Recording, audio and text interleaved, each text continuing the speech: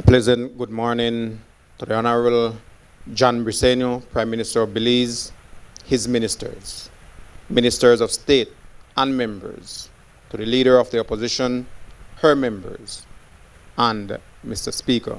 Let us pray. Almighty and eternal God, who through Jesus Christ has revealed your glory to all nations, please protect and preserve Belize, our beloved country. God of might, wisdom, and justice, please assist our Belizean government and people with your Holy Spirit of counsel and fortitude. Let the light of your divine wisdom direct their plans and endeavors, so that with your help, we may attain our just objectives. With your guidance, may all our endeavors tend to peace, social justice, liberty, national happiness, the increase of industry, sobriety, and useful knowledge. We pray, O God of mercy, for all of us, that we may be blessed in the knowledge and sanctifying the observance of your most holy law, that we may be preserved in union and in that peace which the world itself cannot give. And after enjoying the blessings of this life, please admit us, dear Lord, to that eternal reward that you have prepared for those who love you. Amen.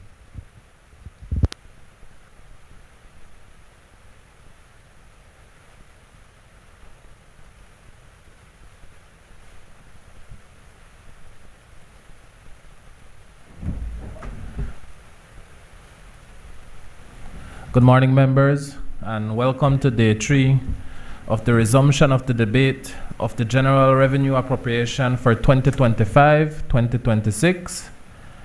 Today we start off with the member from Queen Square.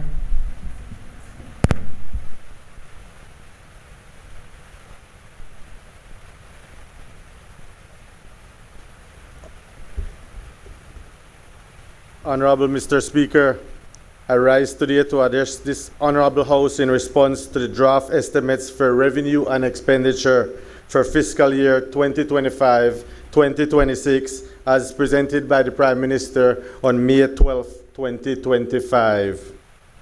Before I delve into my critique of the draft estimates, permit me, Mr. Speaker, to quickly express gratitude to my dedicated Queen Square voters for being most resilient and for being generational UDPs over the past 41 years. That long-standing support is a direct result of our hard work and our unbreakable bond to stand strong in Queen Square. I pledge to stand in the National Assembly to represent my community in every debate, in every vote, and in every way that will aid to shape a better Belize. To the victory at the polls, I dedicate it to my mom, dad, wife, and my little daughter, Zayana.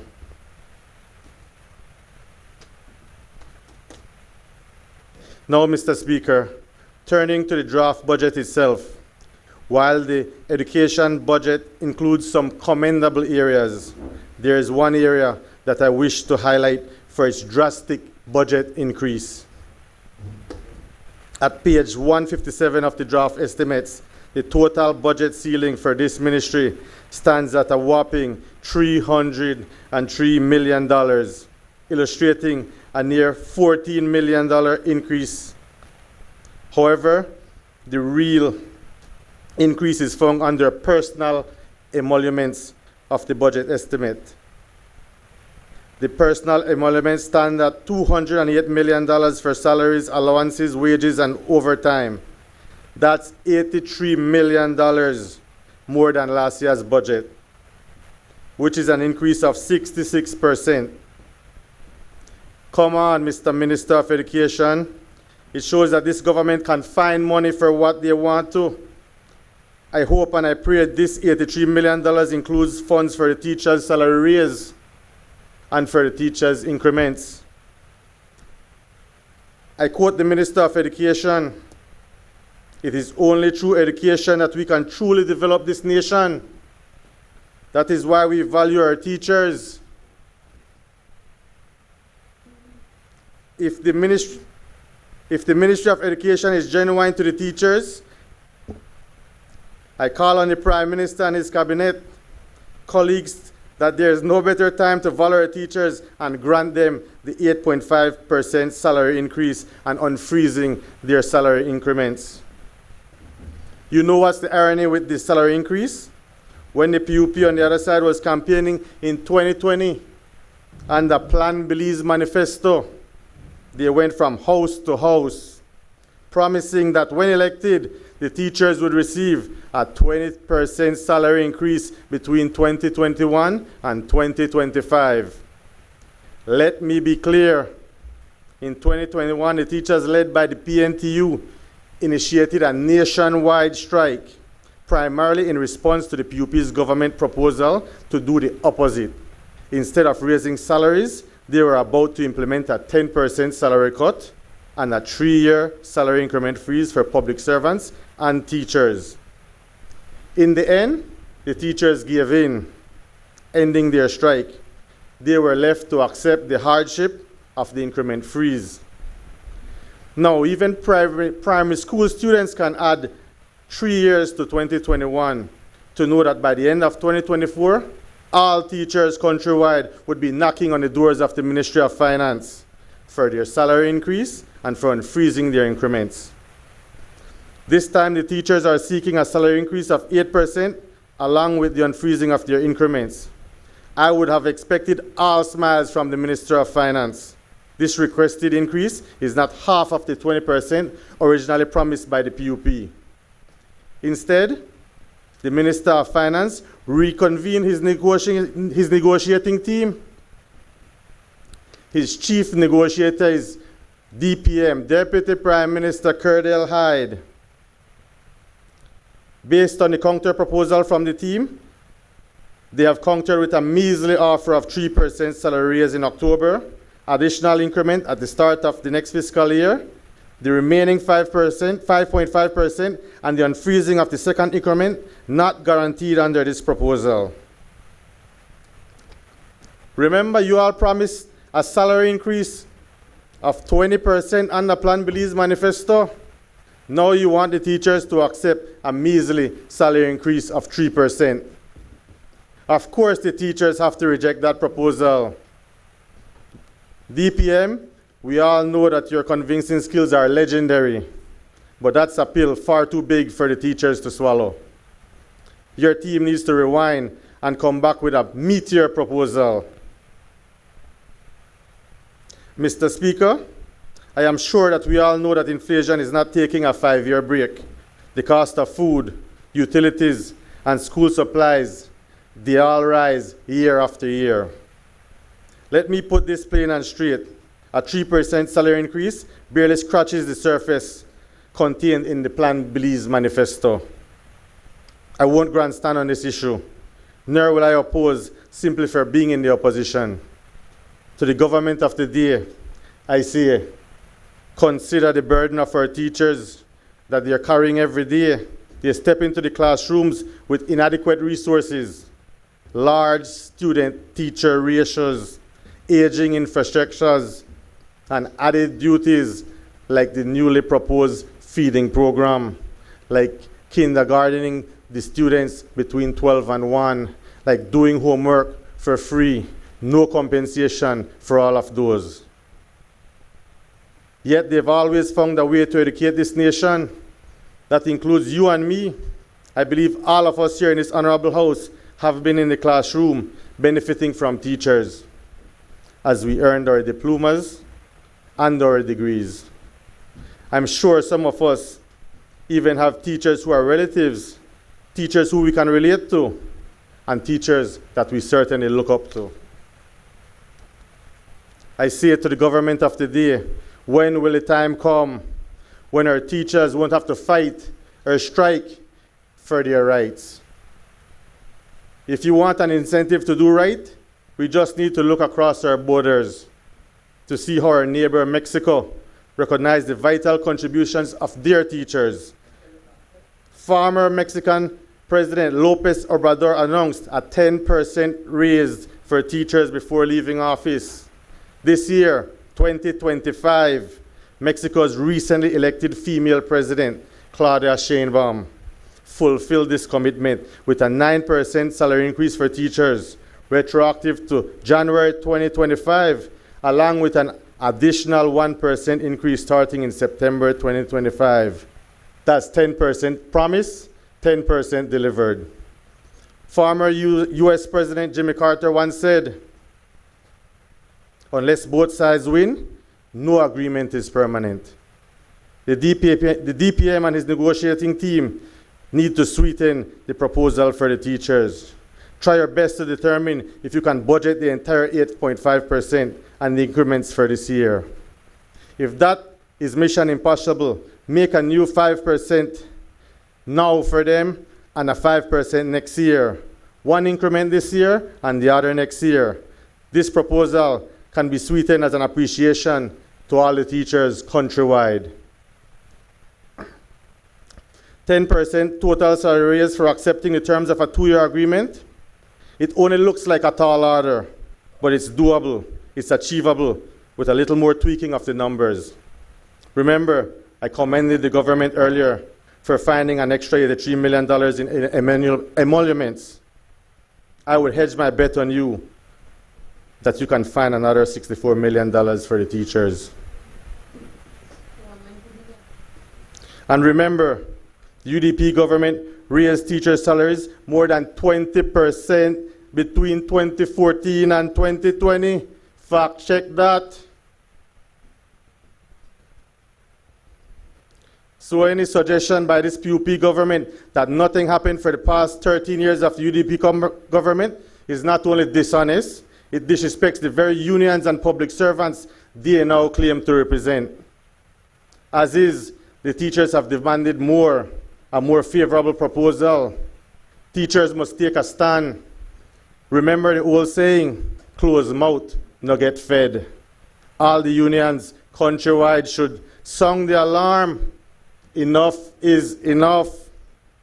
In Latin, I say to the government of the day, carpe diem, seize the moment, seize the day. Mr. Speaker, this side of the House stands in solidarity with the teachers on this one. Free education is really not so free. We keep hearing this free education term. I think it's misleading at best. I have had people in Queen Square come to me asking to pay the graduation bills, to pay these bills, to pay next bills. I can't see the free education. I really don't want to paint a picture of doom and gloom. I'm just presenting a true picture, trying to stop the PUP trickery of believing education does not come at a price.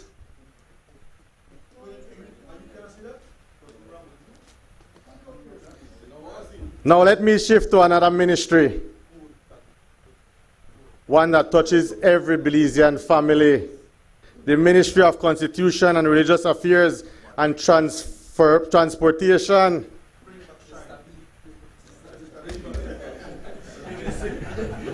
How dare we talk about a modern transportation system when the draft estimate shows no fund allocated for modernizing the transportation industry? In fact, Mr. Speaker, a perusal of the draft estimates for this ministry shows a budget of $2.5 million, totaling a projected $10.5 million. The section dealing with transport administration and enforcement at page 291 reveals that the transport budget is expected to increase from $6.1 million to $7.8 million. That's an increase of $1.7 million. Of which $1.5 million is an increase earmarked for spending on recurrent revenues. Believe it or not, recurrent revenues. So the clear majority goes to just recurrent revenues. This is the 5th national budget presented by the member from Orange Walk Central. And you know what? It contains not even a shilling of hope that this government cares about commuters. and not even a Queen's dollar coin is found in the draft estimates to build or upgrade infrastructures like bus terminals. But Mr. Speaker, before I go any further, I want to make it clear that I support the concept of providing more comfortable buses for our commuters, that I support the concept of having less bus operators competing on the main routes, that I support the concept of having fiscal incentives for bus operators. So yes, I support the concept of modernizing the transport sector, but we must do it right. Yesterday, the Minister of Transport, during his presentation in this House, referred to a proposed plan which has not yet been shared officially with us. But to ensure that this plan stays on the road to success, I will add that it's imperative to listen to the stakeholders, listen to the commuters who are crying out for, listen to what the bus operators in this country have been saying for umpteen years. Then revise this proposed plan based on all contribution of all relevant stakeholders. There is no doubt in my mind that a budget from the government side is required to implement the much needed overhaul of the transportation industry. Allow me to put this into perspective for you. The bus operators and the commuters are very wary of this PUP government when it comes to the transportation sector. They remember the Novelas fiasco of 2003 like it was yesterday. Buses on the roads were old and tired. Bus drivers raced for passengers. Commuters waited for hours only to be greeted by a bus full of standees. This same PUP government supported the Novelas bus monopoly 22 years ago. An exclusive 15-year license to Novelas, $43 million in private public sector loans, of which $30 million had been loaned by DFC. Mr. Speaker, I can't imagine how many small businesses, how many agricultural farms, how many opportunities were taken away from small investors to facilitate the revamping of the bus industry.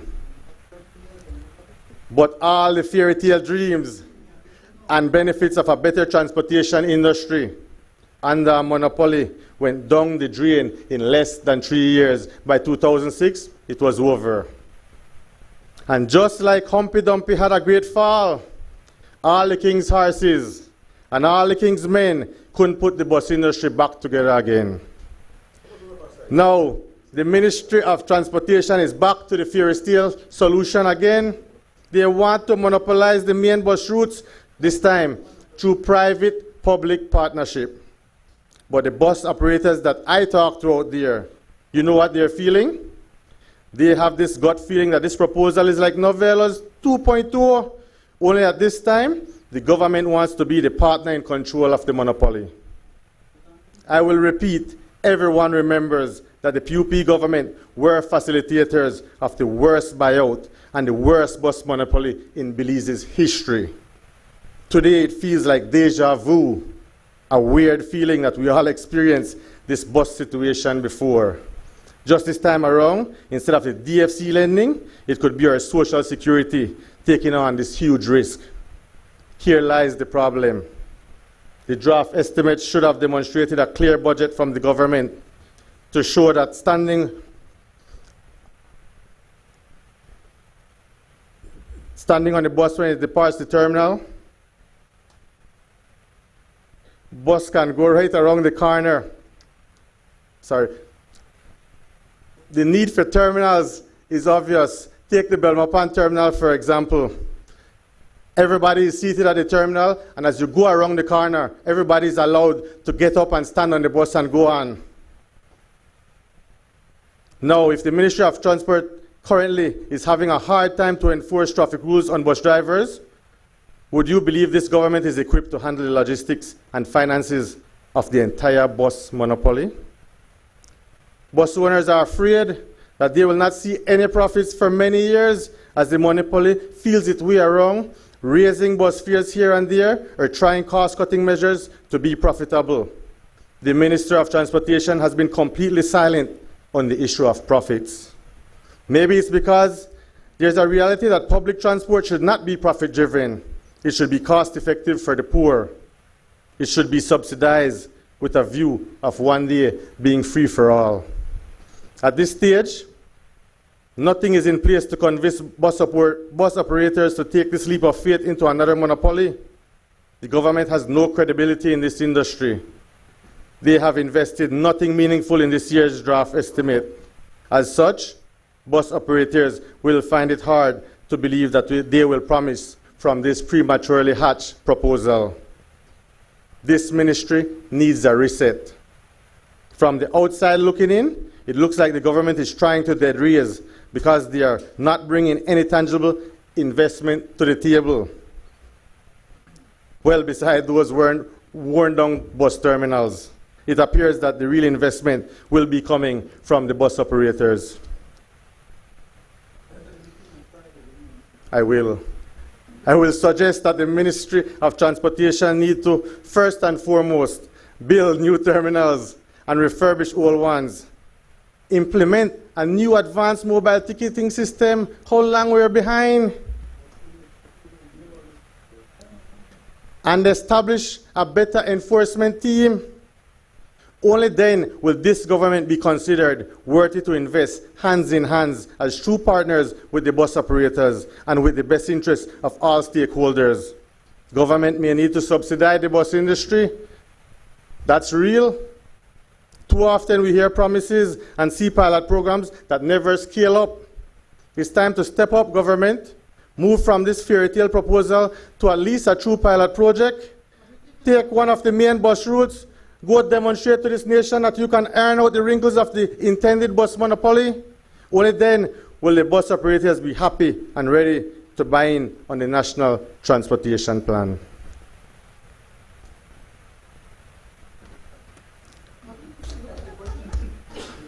Ministry of Tourism, Youth, Sports, and Diaspora Relations. There is no doubt that the tourism is one of the main engines of our country's economy. Since the COVID-19 era, it has rebounded well, showing resilience and room for economic growth. Mr. Speaker, the draft estimate for this ministry is located on page 205. It indicates an increase in the total budget ceiling for the ministry.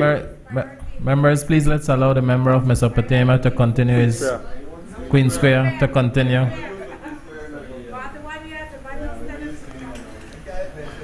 Please let's allow the member of Queen Square to continue. As I was saying, in the tourism industry, since COVID-19 era, it has rebounded well, showing resilience and room for future economic growth. Mr. Speaker, the draft estimates for this ministry is located on page 205. It indicates an increase in the total budget ceiling for the ministry from $11.1 million last year to $13.5 million this year. That's an increase of around $2.4 million. Being such a profitable ministry, I searched to locate the line items where all big projects were to be found. At page 13 of the draft estimate, the last page for the ministry's draft estimate, I read that $1 million was estimated for Hallova Creek dredging. So that made me realize how the member for Pickstock manages to stay off the radar. These projects being spearheaded by BTB, a statutory body which operates under the Ministry of Tourism. Most of the minister's projects are happening through BTB's $54 million bond, which has been floated since 2023. This bond is designed for marketing strategies and for tourism infrastructure. But since the inaugural fanfare, there has been zero transparency pertaining to the bond. No report, no audit, no breakdown of how this massive sum of public funds is being spent. From my best reports, the minister have been gallivanting around the world, stopping in England to watch the game, sponsoring football teams for the Mondalito, and of course, spreeing on his political ambitions. He was dishing out political donations during the last elections. I'm sure me and the member for Albert knows about it.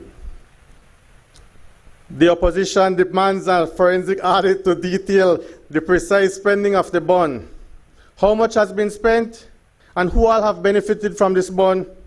At this stage, all I can do is speculate because a school is being opened, an apartment is being constructed, road is being concreted in Punta Gorda.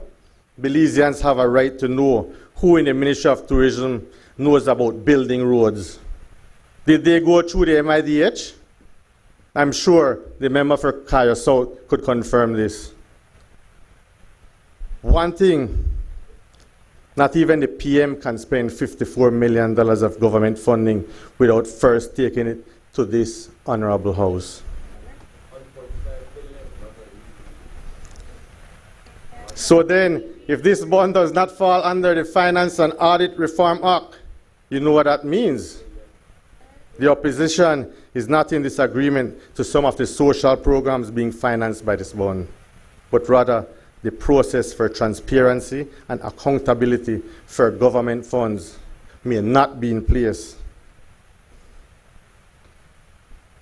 As such, the opposition demands a forensic audit to detail the precise spending of the bond, how much has been spent, who all benefit from it. I turn to the Ministry of Agriculture, Food Security, and Enterprise. The total budget ceiling, $17.1 million, increased to $17.9 million at page 175. I see Future Farmers Summer Program increased from $19,000 to $49,000. At least during the summer, we know people in the villages who love farming will have better opportunities. Assistance to farmers went down, however, from $2 million to $1.5 million. I find it strange because the cattle disease is right around us. The new world screwworm is a flesh-eating parasite. In fact, the USDA suspended all imports from Mexico to the United States. That's a loss of 3,700. That's a loss of 3,700 cattle per day. I don't know if we have a plan for the screwworm. I don't know if we have a budget if it gets out of hand.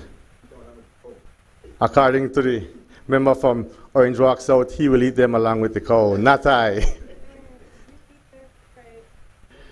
The next was the Taiwan Belize Sheep and Goat Project, an excellent project to enhance genetics in the sheep and in the goats. I'm not sure now that we're in phase 2, whether the government is taking it over wholly. What's the budget for this project to continue on? I guess they will eat only grass now.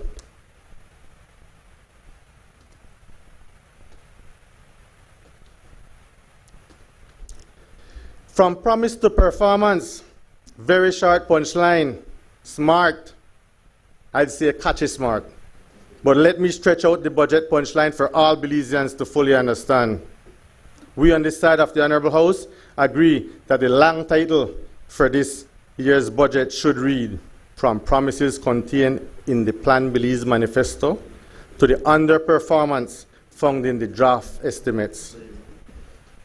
This is a mixed bag budget, as one member on the other side so aptly conceded to in his budget. Another member on the other side, or on the same side, said, we need to find a new formula where everybody can win. I won't name the members, but I will only say that I'm happy to know that not everyone on the other side is drinking that blue Kool-Aid that they are serving the people. Mr. Speaker, the Plan Belize Manifesto is the PUP bag of magic tricks. They capture the voters with it like a political witch casting a spell, promising the world to the voters anything to secure victory at the polls. But you see, the draft estimate tells a new story. Teachers were promised 20% salary increase. That's down to an insulting 3%. 10,000 starter homes were promised. That's now down to less than 20%. Increased police department to 4,000 officers, and to date, that's down to about 2,600 police officers.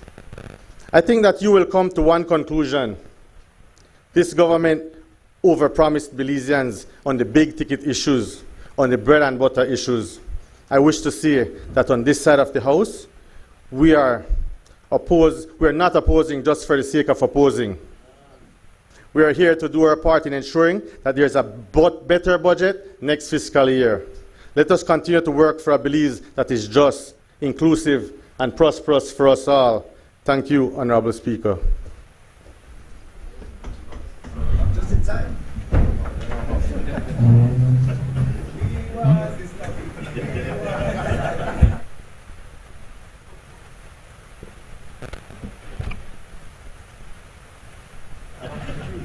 We'll suspend the meeting to install a podium for Minister Musta.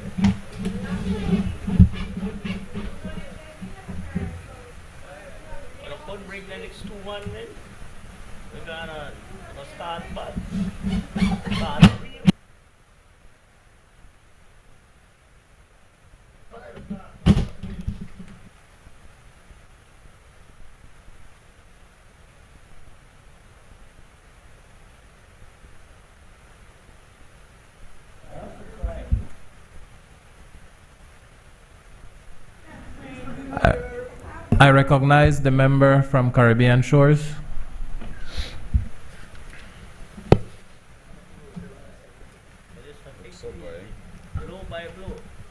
Thank you very much, Mr. Speaker. Good morning to all my colleagues on both sides of the House this morning. I think the member for Queen Square, I think all of us were expecting a breath of fresh air, but instead we got a nice dose of a breath of hot air grandstanding just now from the minister and the member from Queen Square. Mr. Speaker, I rise today in this honorable House with deep gratitude, steadfast purpose, and a renewed commitment to the people of Belize. As Minister of Home Affairs and New Growth Industries, I am honored to present our ministry's contribution to the budget debate for fiscal year 2025-2026. An opportunity not merely to recount figures, but to reaffirm the values and vision that guide our governance. If you would allow me just a moment, Mr. Speaker, to extend my gratitude to my constituency, the residents of Caribbean Shores, who have delivered me yet again in overwhelming fashion by the largest margin in the history of the shores. It is not lost on me, Mr. Speaker, that we are in a division, in a constituency of free thinkers. I can't boast like my friend over there that we have generational PUPs in Caribbean Shores, at least not yet. We have the likes of Sir Manuel Esquivel, Honorable Joe Coe, Mr. Santi Castillo, and Mr. Carlos Perdomo. No doubt very big shoes to fill. And so, having this opportunity in my 10th presentation of a budget debate this morning, and as the first third-time era rep for Caribbean Shores, I am extremely proud. I also want to say a big thank you to my family, to my wife Carla and my two boys Aiden and Liam, for their sacrifice and their support in this journey to make Belize and to make Caribbean shores a better place. I want to acknowledge my team, Team Kareem, in this third victory, because I can recall in 2015 when we had that first win. When I look back at the photographs and I remember that period, it seems so long ago, but it was a very young, vibrant, junior team when it comes to politics. But to see them now, I see a powerhouse of constituency leaders who are dedicated day in and out to the delivery of services to our constituents in Caribbean shores. And so to them, I say thank you. Mr. Speaker, having this opportunity as well, now in my third term, but having seen what it was like for 5 years under the United Democratic Party, and then 5 years under a PUP administration, it makes me go back to that song that we had in the last election. They are not like us. Mr. Speaker, I heard the member just now talk about housing. My brother, you have some real nerve to even bring up that topic, because not one of your matchbox houses was built in Caribbean shores. I can report today that we are going to have in a few days 17 concrete homes in Caribbean shores and in Blackberry Estates. Not a single matchbox house. Not that we wanted any of your matchbox houses, no. And it's pretty barefaced. We're bringing it up because you all invented the term and you have to take responsibility for it, for something called housing for the poor. But all that land scam has proven is that the UDP is corrupt to the core. Hustling for boots, barefaced hustling. And I heard the member for Fort George say we are going to take back Belizean Beach, and I for one support that call, because it was not the intention then, unless you want to correct me, Madam Leader, that housing for the poor was supposed to be a big land deal sold for $11 million. Is that what your intention was? Or will you come here to this house today and join the call that we take back Belizean Beach from Boots Martinez? That is what you need to talk about. At the price where you pay, exactly. We're not giving $11 million. And then the member for Queen Square touched on free education. You see the hot here where they talk about? This administration, member, let me educate you a little on education. This administration spent a record budget in financial educational assistance across this country. You check your records. Under the member for Freetown, and I'm sure that will continue with the member from Toledo West. Member for Albert, it is in the Southside constituencies, I believe 23 schools. 23 schools where education is free. You never had that under the UDP. You need to check it. You need to check it. Record achievements, Mr. Speaker. On a point of order,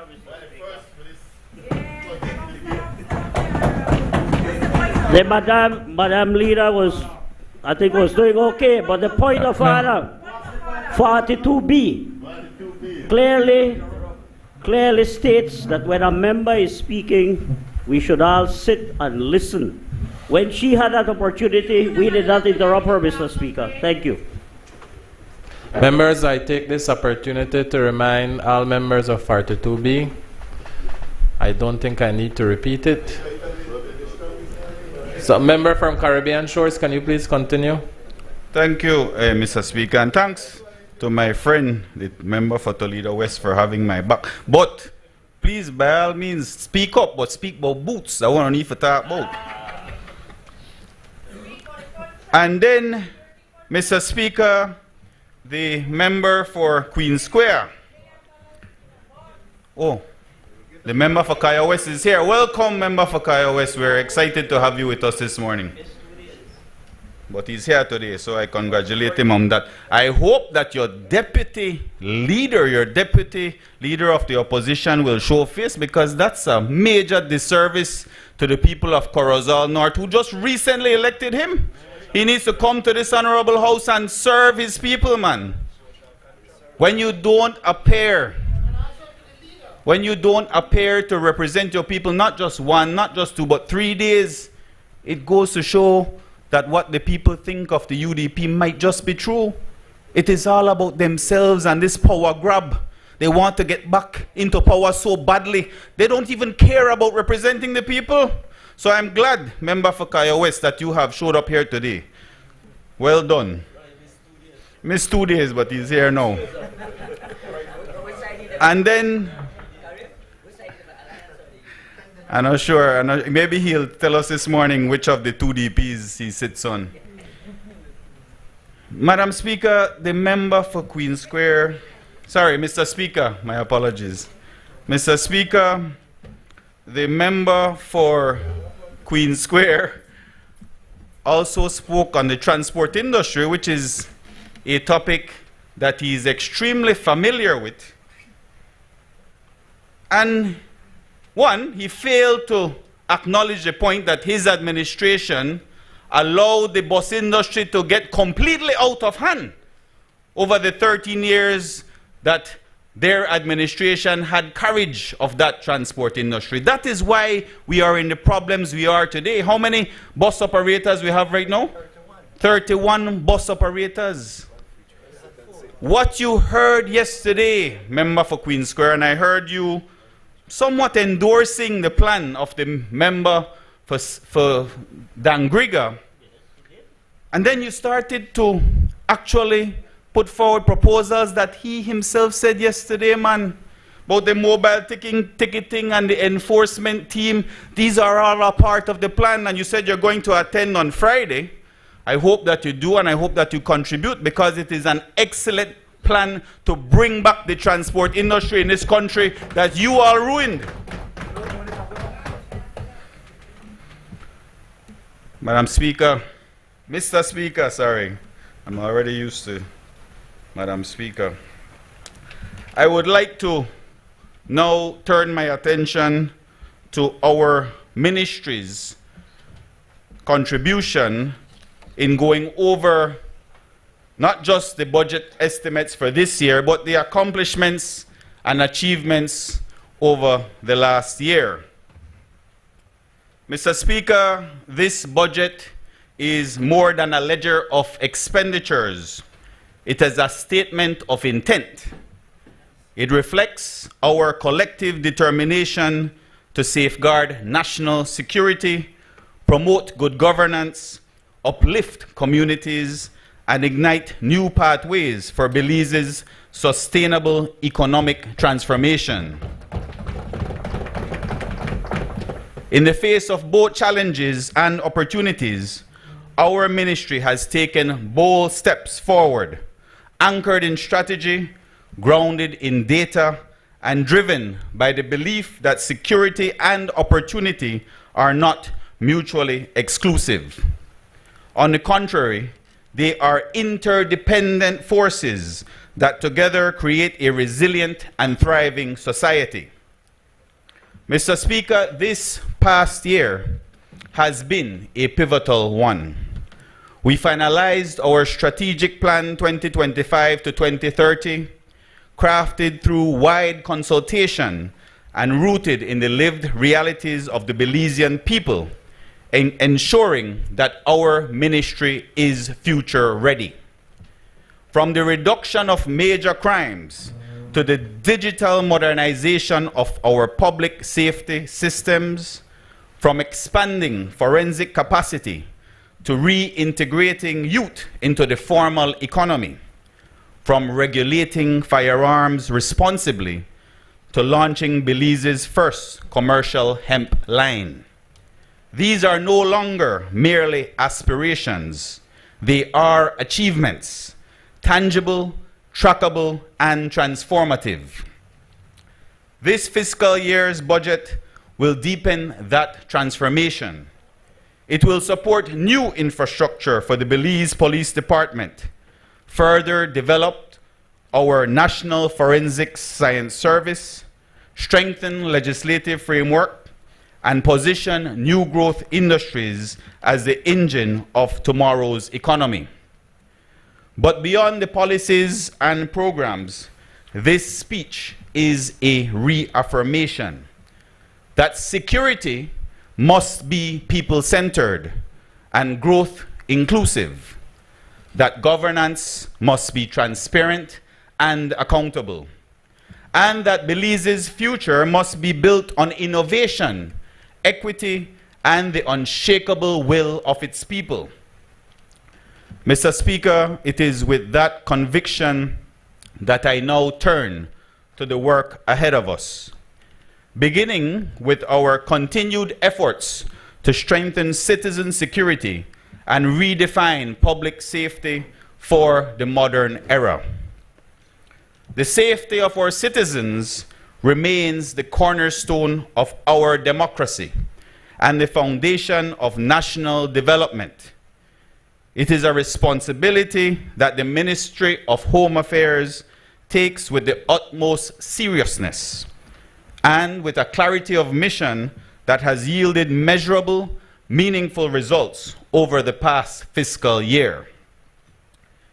In 2024, Mr. Speaker, Belize witnessed a substantial reduction in major crimes, recording 1,062 major crime incidents, down by 231 cases compared to the previous year. This decline, Mr. Speaker, includes a 13% drop in homicides compared to 2022 and a notable 32% decrease in murders in the Belize district alone.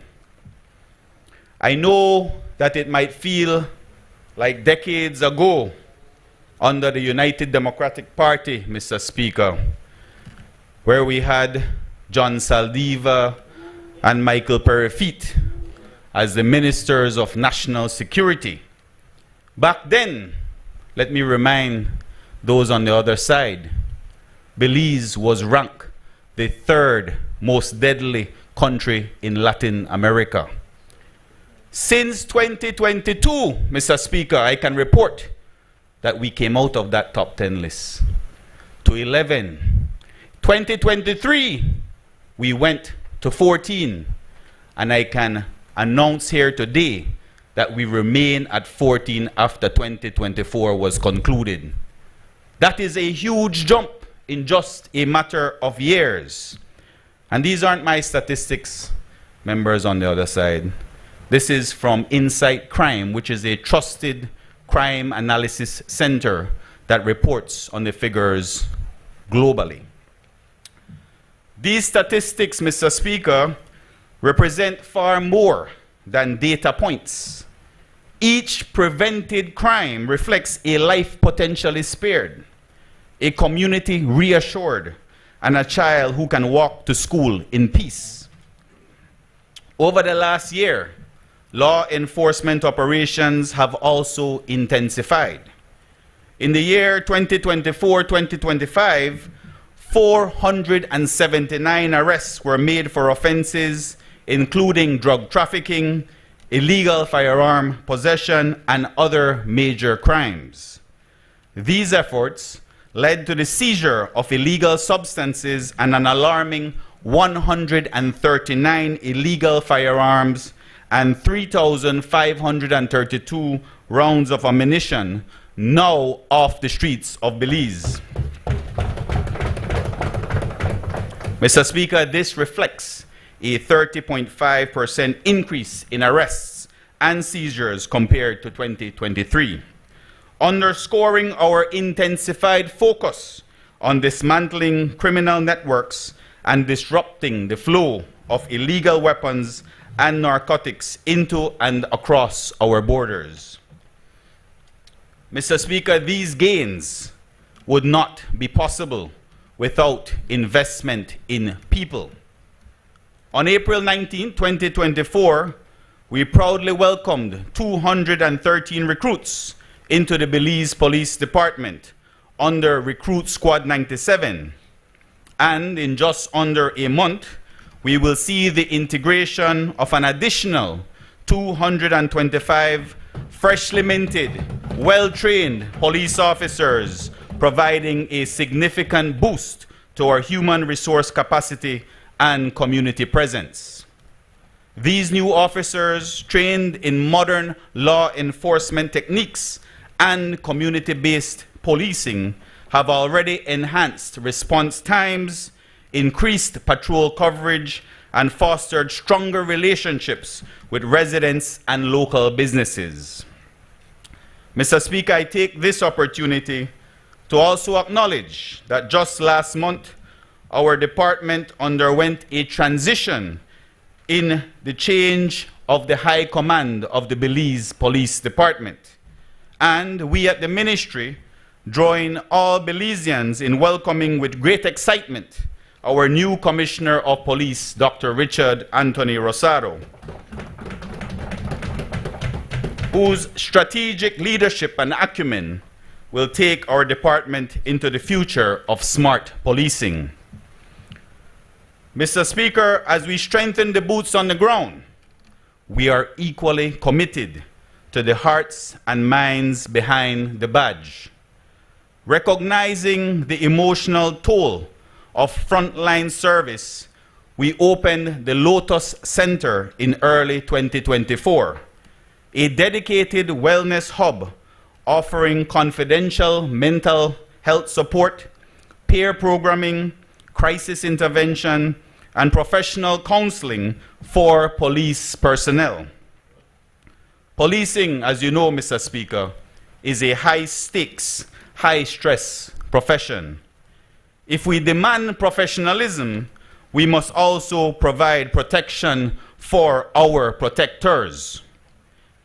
Mr. Speaker, I know that a lot of the information coming out of the Lotus and of these sessions are considered private and confidential, but some of our officers were so overwhelmed with joy at this service that they asked for me to share their testimonials of this vital service that we have added at our department. Corporal Travis Castillo said, and I quote, "Before reaching out for counseling, I was lost, and now I am on the road to recovery. Not back as yet, but getting there." ASP Jose Mendez, commander of Precinct 2 in Belize City, says, "The work of the Lotus office is by far very impressive, validating our officers and giving them a chance to understand their challenges with mental health and building resiliency." Mr. Speaker, in this upcoming fiscal year, I am pleased to announce that we will expand mental health services to district stations and integrate wellness modules into officer training from day one. The culture of silence around psychological well-being must give way to a culture of support, resilience, and human dignity. Mr. Speaker, we are not just scaling up, we are scaling smart. Modern policing requires modern tools. In 2025 to 2026, we will launch the Police Records Management Information Systems, replacing our SIMS system, which is somewhat outdated and has served us well, but it is time for us to step up our game. We will install interview recording systems in Orange Walk, San Pedro, Belize City's Gender-Based Violence Office, Belmopan, Benqueviejo, and Punta Gorda. We will enhance aerial surveillance through our expanded drone fleet, supporting reconnaissance, search and rescue, and hot zone monitoring during high-risk operations.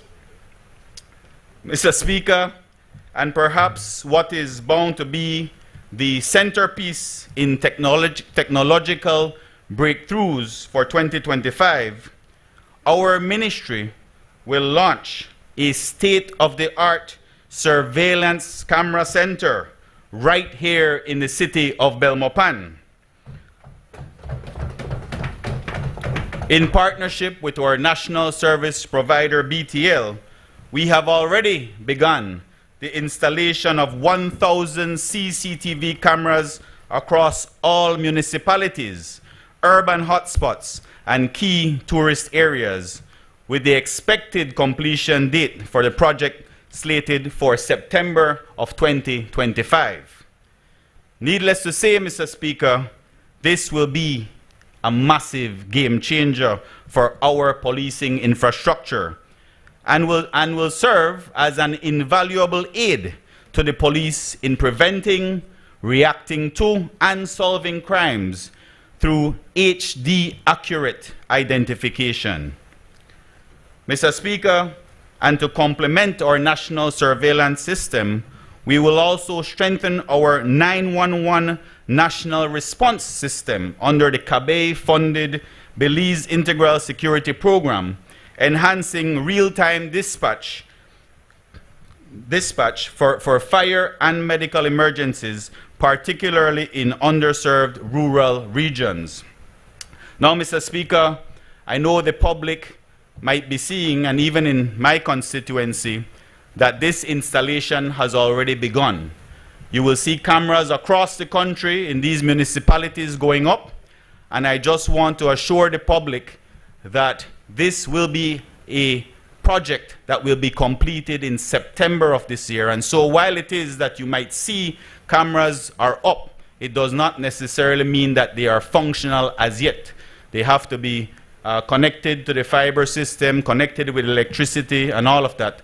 But BTL is working diligently to have this entire system of 1,000 cameras uploaded by September of this year.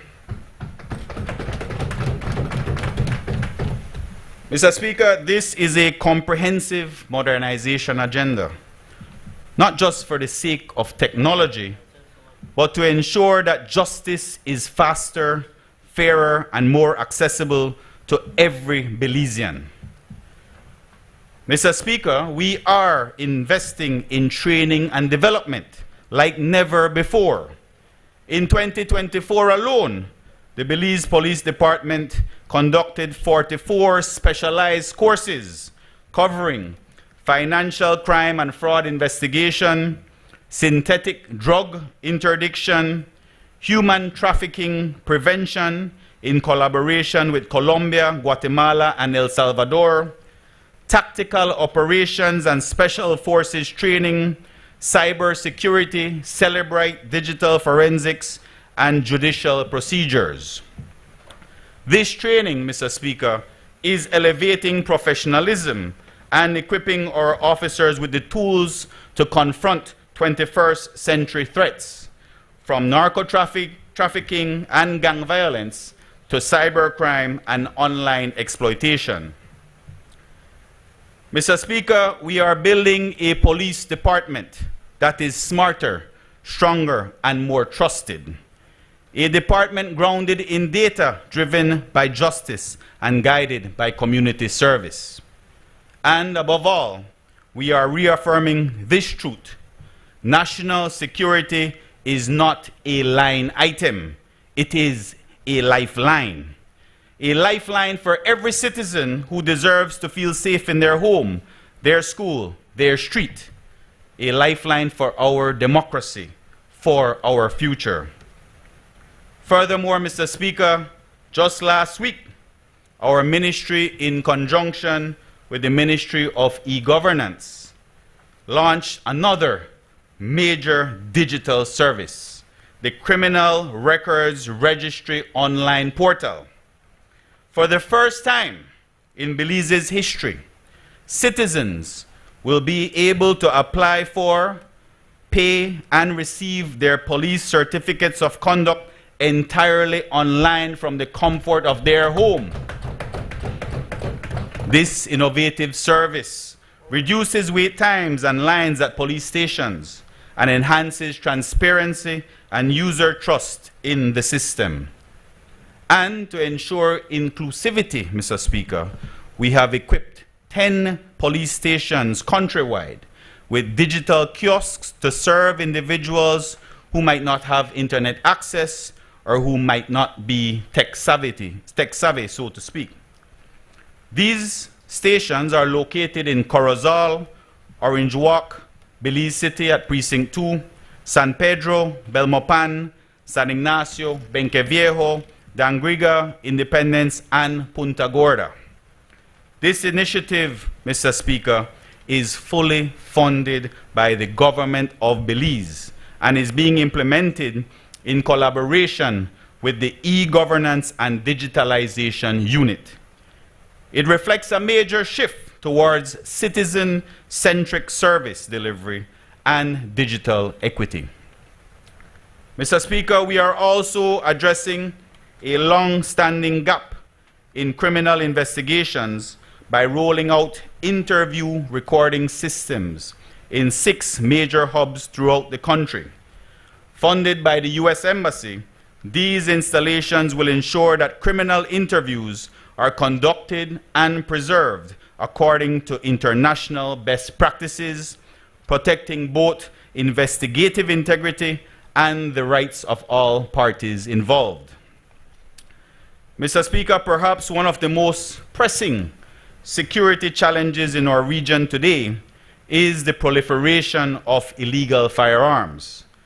Recognizing this, our ministry established the Firearms and Ammunition Control Board in January 2024, ushering in a new era of responsible, accountable, and modernized firearms regulation in Belize. For the first time, Belize has a centralized civilian-led authority tasked with ensuring that the import, licensing, tracking, and disposal of firearms is governed by structure, transparency, and integrity. The FACB is not only a regulator, it is a reformer. By rooting out inefficiencies, enforcing high standards, and engaging the public, we are positioning Belize as a regional leader in firearms governance. Just 1 month ago, the FACB secured through its partners at CARICOM Impacts and the Mines Advisory Group a firearms management system, a state-of-the-art system to track firearms, essential components, and ammunition from the point of entry into Belize to end use. In an era where gun violence destabilizes too many of our communities, our approach is unapologetically proactive. We are ensuring that those who carry firearms do so under lawful, well-regulated, and carefully monitored conditions. Mr. Speaker, the work of the FACB is essential to national security, but just as important, it is essential to public confidence. Through its efforts, we are restoring order to an area long plagued by opacity and setting a bold new standard for arms control in the Caribbean. Through these key initiatives, we are reshaping the public's relationship with law enforcement. We are making the system more transparent, accessible, and responsive to the needs of the people. This is the future of public safety in Belize, a future that is digital, inclusive, and driven by results. Mr. Speaker, and while we continue to modernize the law enforcement apparatus, we must also ensure that the physical infrastructure, our buildings, our police stations and substations that are supporting our officers match our ambitions for national security. A digitally enabled system cannot thrive in outdated, dilapidated environments. Infrastructure and morale are deeply interconnected, and that is why our ministry has undertaken a nationwide program to renovate police stations and substations. During the past fiscal year, comprehensive upgrades were completed in Santa Cruz, Blue Creek, Orange Walk, Mesopotamia, West Landiver, Sand Hill, Bermudan Landing, Mahogany Street, Douglas, Caledonia, and Vista Del Mar. We have also refurbished the Police Training Academy Command Quarters and the Lopez Mateos Park Police Booth. I know I'm missing some people here, so let me try to recall. But this upcoming year, I know we have Trial Farm, brand new police station in Trial Farm, thanks to BTB. We have a police substation in Contiki. I think we're about to complete that substation. And we also have upcoming the first in line for Cabe in Bella Vista with Dr. Osman Martinez. These are all... Who I miss?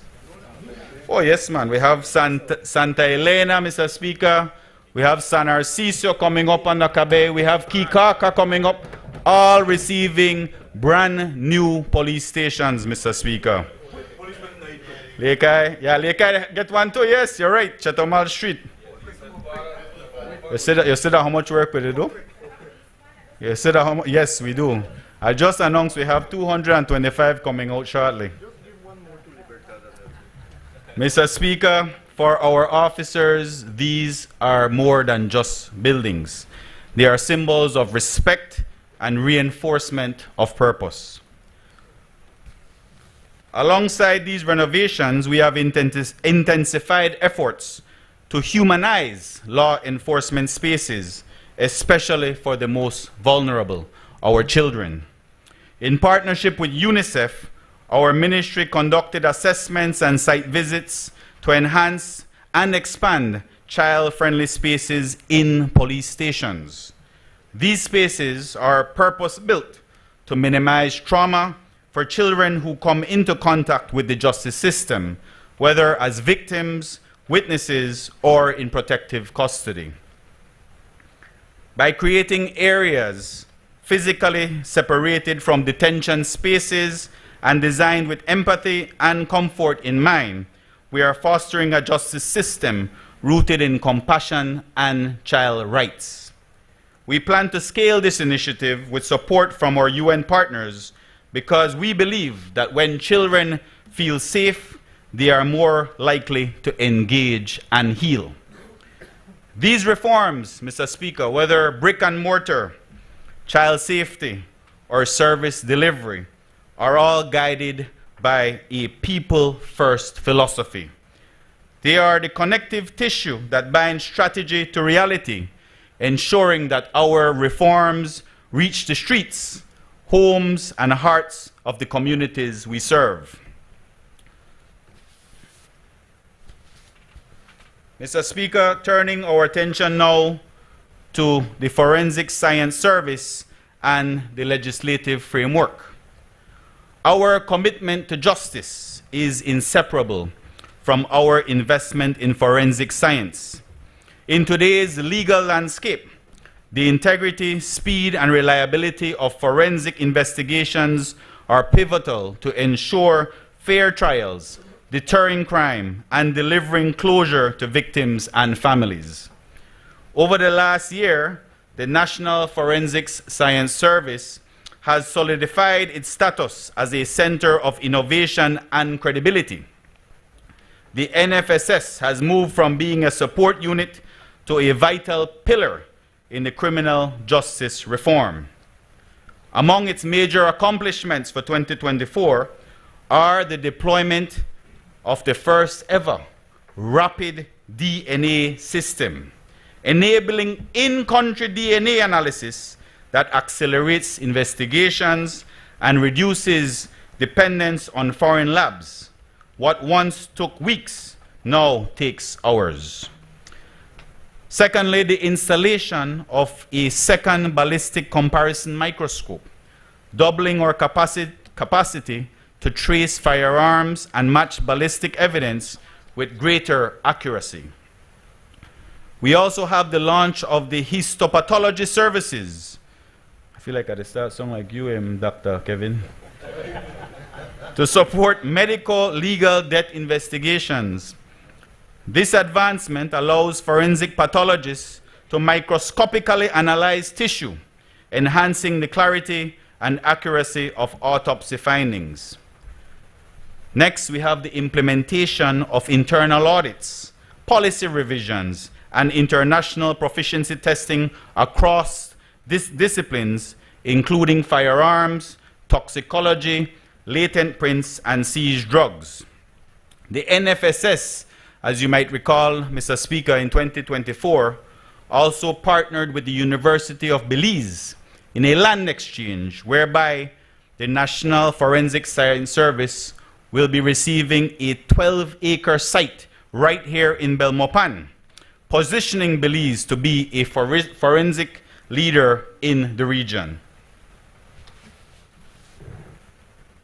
Mr. Speaker, forensics is as much about science as it is about trust.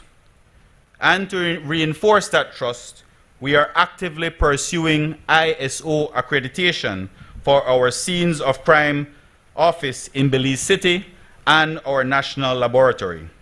These standards are internationally recognized and will ensure Belize's forensic evidence is defensible in courts, not just in Belize, but also abroad.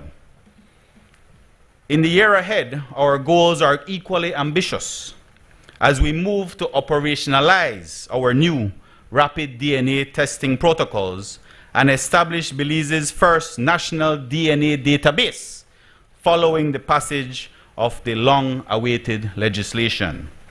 We will complete the new Scenes of Crime field office in Dangriga, funded by the INL. We intend to relaunch the tender process for the new forensics lab and morgue, accelerating Belize's transformation into a regional forensic hub. Mr. Speaker, you may also recall last year we had a specialized training for medical practitioners in April of 2024. The NFSS facilitated a comprehensive course on sexual assault response, bringing together 21 medical officers, 2 forensics pathologists, and 2 BDF medical officers. This trauma-informed, survivor-centered approach strengthens the chain of evidence while upholding dignity and due process. Mr. Speaker, this level of investment and reform in forensic science is unprecedented in Belize's history. Whether solving violent crimes, identifying missing persons, or exonerating the innocent, our forensic service is a cornerstone of modern justice. With this budget, we will ensure that the NFSS has the tools, training, and infrastructure it needs to deliver justice swiftly, ethically, and scientifically. Mr. Speaker, let me turn now to an area of our ministry that is very near to my heart, the Leadership Intervention Unit. True public safety begins not at the point of arrest, but at the point of opportunity. It begins with meaningful engagement, community investment, and second chances. This is the guiding philosophy behind our Leadership Intervention Unit, a program that has grown into a national model for violence prevention, youth empowerment, and social reintegration. A name coined by its principal founder, the late William Dawson, the LIU continues to serve as a premier outlet for communities impacted by gang violence and gun crime, offering pathways to peace through a hybrid model of mentorship, mediation, and economic empowerment. In the 2024-2025 fiscal year, the LIU delivered substantial results.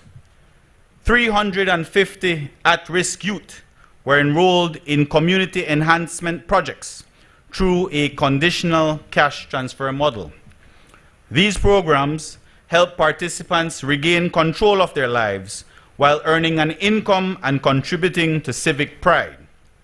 Many of them were previously unemployed or disengaged from formal work or education.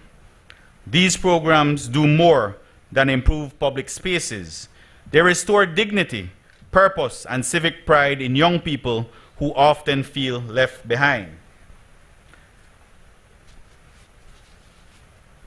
Mr. Speaker, an additional 120 youth graduated from the Tubal Technical and Vocational Institute in trades such as hospitality, electrical, automotive, construction, cosmetology, and refrigeration. Each graduate received a starter kit and job training, ensuring a bridge from skills to income. By being matched with job placements and support from the Department of Youth Services for on-the-job training, this helped them transition from learning to earning. At the last graduation ceremony, Mr. Speaker, I can still vividly recall the words of an emotional single mother, Miss Fiona Flores, who said, "When I first got to know about this program, I was in search of something to make me better. I never had the opportunity to finish high school, but this program set me on my feet, that I know from here I'm going to move on." It is moments like this, Mr. Speaker, human moments, that make us realize that all our young people really needed was just someone to believe in them, to shine a light on their path, to hold their hand, and to let them know that everything was going to be okay. Mr. Speaker, on Monday I heard the leader of the opposition make some remarks about the LIU and our work program,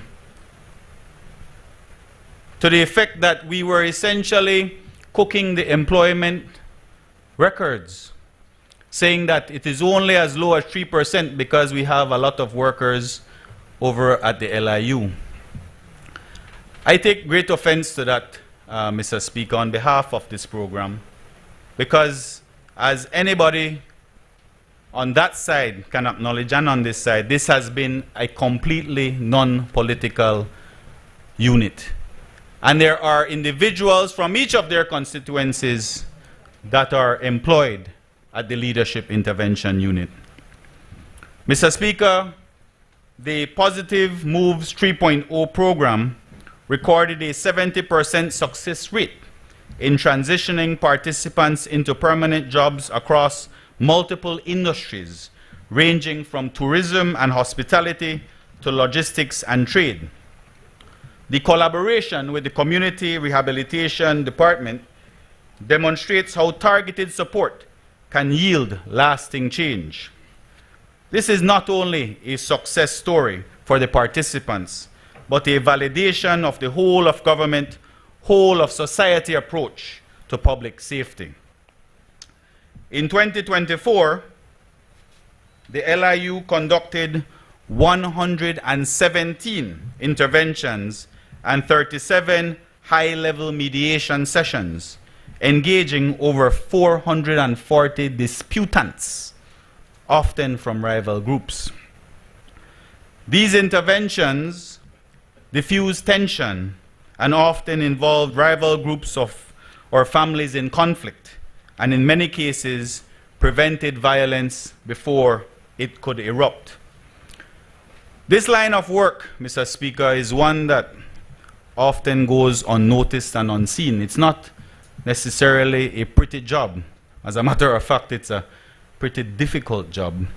And so I want to acknowledge all our frontline employees or frontline generals like Ms. Dominique Norales, our chairlady, Mr. Andrew Dawson, Brother Nuri Mohammed, Futi Gongara, Timmy Stamp, Ms. Olga Sticks. These are all individuals, Mr. Speaker, who play a vital role, along with our police department, in seeing the drastic reduction that we have seen since 2023 in major crimes. Mr. Speaker, last year, the LIU continued its flagship William Dawson Peace and Sprite Cups, engaging over 500 young athletes through interministerial and private sector support. In addition to being a source of recreation and camaraderie building among our youth, it is also worth pointing out that our sports program have a built-in life skills and conflict resolution session managed by the Community Rehabilitation Program, creating platforms for leadership, discipline, and community cohesion.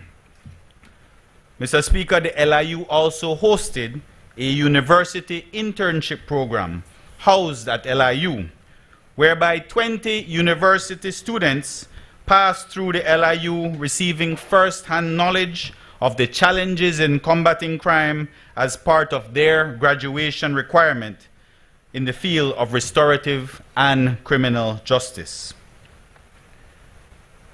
Mr. Speaker, in the upcoming year, the LIU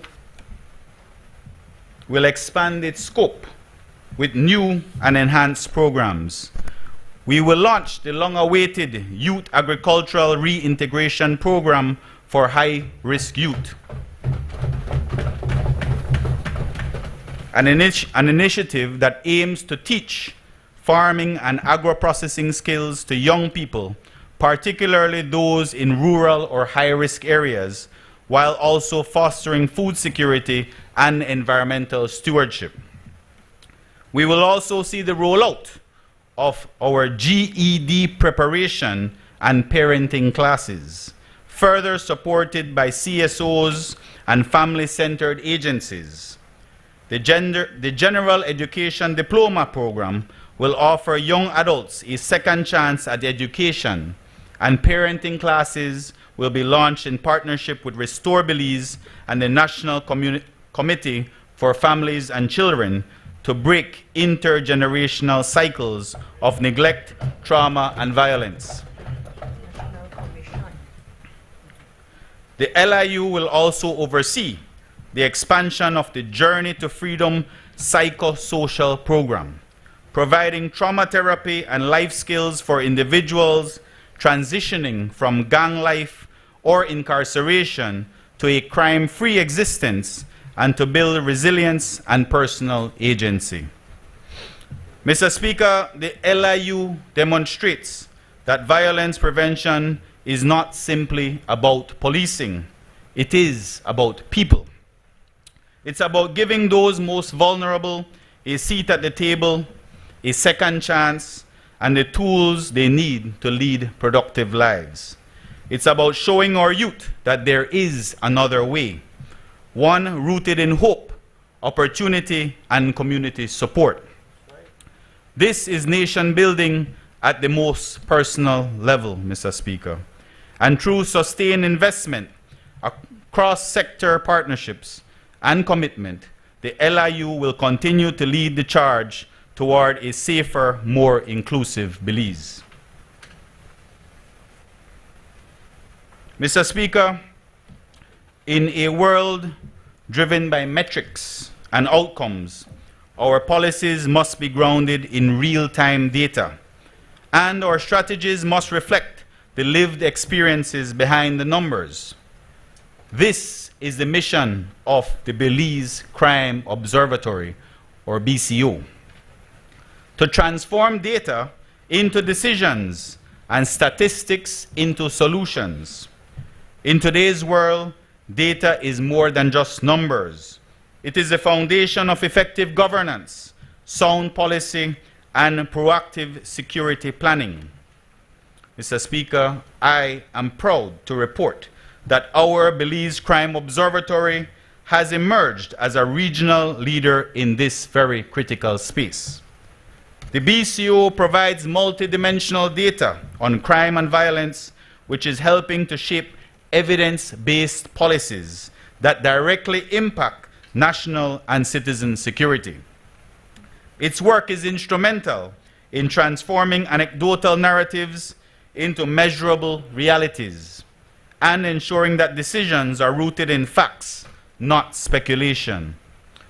Throughout the 2024-2025 fiscal year, the BCO has distinguished itself as a national repository of crime statistics and a dynamic partner in shaping evidence-based public safety policy.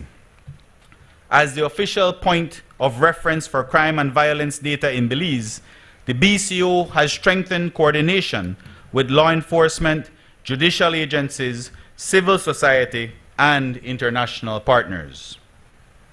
Mr. Speaker, in the upcoming fiscal year, it is our intention to scale up the following initiatives. The first is the upgrade and rollout of the National Sex Offenders Registry with enhanced data security, real-time tracking, and compliance monitoring features. This tool will serve as a protective measure for vulnerable populations and a mechanism for investigation and deterrence. We will formalize interagency data sharing agreements to break down the silos across government and improve data cross-validation, critical for more coordinated, whole-of-government responses to crime, education, and social services. Mr. Speaker, we will host regional knowledge exchanges with counterparts from Barbados and Jamaica, expanding Belize's role as a model for digital governance and integrated crime observatories in the Caribbean. The BCO demonstrates that what gets measured gets managed, and what gets managed gets improved. With this budget, we will strengthen its capacity to ensure that data remains one of the most powerful tools in our mission to create a safer, more informed Belize.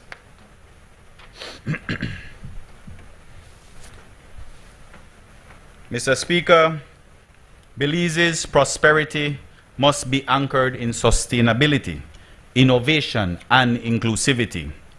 That is why our ministry continues to advance the vision of economic transformation through the work of the New Growth Industries Unit, a bold initiative to diversify our economy by formalizing non-traditional industries that are locally rooted and globally competitive.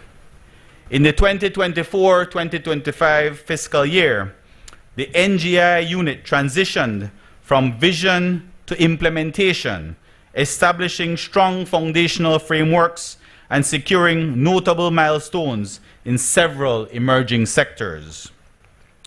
In the hemp industry development, in partnership with Tropical Health Belize, we celebrated the official launch of Belize's first commercial line of hemp-derived wellness and medicinal products. This collaboration proved both the regulatory feasibility and market potential of this green industry, reinforcing our commitment to sustainable agricultural innovation. And while we're on the topic of hemp, Mr. Speaker, let me just give a shout out to Councillor Ilya Rosado of Kikaker, who says that he's not going to wait for cannabis to be legalized. He's already launching his petition for a referendum on Kikaker. I know that it is the government's position, and even supported by members of the opposition, at least the last opposition, I can't speak for this one, that we do have a responsible, regulated tax taxable cannabis industry. And it is my hope that we have the referendum, not just for Kikaker, but across the entire nation for this very important industry. When it comes to the Cahoon industry revitalization, after decades of dormancy, we re-engaged stakeholders and initiated efforts to assess the commercial viability of Cahoon-based products.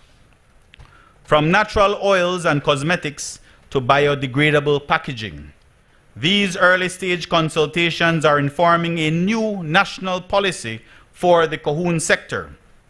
The NGI facilitated extensive stakeholder engagement to assess the potential of Cahoon nuts, oil, and byproducts as eco-friendly raw materials for biodegradable products, natural cosmetics, and alternative fuels, creating a modern green industry rooted in our Belizean heritage.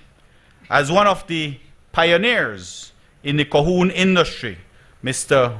Rudy Castillo has said, Cahoon is about us looking inward, embracing what makes Belize unique, different and proud, and introducing to the world a product that is not only the first of its kind, but a bold statement of who we are, end quote.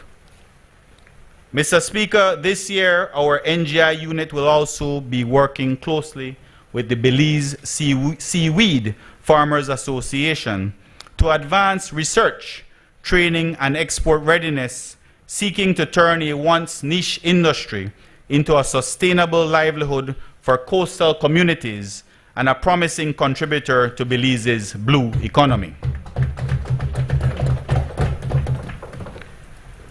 And Mr. Speaker, while we are not limiting our new growth industries portfolio to just the green economy, we must also look beyond to our orange economy. When it comes to the Belize film industry, we have done a lot of groundwork. Strategic consultations with the Belize Film Commissioner, private producers, and international stakeholders are shaping the regulatory and investment environment necessary for Belize to emerge as a regional hub for film production and creative industry jobs.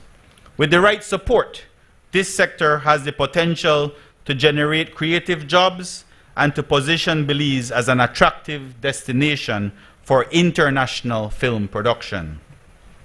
Mr. Speaker, as we face global economic uncertainty and climate pressures, Belize is positioning itself not to react, but to lead. Through the NGI unit, we are planting the seeds of long-term growth, anchored in equity, sustainability, and local ownership. These industries are green, inclusive, and built on Belizean ingenuity. They create jobs, open export markets, and empower the next generation of entrepreneurs. In concluding, Mr. Speaker, this budget is way more than just a fiscal exercise. It is a reaffirmation of our vision for Belize, a nation that is safe, fair, modern, and inclusive. Through every program, initiative, and reform discussed today, our ministry has worked to transform that vision into action. We have strengthened the front line of law enforcement through recruitment, training, mental health support, and digital transformation. We have modernized public safety infrastructure, rolled out online services, and expanded child-friendly spaces to reflect a justice system that is humane and responsive. We have advanced forensic science and legislative reform, ensuring that justice is not delayed, denied, or distorted. We have invested in the potential of our youth through the Leadership Intervention Unit and in the power of information through the Belize Crime Observatory. We have reimagined economic development through the work of new growth industries, turning hemp, seaweed, Cahoon, and the orange economy into sources of jobs and national pride. And we have brought order to our firearms regulatory system through the groundbreaking efforts of the Firearms and Ammunition Control Board. In all these areas, Mr. Speaker, the Ministry of Home Affairs and New Growth Industries is demonstrating that good governance, citizen security, and economic innovation are not competing priorities. They are interconnected pillars of transformation. And our work is being done in harmony with a national economic trajectory that inspires confidence.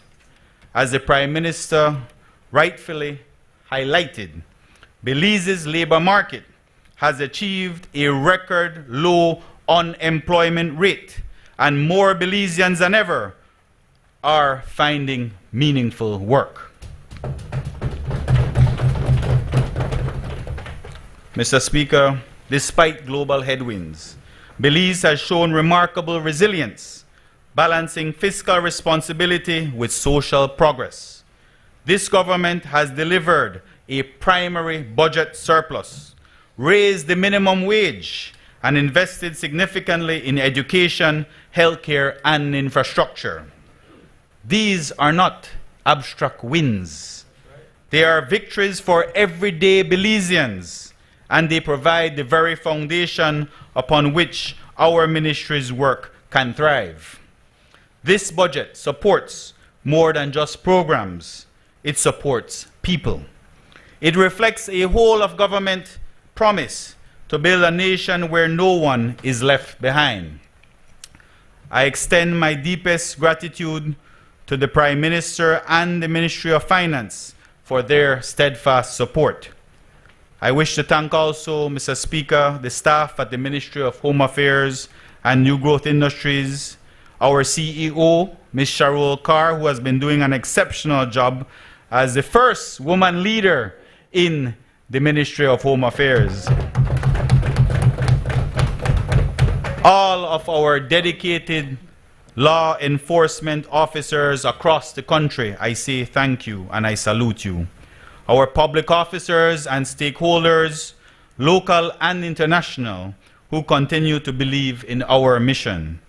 And above all, I thank the people of Caribbean Shores and Belize, who inspire our commitment and hold us to account.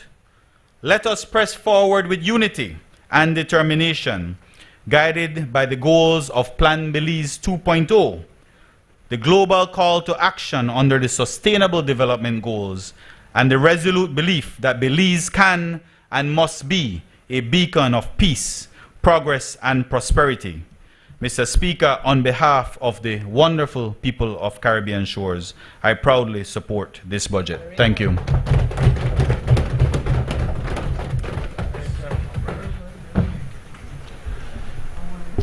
I recognize the member from Cayo North. We'll quickly suspend for the removal of the podium.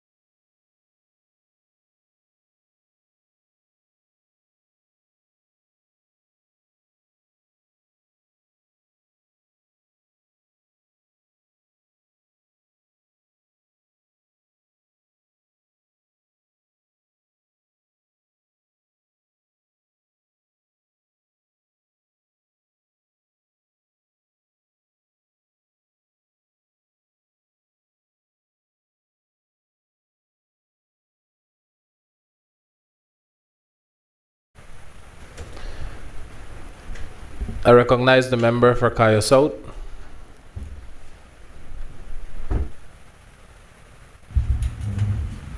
Morning, Mr. Speaker.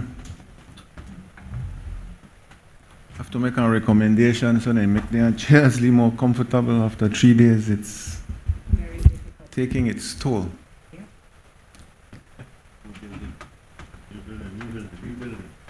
Once I get a budget, yeah.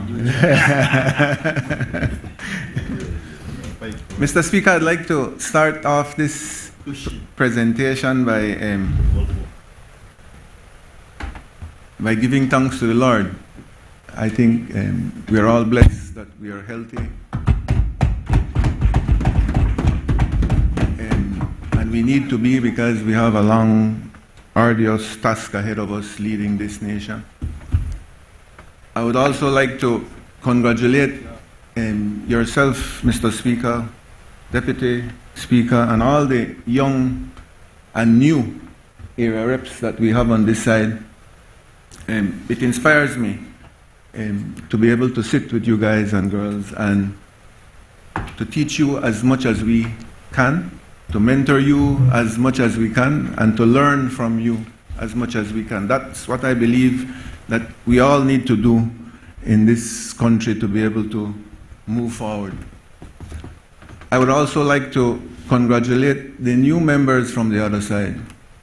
Dongera from Cayo West, the gentleman from Queen Square, Mr. Halop, my brother Lee Mark Chan from Mesopotamia, and the older heads, Ugo Pat from Corozal North, don't take offense from him, leader of the opposition, and Ms. Tracy Panton.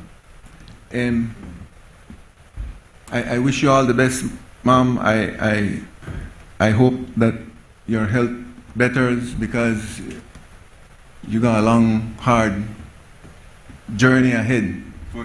I noticed some of your guys done this suck teeth and cut eye out of you, but that's part of it. I wish you all the best. And please bear with me when we do what we need to do in this house. Don't take anything personal. It's not the intent, but we got to do what we need to do.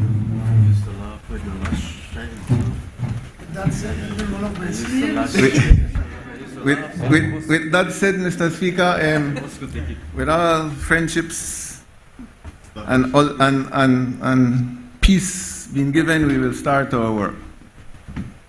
We will deal with you now.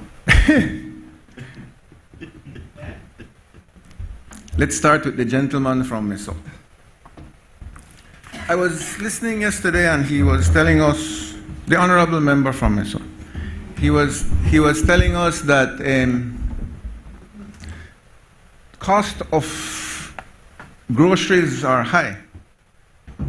And maybe he didn't say this, but I think maybe he meant it. Cost of food at restaurants are high. Cost of living in general is high. But I would like to request of you, are you a member of the Business Chinese Association? I thought you were the president at one time. You're not a member, but you're friendly with them. You're their agent. You speak for them sometimes. You're friendly with them. You were, so I was right. You were the president, and you probably still a member. What I'm saying is, if you want to help us, because you're a part of government too, never forget that. If you want to help us as government to reduce the cost of living, then I think the honorable members of the Chinese Association need to sit with us, because we as government can do our part. We can put in subsidies, we can do whatever, but we need the Chinese Association, who monopolizes the grocery and the restaurant industry, to help us to reduce the cost by reducing their profits. I would also like to express that maybe the Indian community... On a point of order, Mr. President, I remember clearly... Mr. Speaker wants to find that correct. His remark is not correct. That would be a clarification, not a point of order. Sorry, sir, I'm new. And so it's a the Speaker can decide whether he wants to clarification. Member, can you make clear your point of clarification? I remember clearly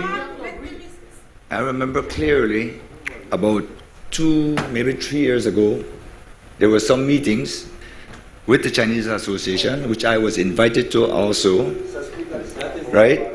No.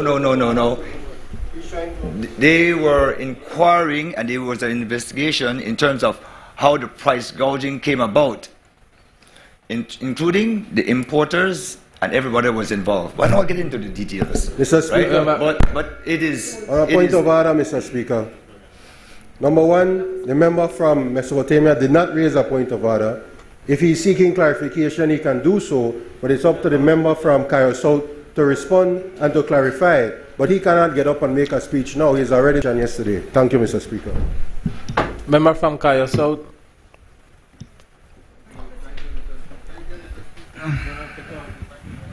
Member, can you take off the mic? Sorry. I'm not looking for an explanation right now. I'm just giving a recommendation. If you are a part of government, you are a part of this powerful association, you have influence. We will do our part. I'm asking if you are willing to do your part with your colleagues to see how we can reduce the cost of living. It's a genuine proposal. And when you come to this house and you attack,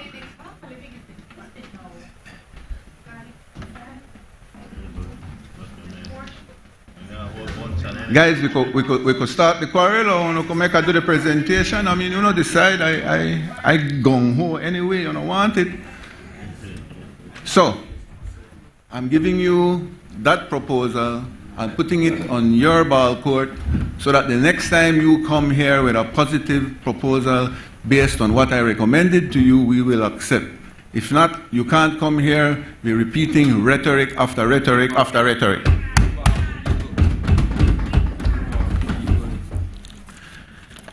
Next, I would like to address the leader of the opposition.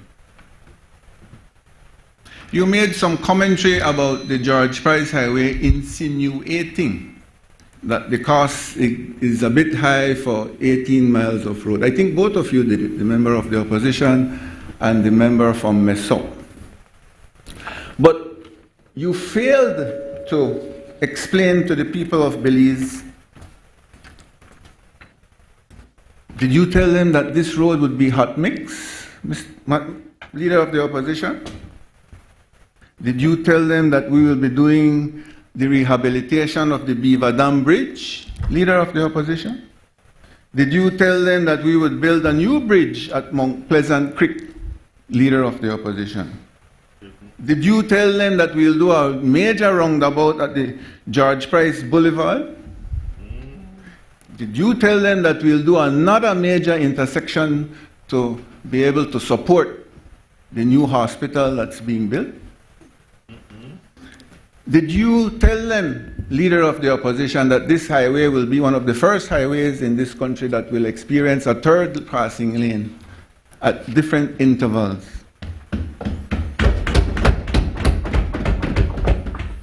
Did you tell them, Leader of the opposition, that the highway will be elevated approximately between 18 to 20 inches along the stretch that is being discussed?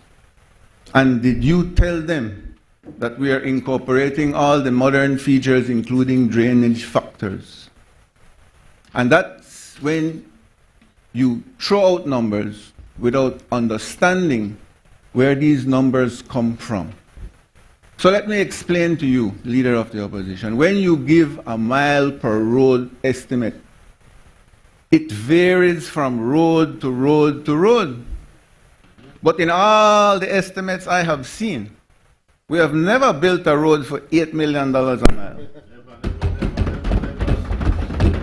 And what? What did she say?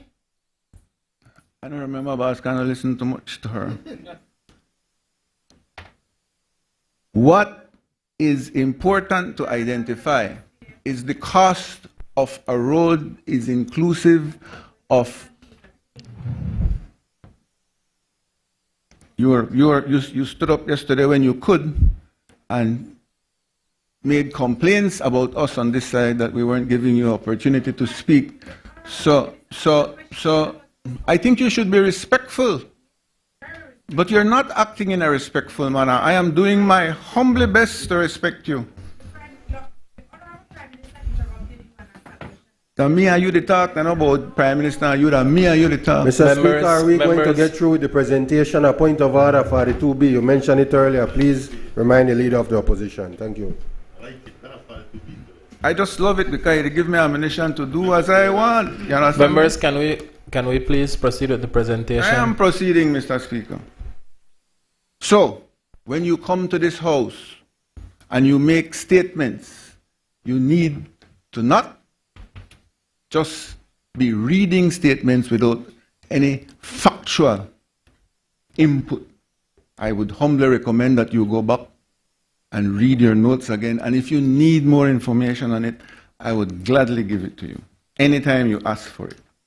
And by the way, this road would be divided into 3 sections. The first section is section 3, which is the road between Belmopan and Democracia. I mentioned it yesterday. The second phase would be from La Democracia to Hattieville. And the last phase will be from Hattieville to Belize City. Getting to the member from Mesop. He is saying, in his humble opinion, that this road is not an important road. Now, from I grew up, there's one main road that serves this country more than any other, and it is the road that comes from Belize City to Belmopan, from the commercial capital of the city to the political capital of the city. I remember during Hurricane Hattie and others that because of the road condition, when a hurricane would pass through, you would not be able to come from Belmopan to Belize City and vice versa. This road is the road that experiences the most fatalities in the entire country. In fact, there was a sign, I think they took it down a couple of years ago by mile 30 something, if I'm not mistaken, where the insurance companies put up on a big vehicle mashup to give you a warning of how dangerous that road is. When you go back and drive back, member from Mesop, I'm not sure if you're driving back or you use a helicopter, I'm not sure. But if you drive back, I would like you to look at how the road has been deteriorated to the point where there is absolutely no shoulders left. The line that demarcates the width of the road cannot be painted because there is no asphalt to paint it on. If you would ever have a flat tire or you would be something happen and you had to swerve off the road, you would probably die because the vehicle will flip. The angles of the road is not adequate for the type of driving that we are doing. The smoothness of the road has gone past the level where it is safe. So with the slightest rain that that road experiences, the little oil that left on it creates like an ice field where you can do ice skating.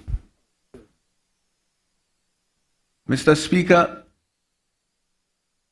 our responsibility is to not only build new roads, not only resurface old roads, but to rehabilitate existing infrastructure roads so that they reach a level that it can last a longer period of time. So, I just wanted to explain that to you. But let's compare this road as a priority. You said that this road is not a priority. Okay. Let's go back to 2018 when a contract was signed for the road that goes to Caracol. And you can go into the history. I was one of the first people that said that that road, in my opinion, was not a priority road. And I still insist that that is not a priority road. We will be spending mega millions of dollars to complete that road, and we will complete it because we are a responsible government. And contracts were signed before. Unlike the UDP, when they come in, they cancel contracts and have to pay millions of dollars to the attorneys and to the contractors that the contracts were not awarded to. We did not do that. The contract was issued, payments were made, work was being done, and there was a second phase, which is the one that's being done right now. We respected the procurement procedures, we respected the contractor that had won the bid, and we continued the project, knowing that that road is definitely not a priority road if you compare it to the George Price Highway. So I just wanted to clarify that, member from Mesopotamia. Mr. Speaker, under infrastructure development portfolio, the ministry is legally mandated to upkeep and maintain a public road network comprising of 3,156 miles. I want to repeat that, 3,156 miles. That is 23 miles more than we had before. Why? Because we have opened up 23 miles of roads in the rural communities, most of them village and farm roads.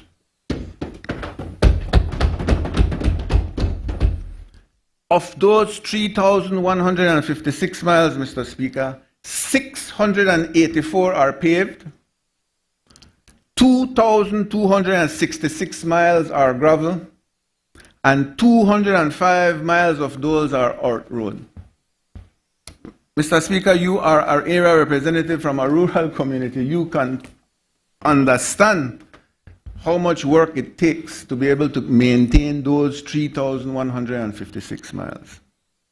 The ministerial MIDH infrastructure development portfolio has a road maintenance unit in each district.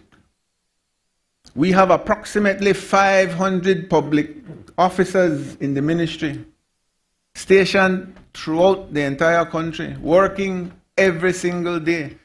If there is a fire somewhere, we are called. If there is a problem at the garbage dump, we are called.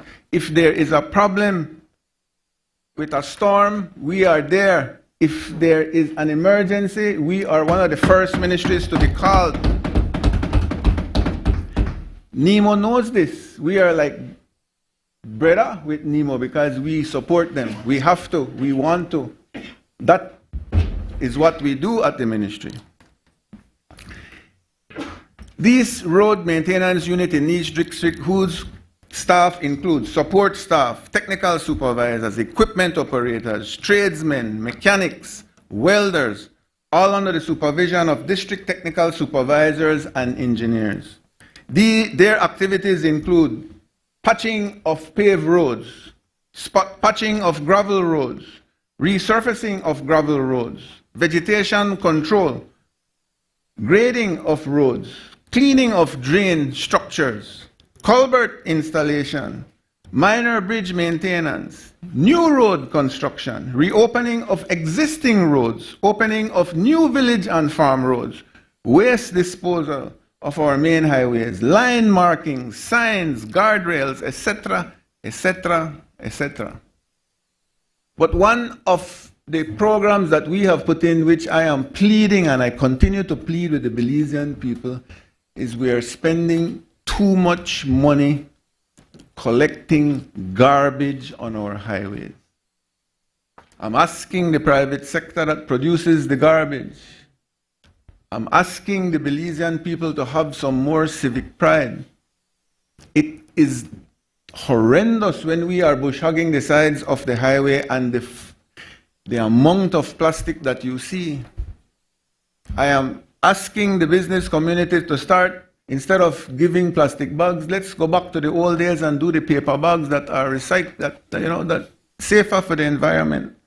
Let's do a program where we ask people to take grocery bags the way we used to do it when we were small, like then small crocus bag or paper bags or cloth bags and reuse them over and over.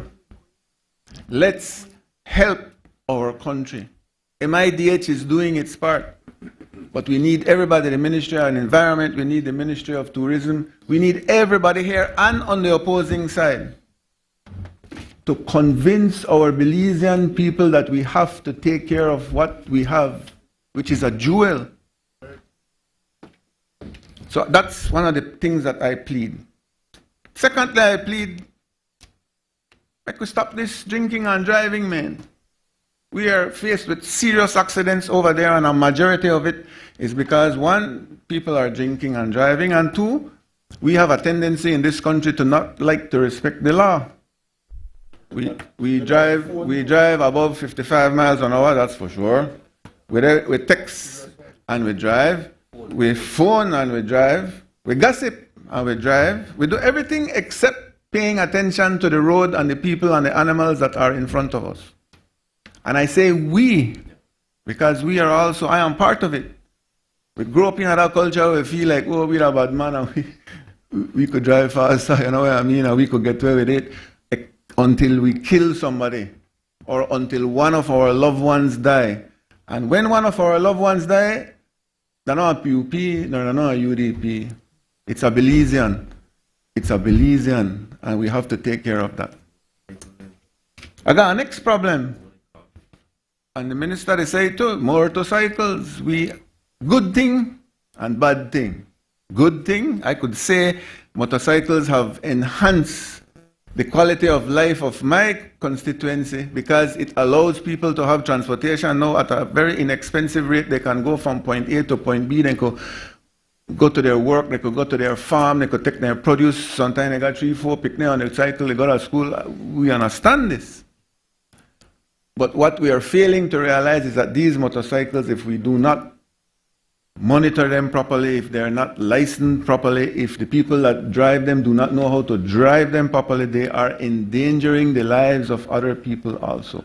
So let's embrace this new technology that we have now, because I think it's positive. But let's find a way, Minister of Transport, to regulate it so that it is safe. I got a next problem with cycling at the village, and I don't know if I do it this one, so give me a little chance. They put on some big muffler when the villagers can't sleep the night. All night, and the villagers are not sleeping. I got complaints, from all the villages. I don't know if it's the same in Mesop. I'm not sure if it's the same in Freetown. I'm not sure if it's the same in Lake Isle. But in the villages, it's a major problem, and I think we need to address it. I have to put in our plugs, but I don't really got a problem, but I assume people have to put in their plugs. So, what's the purpose of today? On this side, it's to support and to report.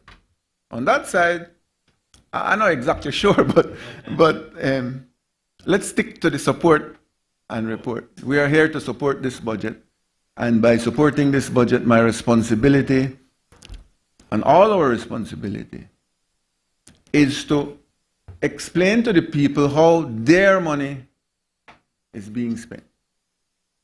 Because don't make no goes fool you. There's enough of their money over there and enough of we money over here. We are elected on behalf of the people to manage the people's money. And so if they rail up with we, then go all right. If they ask questions, then go all right. You understand what I say? That's a we job. So don't come and beat your chest and say, I give you this. I build that for you. Thank you very much. We would like to do that. And sometimes maybe it feels good. But the people that you're giving it to should say thank you to themselves that they elected you to be responsible enough to use the resources that was given for their behalf. That's what I believe the reporting is all about. You agree with me, member from Mesop? Good. I like when you agree with me. Well, I always correct so I agree. So, the update. I must say, my brother, you're a little better representative for Mesop than the last time. Oh my God, the last one will stress me out. No, that for no problem. I don't want to get no for no, sorry. So, projects that we have done. So, what happens with our budget? Our budget is not exactly the work that's done that year. Some of our budget goes 4 or 5 years depending on the project. So what I'm saying today, some of it are projects that we have completed in this year that passed. Some of the projects are ongoing. Some will start. So just to give you an idea of the projects that we are doing. The completion and inauguration of the Philip Golson and Remate bypass upgrading project. That was completed this year, Mr. Speaker. The construction of the J&W Bridge and approaches, inclusive of Treasury J&W Road in Belmopan. That is the one we inaugurated about, I think it was a week ago, or 1 week ago, not true? That one is special, Mr. Speaker. We managed to solve a flooding problem in the J&W area. We managed to pave a road. Even John Saldiva can smile, because we paved the road right front house. You can't change your name for J&W. That's not me, boss. I'm not into that. That's somebody else if they want to deal with the name. I did a build the road. We paved the road that allows the residents along that stretch to be able to now have access to their property. We have elevated the value of property in that area by just putting in the road. We have put in culverts to better the drainage area. So that whole section was an awesome experience to see how infrastructure really allows the economy to move, and people start, as we were building the road, people don't start apply to CBA for permits, and you see houses, they start going, and it's a good feeling. Only Boots never apply for CBA. You have to talk to Boots, you know, Mr. Chang, you have to talk to Boots. To now apply, man, you can't build house and build fence and not put in a permit, man. Send the man a lean note, sir. Give back the thing, man. Do the right thing. We built also in Belmopan, Mr. Speaker, the San Martin Bridge, which is a very important bridge for the rural area of Belmopan City. And I would like to invite you all. We will be doing next month the inauguration of the Joe Taylor Bridge. What?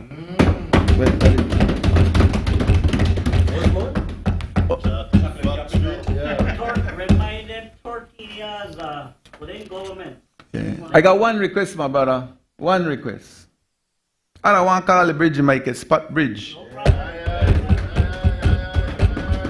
And I asked the area rep from the bottom of my heart, make we call the bridge Mike a spot bridge, man. Cause the man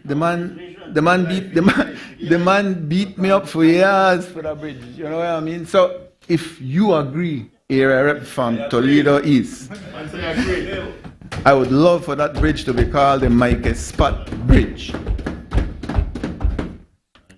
The man say, I agree, I'm technically writing. But the inauguration will be in June. You should come. It will change the whole way of how you enter Punta Gorda. The chocolate capital. I hope you got chocolate there for two. We completed the infrastructure development project that was given to us for the municipalities in central and southern districts. 6 public streets were hot mixed in the Punta Gorda town. 14 streets in Santa Elena and San Ignacio were concreted, Honorable. 11 streets were paved in Dangriga, Sarawia, and Hope Creek. Major amount of streets were hot mixed in the Benke town. Major street works were done in Orange Walk town and Corozal town. In fact, right now we do the bypass in the Orange Walk area through the town. That's being done as we speak. Belize City major works were done. Complex Avenue, Lacroix Boulevard, Neil Penn Road. Remember the day? I have to say this one. I have to go back to yesterday again. My good friend from Port Loyola. He hugged me, beat me, cussed me, all kind of thing, but we love each other. And why do I respect him? Because he no me. I say no about 50 times, and he come about 60 times. No, no mean no. That's you. House, you got application about so for him. Housing grant, go through the roof. Request to assist him, and I tell her, member, please understand that MIDH is not responsible for the municipal work. He said, yes, I know that. But you that my ballet, you could help. And yesterday, ingenious, the man come up with a budget. The man said, he don't want 100 million. He don't want 50. He don't want 20. He don't want 12. And he want a 10. Everything all right. And he broke down the 10. So I am giving him my commitment that I will go with you to sit with the boss to lobby for your 10.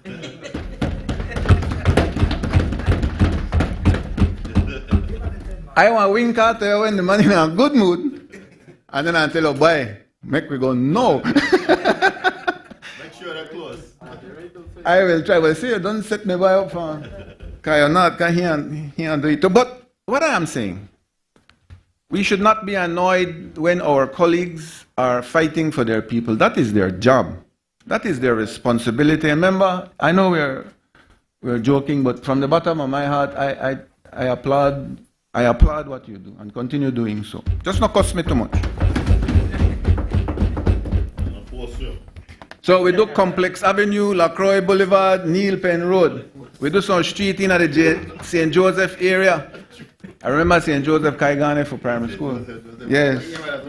Yeah. Then by fan whole redeemer, I think them better than we, and we had to prove them wrong at the time.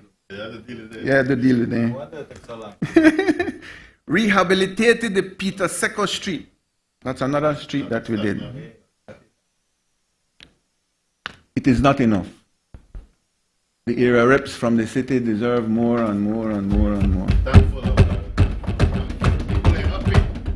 So the only time I can go into the city if the area reps get together and convince the boss that we need only municipal work, I get the budget and we can do it. So again, when I finish with my brother, I direct them and join enough for go do the lobbying. Kahallet. The Hawksworth Bridge maintenance project was done, Mr. Speaker.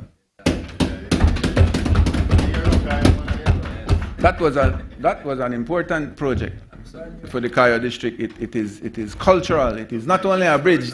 It's historical. It's cultural. It's beautiful. It represents the Cayo like you say Belize City and you think lighthouse. But when you're at Cayo, you think Hawksworth Bridge. So it was well deserved. 1949. Completion and piling and concreting of the roundabout at mile 3.5 Philip Bolson Highway. This was to give us an idea of costings to do what we know is necessary. The road between that roundabout and the Halova Bridge is in an area that has 60 foot of peat. Studies have been done. We are building roads on top of roads on top of roads on top of roads because of cost. The estimate to just do that small section by piling it and concreting it would be approximately between $20 to $25 million. Again, that's something that we have to discuss. Is it feasible? Is it our priority to spend $20 to $25 million to do that small stretch and not worry about it for quite a long period of time, or do we continue just paving over and over because it sinks and there's no other way to deal with it? So we did the roundabout. We piled it to make sure that we start the concept. And it's a difficult one because it's highly trafficked. Anytime you work on a highway, that's a headache. Because the amount of traffic will come out of Lords Bank, Ladyville. And I feel for the people, especially during school. I get calls all morning, why do this, why do that? Traffic too long, you know. But that comes with the job. But let's get together as a team. If we think that's important, then let's go for it. Rehabilitation of the Bullet Tree Road, and it was hot mix. Paving of the road between Bullet Tree and Spanish Lookout, that's my brother over there. Resurfacing of the Thomas Vincent Highway from the Hummingbird Highway to Kendall Bridge. This goes through a part of your area, and then it goes into my brother Radwell's area. Hot mix, and we are approaching Kendall. On the budget for this year, we have a budget to go from Kendall to Placencia Junction. And we are hoping, and if we could get a supplementary, or we wait for next year's budget, we would like to do from Placencia to Independence. Why is it important? That stretch of road has already seen its lifetime. It is far beyond what the design originally was to be. The weight of the traffic that is going on it now is more than it was before. You're adding on Santander's sugar, you're adding on BSI's sugar, you're adding coconuts, you're adding, I mean, there's so many heavy. Right now the trailers are getting like the ones in Australia when they pull 2, 3, what they call it, tandems. So the road has to move along with production, it has to move along with the economy, and so we are doing that also. Paving of the Guinea Grass Road, everybody, done. Philip Golson Highway, from the Philip Golson Highway to the Guinea Grass Village, 8 kilometers was paved. Now we are completing the one from Guinea Grass Village to Shipyard, which is another 3 kilometers. So that's in the Orange Walk district. And then right now we are doing paving and draining of the road that goes from San Esteban Village to Progreso Village, which is my brother from Corozal Southeast. Paving of the Philip Golson Highway between Button Way Boulevard roundabout and the Belcan Flag roundabout. I think you had a doubt with this one. So it is 3.2 kilometers of hot mix. It's not chip and seal. No, and it is 4 lanes. Additional to the hot mix of it, it is 3.2 kilometers of concrete sidewalks that we have put in, or nearly completed, and 400 meters of concrete medians, along with palm trees that will be placed in the medians to be able to have some kind of aesthetics. If you have or need any more information about this road, just send it to me and I'll send you the breakdown of it. Paving of the road from Lucky Strike to Mascal. I think you know about this one, Mr. Speaker. Hot mix, 13 kilometers. It is 35% complete. It's going on budget. It's going on schedule. If the member lobbies some more, then we could go in and do another road for him in that area. It would be our pleasure. Paving of the Mirage Road in Ladyville. Hot mix, 1.6 kilometers. Paving of the main access road in Hattieville, 1.4 kilometers. Design and construction of the San Ignacio Santa Elena low-lying bridge. The engineers did not want to do this bridge because they said the feasibility study in the past said that that's why they did the Santa Elena bridge, the one at the back. And you had to use the long-lying bridge. So what we did, we said, listen to me. Sometimes it's not only what the feasibility study says, it's what the culture says. The Cayo people from both the San Ignacio and Santa Elena are in love with that long-lying bridge. They just didn't like that it was wooden. They didn't like that it was a bit dangerous. But they would never have accepted if we would not have built that bridge. In fact, you could ask the mayor of San Ignacio, who is an opponent from us, but a friend. You can ask anybody in San Ignacio or in Santa Elena that uses that area. The people that use the vegetable market could tell you. The ones that go to the river for passive recreation can tell you. So we decided that we will do the bridge. And we decided to do the bridge out of concrete. So it's a prefabricated bridge that is presently being built. And 97 meters long and 2.5 meters high. Now remember, the design of this bridge is also, that river floods like crazy. That river, I don't know, joke. In a matter of what, half hour to an hour, it can go to a height that reaches the gas station in San Ignacio, for example. So the bridge has to be designed that we know that water will go over it to resist the forces that comes with it, and it can easily be cleaned after the flood goes down. And we don't mind, because we still have the Hawksworth, we have the Hawksworth, and we have the other bridge to be able to use in times of emergency. 90% completion of the Corozal to Sarteneja Road. This is one of the projects that the member of the opposition was alluding to. This project started in 2018. It was the only project that we are working on that we inherited. It is a design-build project. It's $50 million US. It was a combination grant loan from the Republic of China. The contractors is called OECC, which is a Taiwanese company. They were responsible for design and construction of the road.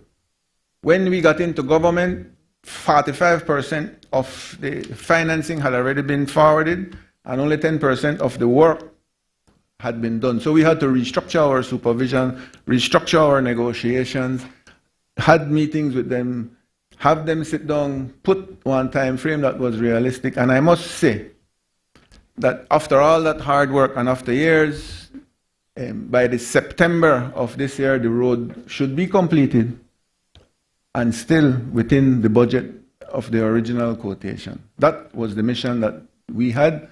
That is what we are doing, and that is what we are committed to complete. But that project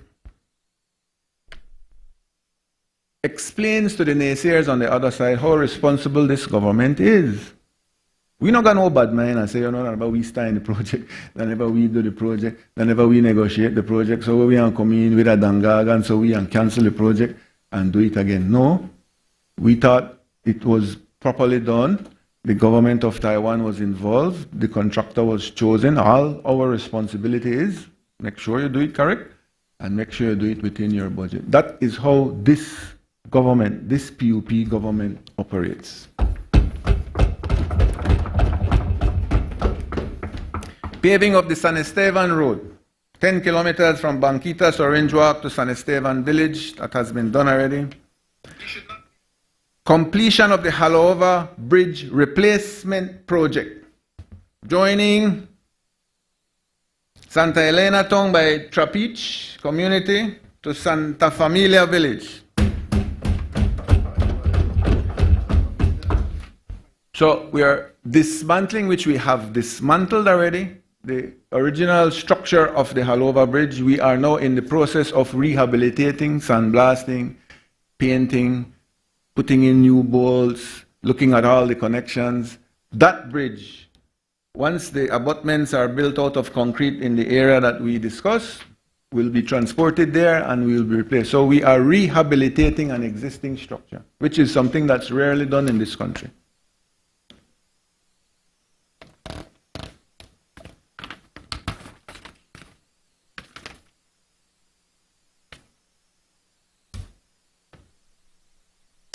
Caracol Road Upgrading Project. Another long project. I discussed a bit about it this morning. We are pending right now from the Pinol line to the Caracol Archaeological Site, which is about 26.2 miles. That was divided into 3 lots. 23.7 kilometers from the Pinol to the Guacamayo Bridge. Lot 2B, which is the Guacamayo Bridge itself. And Lot 2C, which is 18.7 kilometers from the Guacamayo Bridge to the Caracol Agricultural Site. That completion date is scheduled for the entire Caracol Road to be the ending of 2025. We should be able to complete and inaugurate. Upgrading of the George Price Highway between San Ignacio and San Jose Socots. Hot mix combination with concrete, 10.65 kilometers. we hot mixed the majority of the highway and we decided to concrete the section that goes through the village of Sokots because that's where the river passes and that's where it experiences severe flooding at times. And we have designed the road so that if the water goes across, it doesn't eat out the road, it flows over it. And that is in the final processes of being completed. So the road is approximately, let's say about 70% hot mix and 30% concrete. Commerce Bite to Dangriga. Sorry, Commerce Bite Road in Dangriga. My brother, Dr. Zabane, I think he had given up hope because it was every year.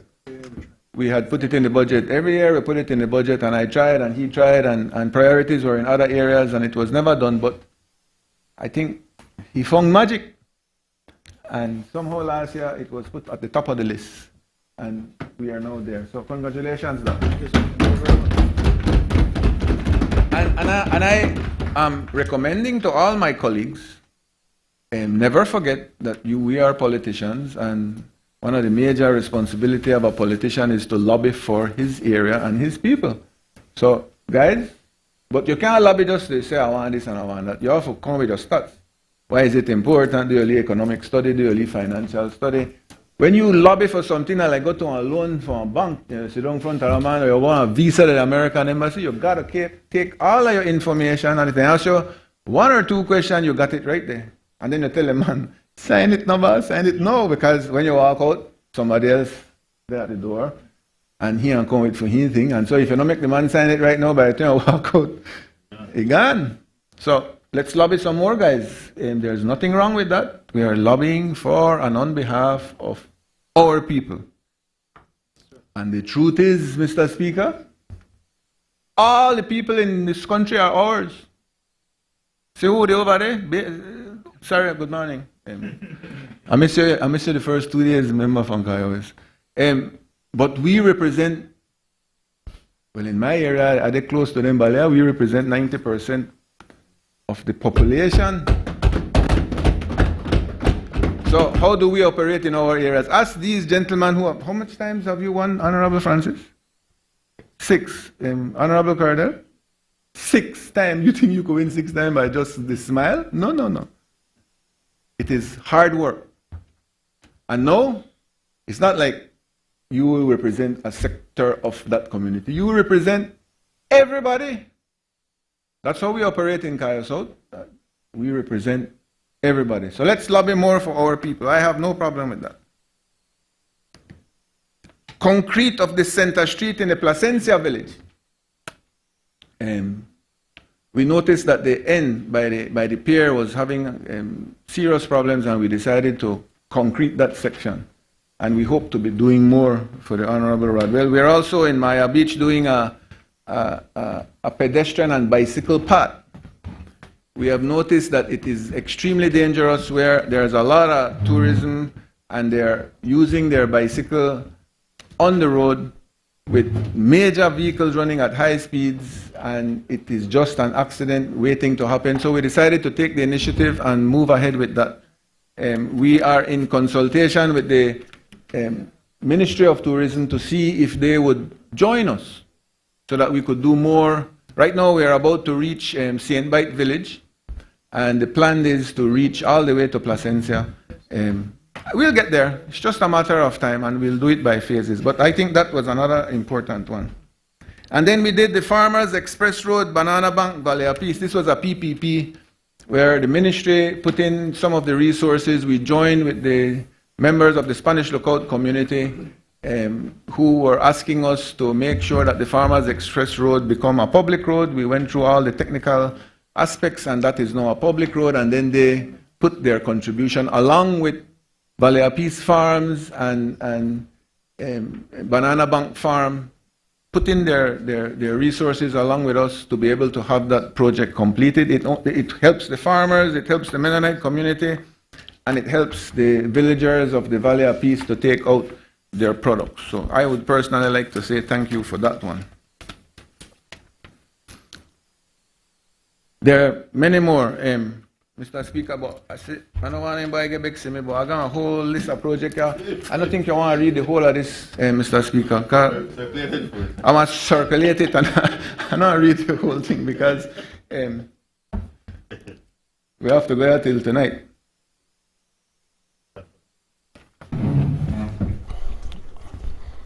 Mr. Speaker, in accordance with Standing Order 12.8, I move that the proceedings on the order paper may be entered upon and proceeded with at this day's sitting at any hour though opposed. Honorable members, the question is that the proceedings of the order paper may be entered upon and proceeded with at this day's sittings at any hour through opposed. All those in favor say aye. Those against say no. I think the ayes have it. Member from Cayo South, you can continue. Thank you. I needed a little break for true. Like a breath of fresh air. Mr. Speaker, now let's get to the housing aspect of our portfolio. This is when I get in trouble. This is when I deal with auto lobbying, but you know the work too good. Mr. Speaker, we completed 50 homes in the Highland housing project in Belmopan recently. It was done again, a collaborative effort between the government of Taiwan and the Ministry of Infrastructure and the government of Belize. We did the inauguration about 2 weeks ago. It is in conjunction with the building of the JW Bridge and the road that I spoke of recently. Much needed people. It is one of the projects that we are proud of, Mr. Speaker. We also have 50 starter homes completed and ready to hand over shortly in the Blackberry area, and that is mostly for our veterans from the city that have a landlocked constituencies. So we'll be handing that, we'll be doing that inauguration pretty soon, 50 more houses that are completed. And we have 100 more regular starter homes countrywide that we completed this year. I saw the Prime Minister handing up one with the lady crying on his shoulder. Is that not true, Prime Minister? It was last week, I think. I think I'll forgot to talk to that lady for talk to you more, you know, boss. We are doing miracles, Prime Minister. We are doing miracles with $5 million a year. And publicly again for the 5th year. Yeah, Prime Minister, but I don't know UDP. Prime Minister, we are humbly requesting on behalf of the people of Belize that the $5 million budget be incremented so that we can better serve our needy people. Prime Minister, I know they asked for 100, I know they asked for 50, I know they asked for 20, I know they asked for 15 million, I know they asked for 12 million. Prime Minister, all they asked for that $10 million.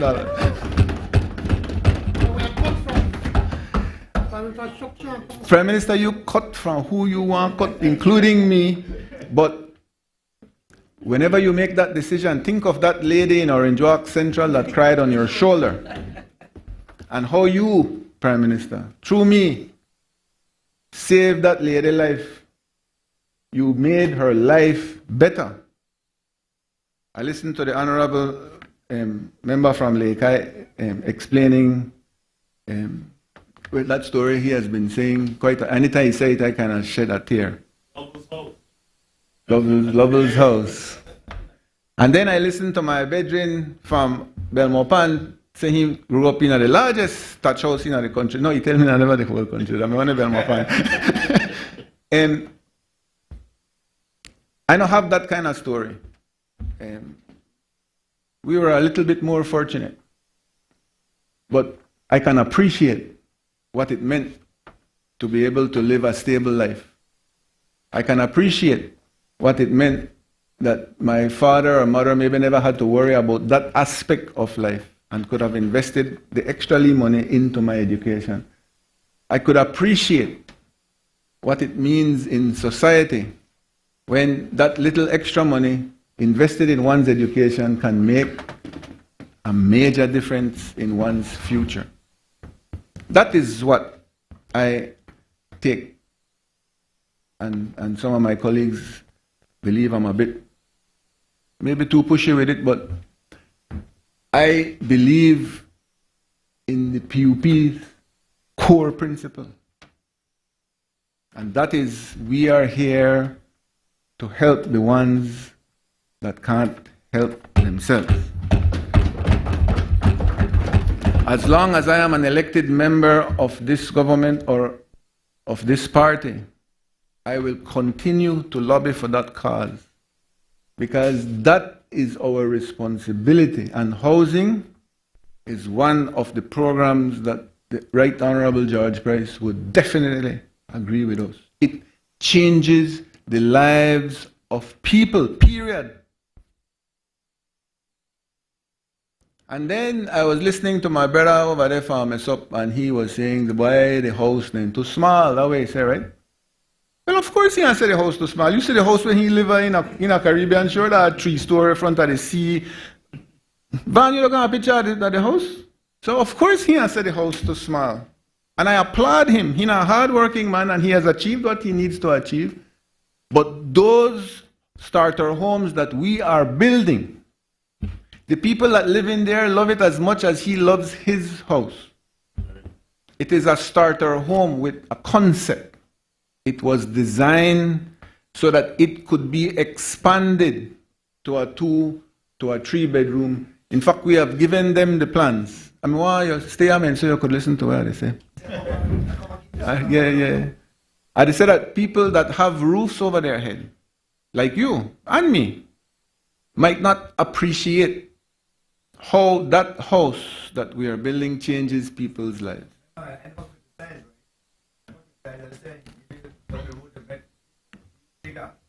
No, I'll tell you why. There are 3 programs there that the government envisioned. One is a social program, and this is the example of the social program.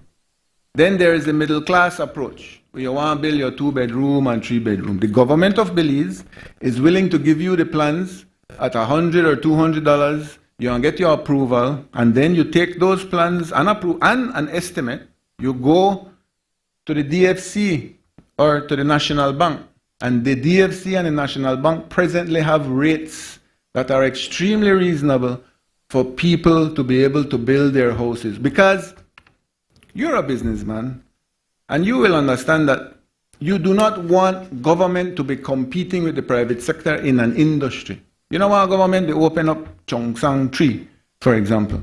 You want the private sector to be able to do what they do and compete in the private sector, but don't compete with government. So we designed the program so that what we're doing is a social program. It's designed to help the needy. And then you have the middle class and the upper class. They can go into the private sector. Because somebody, for example, a public servant of a certain level, that's a perfect client for a DFC or a National Bank, because they're hired, they can't be fired, the income is, the stream is flowing steadily, guaranteed payment. And so that's a perfect client for an institution like the DFC or National Bank. So that is where that program would be. And so this program will never go beyond the 1-bedroom starter home. As it is, you alluded to cost, so I brought you some, so you could have an idea. Each house is approximately 430 square foot. The price ranges from $56,000 to $62,000. Why does it range? Because it depends on where the house is being built. If it is in a concrete area, a stony area, then it can have less height. If it's in a swampy area, the type of foundation changes. So it depends on where you are, and that's the range. And this is approximate. It's the range that we have been using. This gives us approximately $130 per square foot, more or less. The average. Now, I challenge you, member from MESOP, to go into the private sector and quote a complete finished concrete house with water installation, electrical installation, sewer installation, and see if you can, in fact, if you could come and build me one of them same house for less than $100 and $30 a square foot, maybe you want to be a contractor like your ballet boots too. You know, I'd give you the job. Can look like everybody wants to turn contractor now. But the $130 gives you an idea that it is an extremely low cost per square foot compared to the market of the construction industry presently. And you know, because you build a lot, so you know what I'm talking about.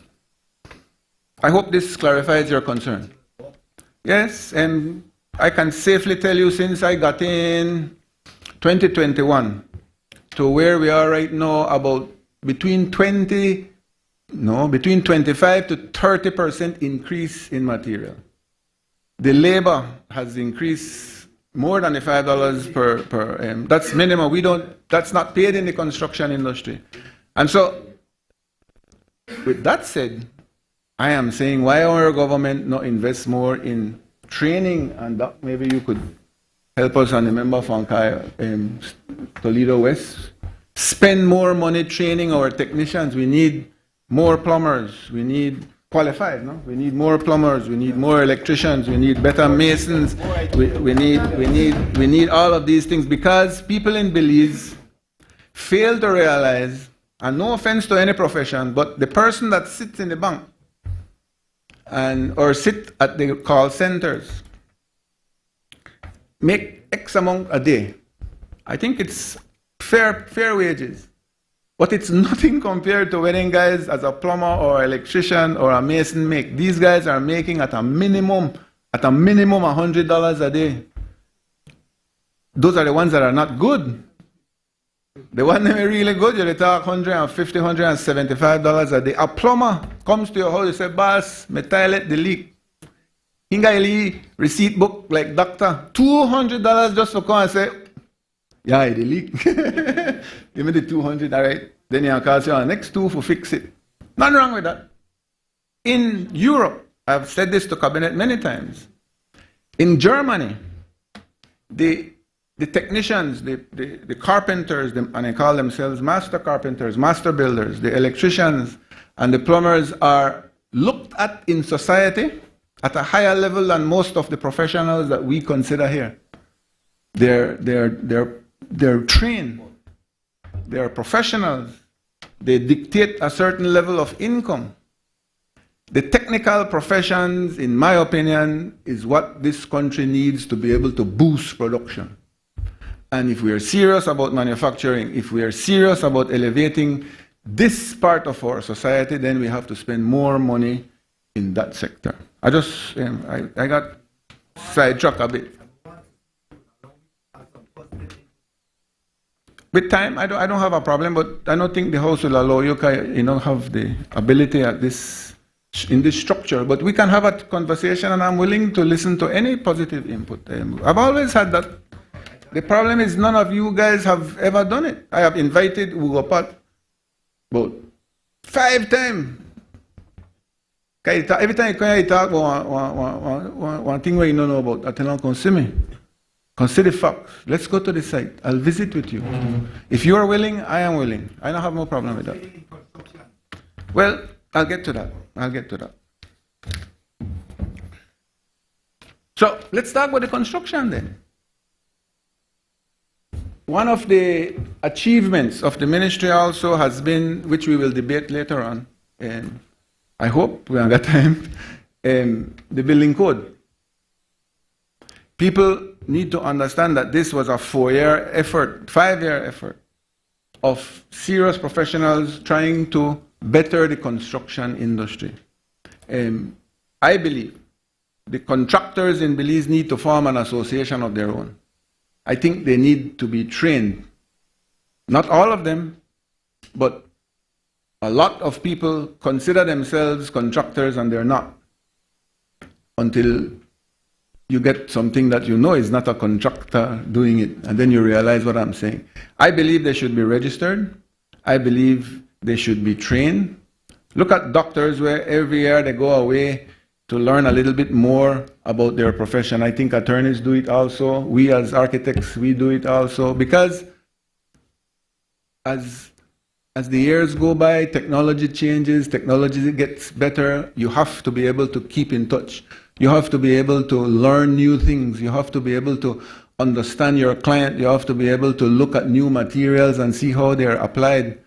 And nobody is perfect. Far from perfect. But the more information that you have and the more knowledge that you have attained in those industries will allow you to be more, to do better at what you do. And you might even be able to generate more income if you're better at what you do. It's how the private sector works.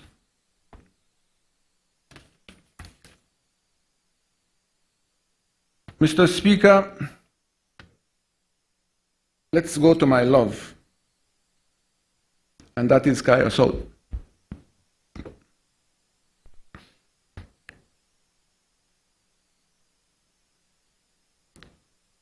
I would not be here. None of us would be here without our people. Especially now, I win by a margin of close to 4,000 votes difference. That means a lot. That means that close to 90% of the population in Cayo South came out and gave their support. I don't take that lightly. That's why I work every day. That's why I have structures in place that give people the services that they need. It is not my money. I tell everybody I work for me, not for you money, but for their money. Just make sure that we do it fairly. You can't get one person over and over and over. You have to share it. You can't just do everything for your family. You have to share it. That is the philosophy that we, the Cayo South team, implements in our constituency. Our constituency have a serious social conscience. Our executive have a serious social conscience. Our dream, and we are working at it, and it go good, is to elevate the quality of life of our villagers so that they reach to the level of the urban areas. There will be nobody in the future when we left away and tell for we Cayo South people in a village, and that means that they are less than the others. That will not happen. We ain't got the best schools, we ain't got the best roads, we ain't got the best farms, we ain't got the best educated people. That is the dream. And we will work hard to make sure that that dream is achieved. We hear the dropout, they get white. We back the hat when I hold child got ya. But I work hard for them. I have to do it. Because they went out in the sun and in the rain. I know as poetic as my brother, whether they're for me or me for them. And I know as poetic as him, but the heart did them in. I forgot a poetry school, and then I could be able to express myself a little better, but the heart is there. And I am recommending this to you, Mr. Speaker, and to all the other area reps that are here. There is no substitute to work. And everybody has a different style. Somebody say, boy, I don't want to be like Lee Mark. I don't want to be like Lee Mark, but they don't know what he has to do for them. I don't want to be like Mr. Guerra, but they don't know what it takes for him. Every person is different. Every constituency is different. What is not different is the people that need the help. So, what did we do in Cayo South? I don't want to go through the whole thing about all the culverts and thing. I know that could take one next 10 hours. We did infrastructure projects to be able to suffice most of our villages, and we didn't do all the villages, but we come. We built schools where there were no schools before. That's a fact. We rehabilitated most of the community centers, and the ones that have not been will be. We have started, and I must say, kudos, Mr. Speaker, to your dad.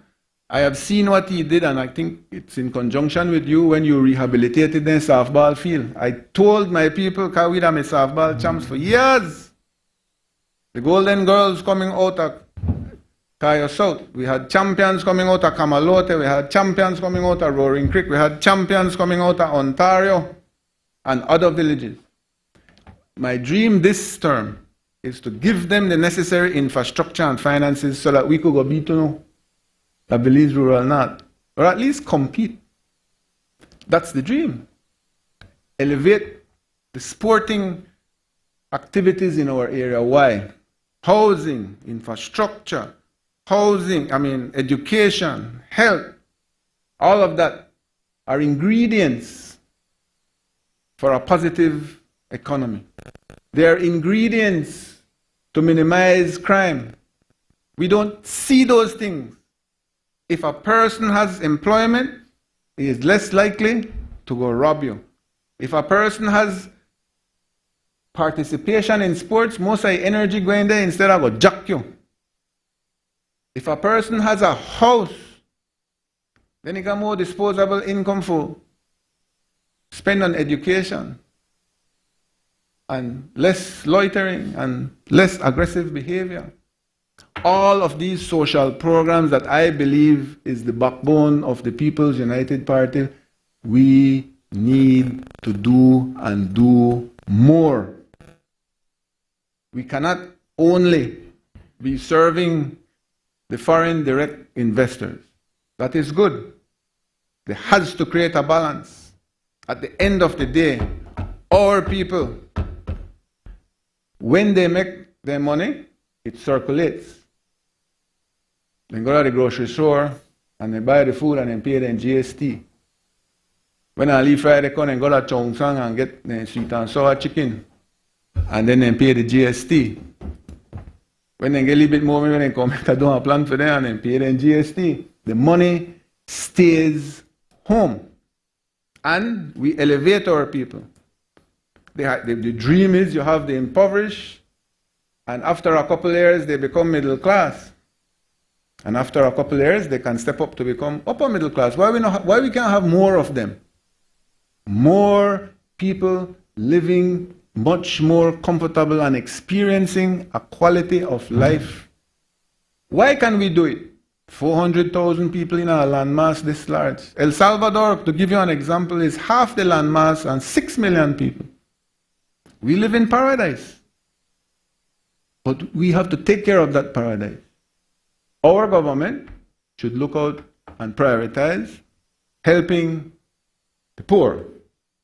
Private sector is there to drive the economy with their own participation. Yes, we have done some of it, I agree. NHI, positive. Education upliftment, positive. But it's not enough. Why am I saying this? Never enough. Never enough. It's not. This is what I am telling you. NHI. No, NHI helps primary care health. That's incredibly good. I am looking at another scenario. Primary care will help you when you got diabetes, when you got high blood pressure. That's perfect. When prenatal, and there are many things that covers. We need to look at social security and analyze, and this is not a PUP problem or a UDP problem, analyze social security and look at the benefits that the recipients receive from their social security payments. Compare it to another system of social security where social security owns the hospital, and as a member of social security you have access to that hospital based on your social security contributions. So that is not competing with NHI. NHI covers the primary health care. This would cover when you have accidents, emergencies, heart failure. I had a campaigner of mine this week that did a heart surgery, $12,000. Just to give you an idea, where we collectively assisted. But if you are in a social security program that allowed for that, then you would be able to deal with another level of service. So what we have done in this government is extremely positive. But we shouldn't be complacent. We shouldn't leave it there. We shouldn't be patting our shoulders. We should be catapulting to try to find solutions at a different level. And there is absolutely nothing wrong with that. There is absolutely nothing wrong with trying our best to do better for our people. I fundamentally believe that. And I am a part of the People's United Party that allows me to say these things.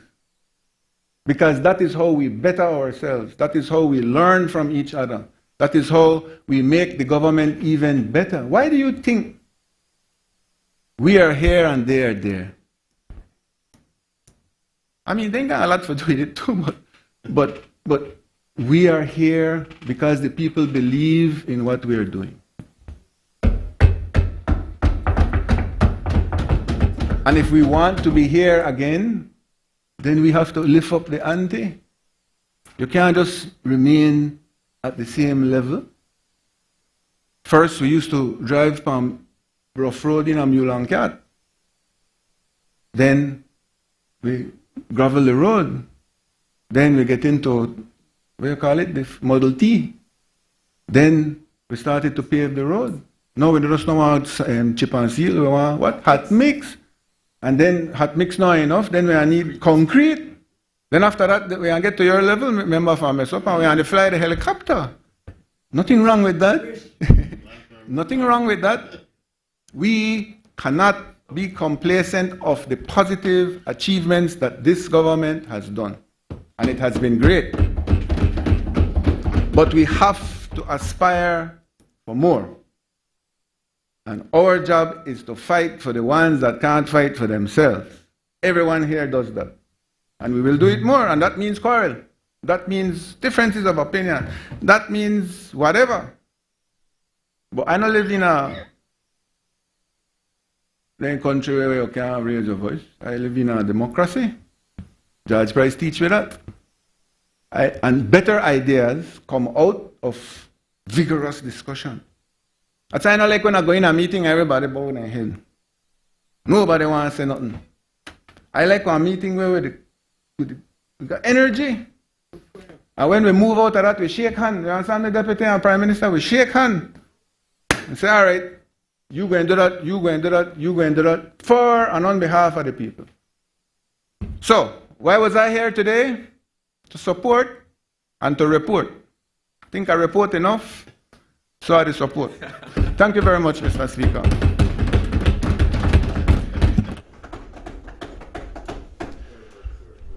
We will suspend the meeting for a minute for the podium to be installed.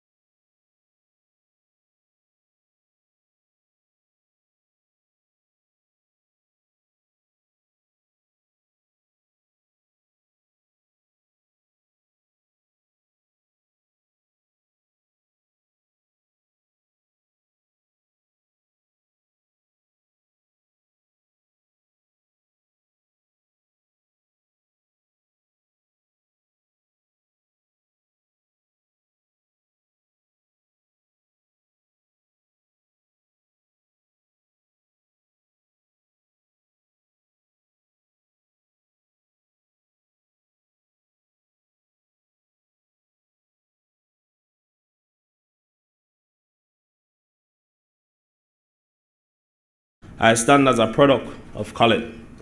I stand as a son of Iguana Street Extension, that where I born. I stand today as a dreamer whose dreams were molded on cracked pavements, clay courts, and under the stern but loving watch of a mother who never let me forget who I was and what I was capable of. This isn't just a speech, this is a testimony. I came from red clay to Parliament. My story, our story, the Kahallet story. I firstly want to start by thanking all the people of Kahallet. No red, no blue, everybody who support me. My team, I love you no bad. Got a war for me every single day. I don't know that. Call me at any time. My family who supported me all the time. My journey begins where the streets were battered and beaten and gunshots could be heard almost every night while I tried to sleep. Remember those evenings, barefoot, ball in hand, running drills on a red clay court that was more mud than rim, a makeshift basketball rim on a crooked pole. We didn't have much, but we had each other. We had hope, and we had a fire in our hearts. We knew deep down, that greatness could be born from the ground we walked on, even if it was red clay and gravel. It was on that court that my ambition was forged. And that's why when I tell young people from Kahallet today, if I can make it here into this honorable house, I definitely guarantee that each and every one of you can. From Nations Primary, and I must say, the honorable member from Queen Square, when I was a very young boy at St. Ignatius School, which I firmly believe is the best primary school in the world. I remember clearly when he used to walk into Nations grounds with his trays of meat pie to sell. And then I had to decide what to do with my $2.50. I usually spent it on meat pie, and I had nothing to eat for lunch. However, that's probably another reason why on this side I fully support the feeding programs that we have started. After St. Ignatius School, I went on to St. John's College, where I graduated at 16. I was guided not just by books, but by my unshakable belief that education, sports, and community can build something powerful. I left Belize at a very, very, very tender age, where I earned a scholarship to study abroad and play basketball in the state of Michigan. I was not the best player from that team when I left Belize. However, I was the only player that understood that this was my only way out. This was my opportunity, and failure was never an option. My mother, I forgot my script for this, Miss Jackie, I know how to watch. Hopefully they give you a break. I love you bad, man. Seriously. While studying abroad, my mother ensured that she sent my 150 USD a month that I had to survive on for my personal supplies and, moving around the university, because it was a full scholarship. She didn't miss a single one. She never complained, so I never knew if she didn't have it. And I must say, she ensured that I had what I needed so that I could so that I could focus on my education and my sporting career. But I was not just her son. I was a son of Kahallet. And everybody from Kahallet prayed for me every single day, I'm sure. Now here I am, from Ali, black boy. Strings they used to call me, because I'm a very skinny, I bet you can't say that now. Shooting hoops on Iguana Street Extension to playing professional basketball in Europe. to now standing in this honorable house among these great folks, representing the very community that shaped me. A product of Kahallet, here now with the opportunity to mold and reshape my community, so that more Devondales can emerge to mold our country, believes into unstoppable greatness.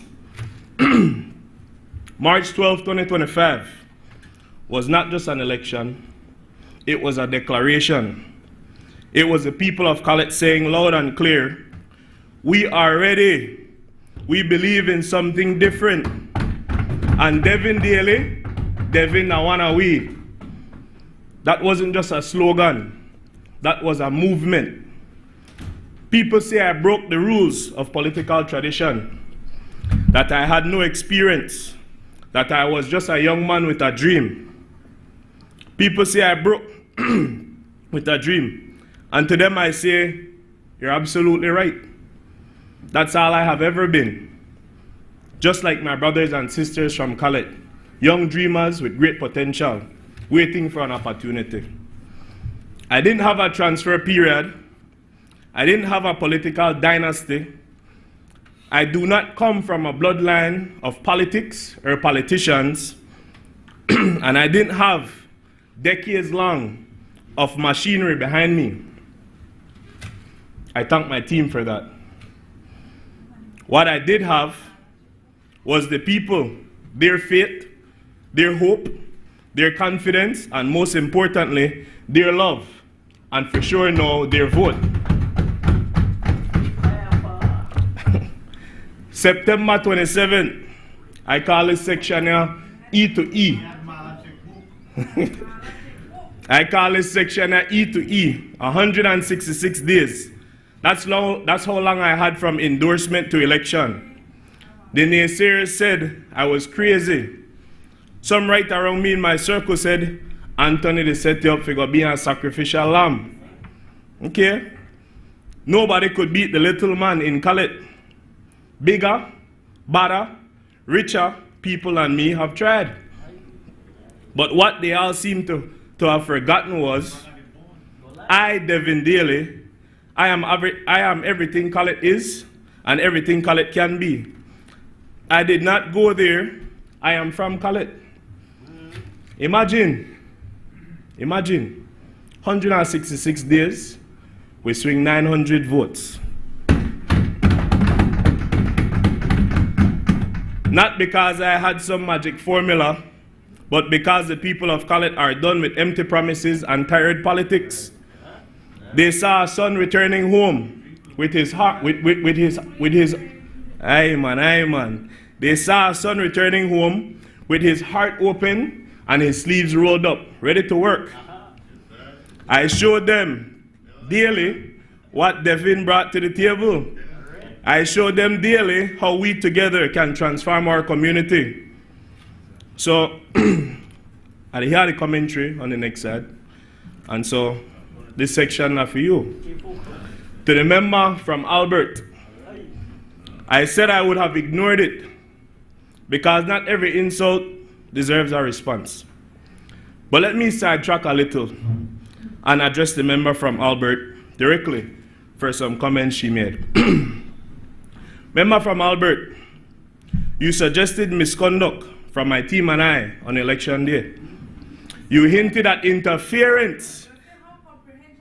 Hey man, you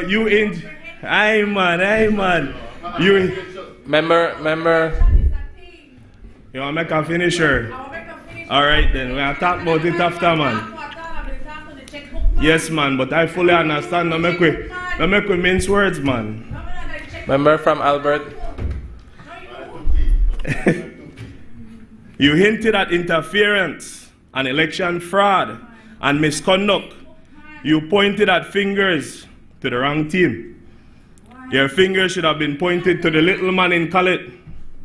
Let me say this clearly and loudly without coming out of character. You are underestimating the youth in Kahallet. You, just like the little man, underestimated the power of the people. You are underestimating their intelligence, their voice. Aye, man. And their thirst for better. Their thirst for better.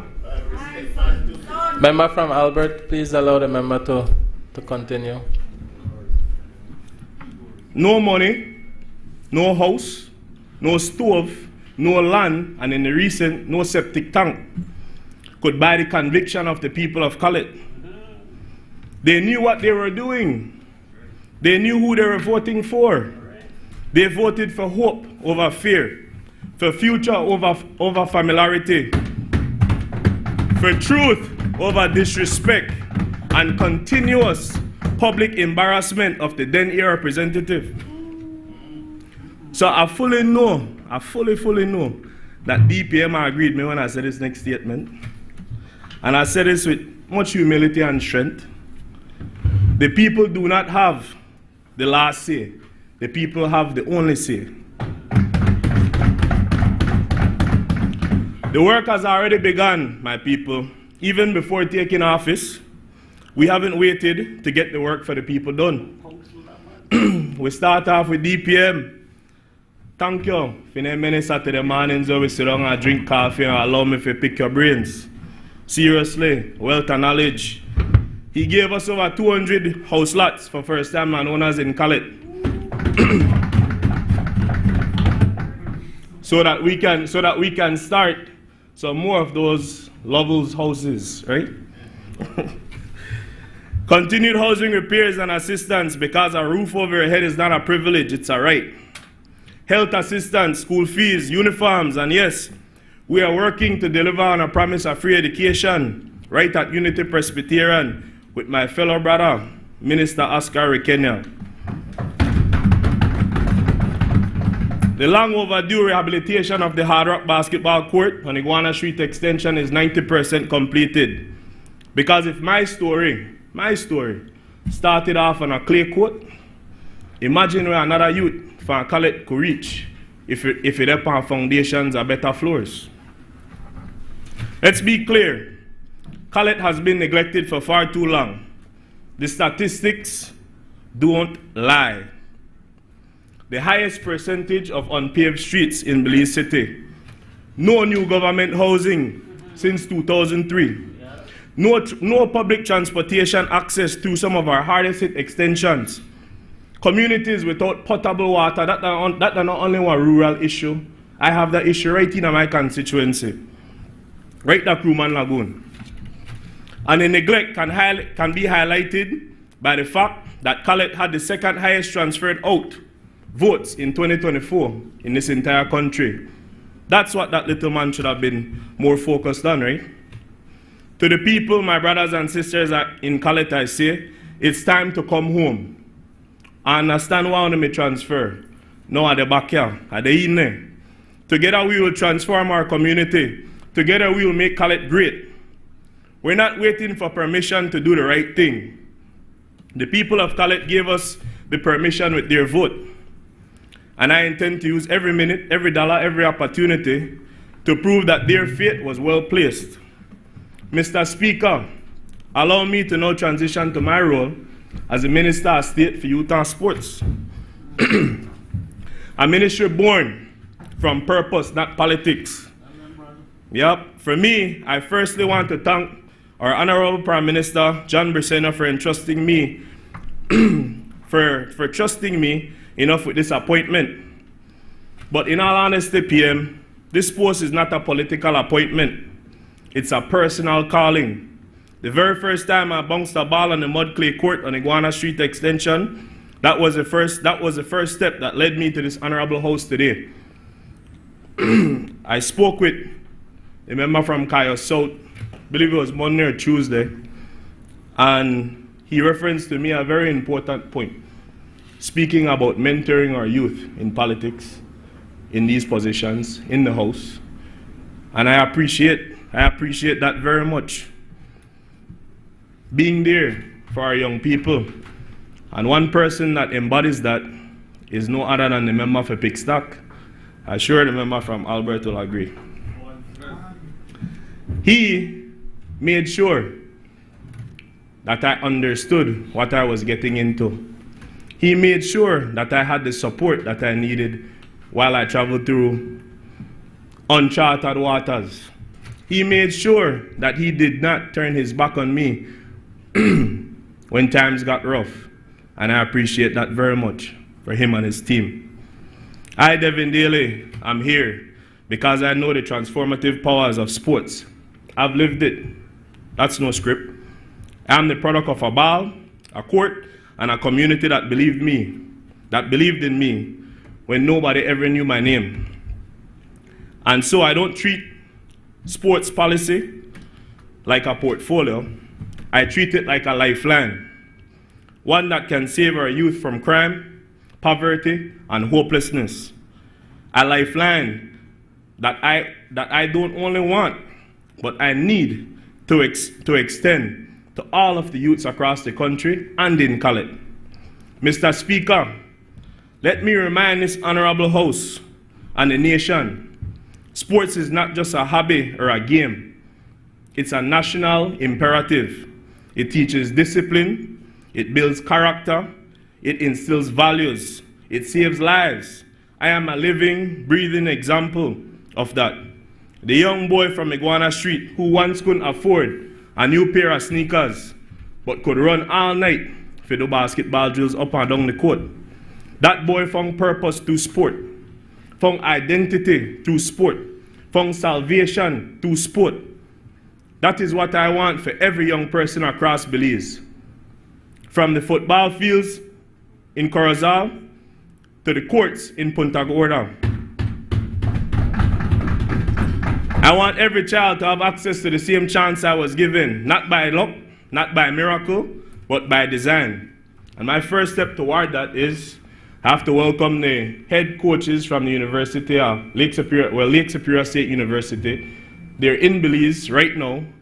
We have a basketball recruitment day tomorrow, whereby they've brought a male and female full athletic basketball scholarship for them to be recruited to the same university I went to. We're talking about true succession, right?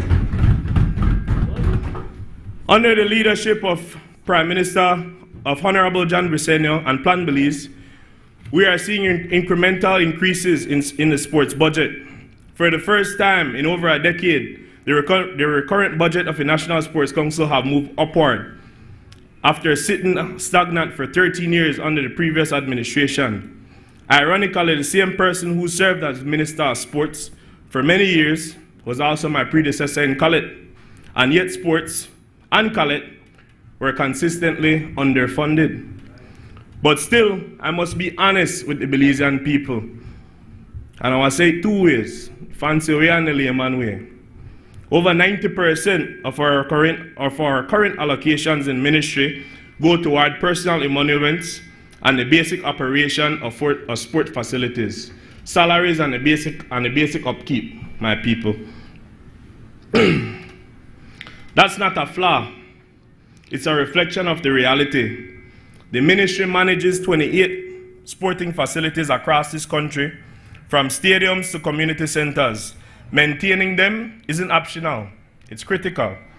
Still, this leaves too little for talent development, for coaching programs, for national athlete support, for grassroots engagement, for structured youth leagues. The real work, a true transformation. This is not acceptable, and that is why, Mr. Speaker, I will not sit passively behind a desk in Belmopan waiting for change. I will be in the trenches, knocking on the doors of the private sector partners, engaging international development agencies, and sitting in boardrooms and embassies to seek support our young people deserve. Critical infrastructure, what must be done? We have major priorities to address. The MCC grounds, once a beacon of sports in Belize, football, is crying out for investment. Thanks to the support and advocacy of my colleague, Honorable Anthony Mala, plans are being revitalized. This must be a national effort. The Mexico-Belize Sports Center, still unusable after Hurricane Lisa. That center should be a source of income, engagement, and inspiration. We will prioritize its restoration. You can count on that. lighting across fields. Too many of our youth cannot play after dark. Courts and fields must be lit. Cayo, we are coming back. Norman Brasta will get the love it needs and definitely deserves. Night leagues must be encouraged. Safe spaces must be accessible beyond school hours. Court and facility upgrades. From the Hard Rock basketball court on Iguana Street to rural communities, fields in villages, all across Belize, we must invest in facilities before we can expect the performance our athletes need. We will also launch a comprehensive facility assessment this fiscal year, pairing it with costed rehabilitation plans and timelines so that Belizeans can hold us accountable and track progress, just like the other said. We cannot and should not attempt to do this alone. So we plan to forge strategic partnerships. To the more structured national federations in Belize, the Football Federation, the Volleyball Association, the Basketball Federation of Belize, and others have been doing phenomenal work with very, very limited resources. Let me take this time to recognize President Sergio Chuk and the FFB for raising the bar in football infrastructure and competitions. FFB has the only international certified pitch in the country and committed to partner with the ministry to ensure we have more certified football fields and community fields where needed. Alan Sharp, whose advocacy in volleyball has helped Belize shine regionally. Jacob Leslie for reimaging basketball as a community development tool. The Amateur Athletics Association for their continuous work in ensuring our athletes medal regionally. We will deepen our collaboration, not just by shaking hands, but by sharing budgets, strategizing together, and building systems to help support our athletes compete and win, regionally, internationally, and one day, of course, at the Olympics. Please don't misunderstand me why I highlighted those federations, because every sport matters. I truly believe it. Beyond the big four, football, basketball, volleyball, and athletics, we must also elevate the under-supported sports, swimming, cycling, and I must make mention 16-year-old Chelsea Gillett, a daughter of Kahallet, one of the upcoming female cyclists. Just remember her name. Yeah, 16. Watch her become great. Martial arts, tennis, table tennis, rugby, cricket, sailing, bodybuilding, powerlifting. We see you and we are coming. Every discipline has the power to change a life. And myself and Honorable Anthony Mala, aka the Minister of Everything, my brother and mentor, we are committed to meeting each sporting body to understand their needs and develop tailored support plans. We will also champion inclusion, supporting sports for persons with disabilities, empowering female athletes, and ensuring equal access across rural and urban communities. The most exciting frontier for sports, Mr. Speaker, is the merging of two powerful engines, the Ministry of Youth and Sports, and of course, the Ministry of Tourism and Diaspora Relations. Thank you, PM, for this vision. Let me also be clear. Youth and sports are not separated portfolios. They are inseparable destinies. You cannot speak about youth development without speaking of sports. And you cannot speak of sports without committing to empowering the next generation. Sports gives our young people discipline, accountability, leadership, resilience, teamwork, and of course, hope. It keeps them out of crime. It pushes them towards opportunity. It replaces the street corner with football fields and basketball courts. Go out to Berja Field any day of the week, especially on Saturday, and you will see this testament in action. And that is why I make mention now that my beautiful family from 20A, Farbers Road era, will be doing a replica of the Berja Field in Farbers Road, in Kahallet. Mr. Speaker, we have to be honest with ourselves. Government cannot do it alone. The transformation the transformation we seek for sports, youth development, and of course, for Kahallet, require a whole society approach. That's why I'm calling on corporate beliefs. Sponsor a youth and fund a community coach. Schools and universities integrate sport, not just as extracurricular, but as a core development. International agencies and donors see Belize not just as a recipient, but as a partner with major vision and potential. Diaspora Belizeans return, invest, mentor, coach, uplift. You know what these children are facing because you once faced the same reality. And to my cabinet colleagues, I say, let's build across ministries. Let youth and sports link with education, health, home affairs, and tourism. Let us share data, resources, and outcomes. Let us make national development collaborative again.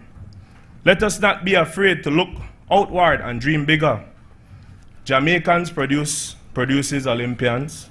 Trinidad hosts international tournaments. Costa Rica and Panama export professional footballers every year. Barbados has invested heavily in youth cricket and is reaping the rewards. Sure, the speaker will like that in his era. So why not Belize? Why not us? We are proud and passionate people. Our athletes have the drive. Our youth are ready. What they lack is not talent. Far from, it's access. What they lack is not heart, it's opportunity. And so I am planting this flag here today. Why can't by 2030 Belize qualify for a Youth World Cup in football? Why can't by 2030 every district have a multi-sport facility that meets regional standards? Why can't by 2030 Belize medal at the Olympic Games? We know what the vision is. Now let's build that vehicle for us to get there. Mr. Speaker, all of this is national for me, but of course it comes back to my new love and long-time love, Kahallet.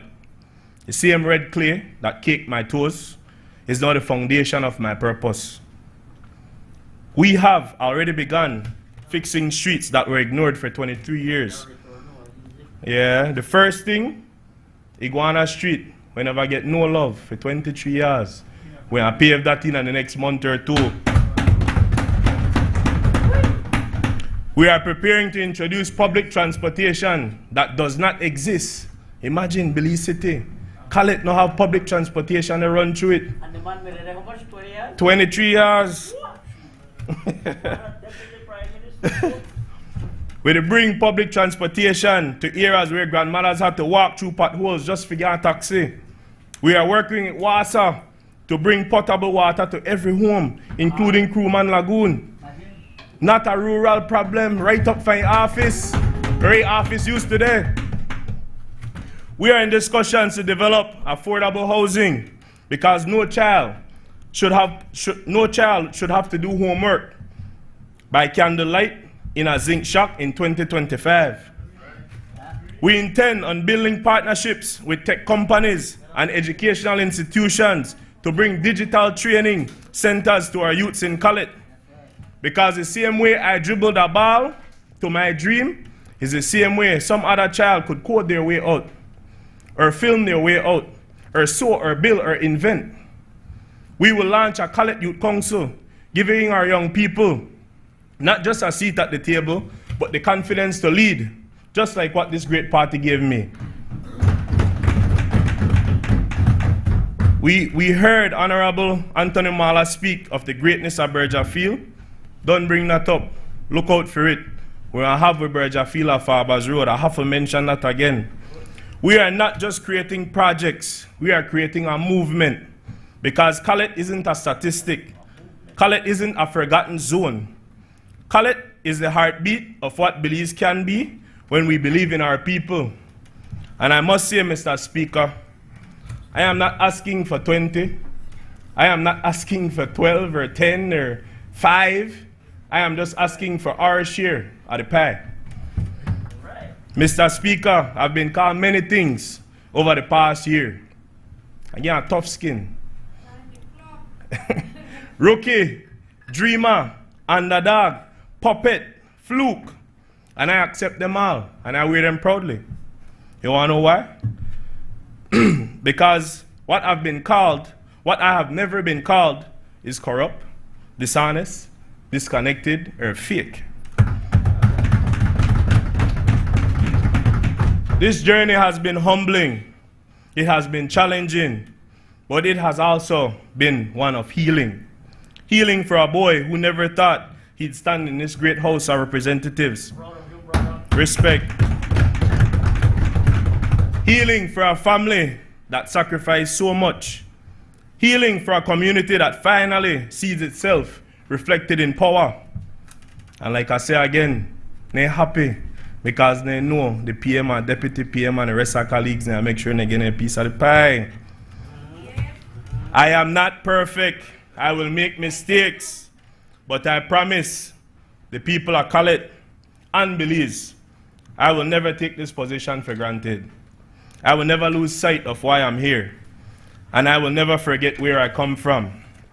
To the youth of Belize, to the young man sitting on the street corner, wondering if his life matters. It does, young man.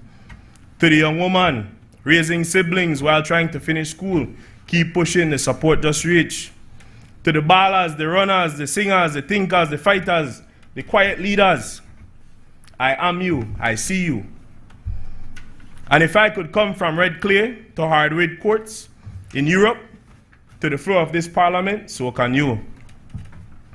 Mr. Speaker, people like to say that the people have the last say. I will say it again, Deputy PM, I know you agreed with me. But let me repeat what I said. The people have the only say. And the people of Kahallet, they didn't just speak, they shouted. They said they were tired of stagnation. They said they didn't want handouts, contrary to other side beliefs. They wanted hand-ups, not handouts. They didn't want perfection, they wanted progress. They didn't want a man with a promise and a checkbook on election day while they lived in the United States every other day of the year. They wanted a man who'd represent them in Kahallet every single day. They wanted real change. And they wanted change to come from within, one and all. Because they so powerfully said it, Devin, that one are we. And so I stand for Kahallet, I stand with Kahallet, and I stand as Kahallet. Let us rise. Not just for 5 years, but for generations. Let us rise together.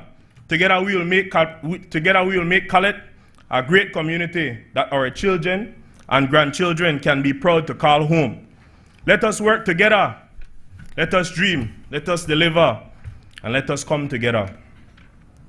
I want to say thank you again to the Prime Minister for this opportunity. It has been a long 166 days to get here. And I fully support this budget because I really and truly believe that this party will make sure my people, among many others, get their share of the pie. Thank you.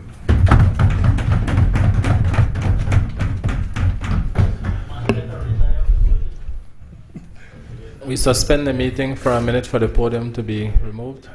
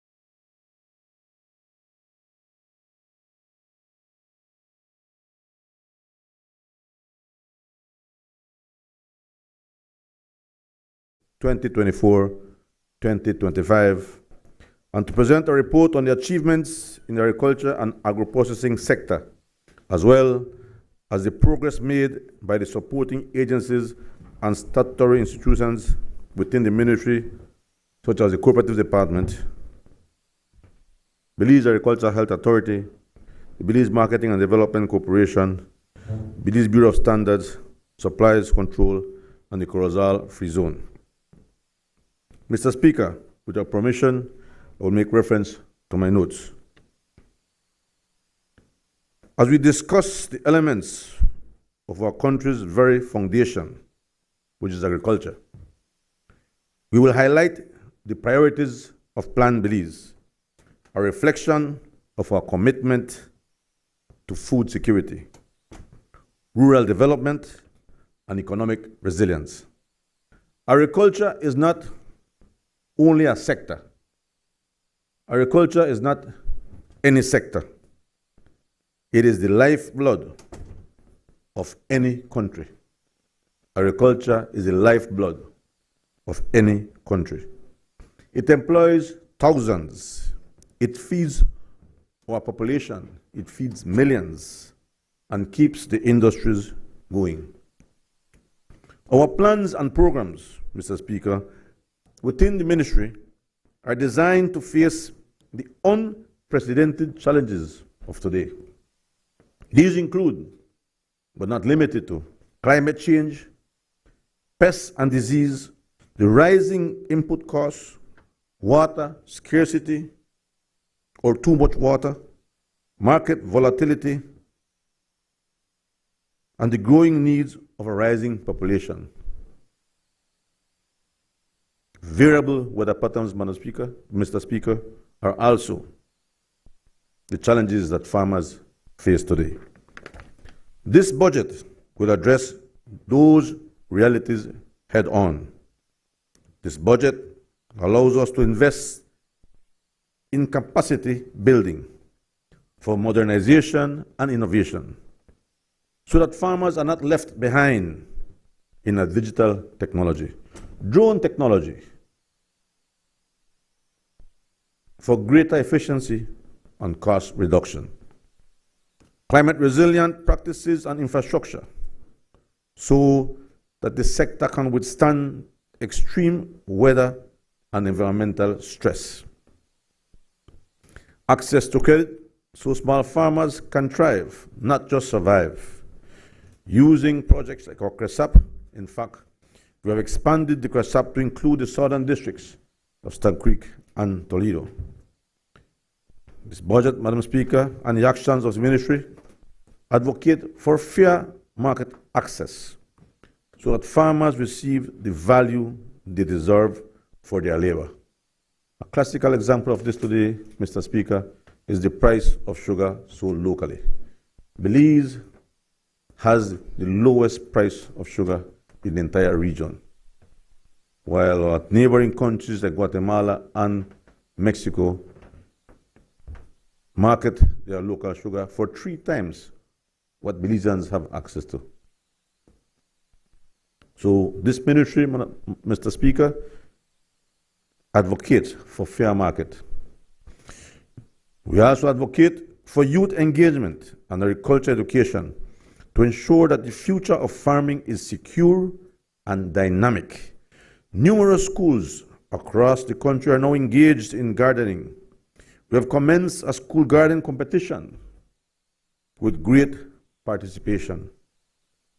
Madam Speaker, the children today have to know that when you plant your own food, it's like you're printing your own money. Mr. Speaker, every dollar we invest in agriculture has a multiplier effect on food security, on rural livelihoods, through gainful employment. Not any employment, Mr. Speaker. $3 an hour is far gone. $5 an hour is far gone. Gainful employment means a decent wage. This budget reflects a plan, a vision of a robust, equitable, and sustainable agriculture future. It reflects plan beliefs from the farm to the table. Mr. Speaker, it is no secret that as outlined under plan beliefs, the sustained efforts to support farmers and the agriculture sector is yielding significant harvests.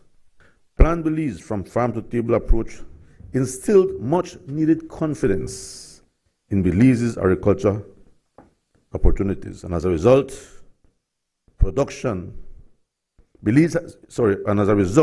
Belize has seen major investments made not only in crop and livestock production, but also in new and modern processing plants that today we can boast of. I will report on the opening of new markets to Mexico, the Caribbean, Taiwan, and Guatemala. Mr. Speaker, new investments have been made in the processing of poultry, in dairy products, in soybean meal, refined soybean oil, coconut water, coconut oil, pasta products, corn chips, corn flour, dog food, and others. All these under the agriculture sector. And on the horizon, Mr. Speaker, there are new investments in meat processing. 2 meat processing facilities are growing up in the north, so that someday we do not depend only on exporting cattle on the hoof, but add value to our livestock industry. There are new investments in wheat flour. A new state-of-the-art flour mill is being installed in the north. Fine chocolate investment, fine chocolate manufacturing, confectionery, coconut, hemp, oil products, and others. Mr. Speaker, all these are investments in the agriculture sector.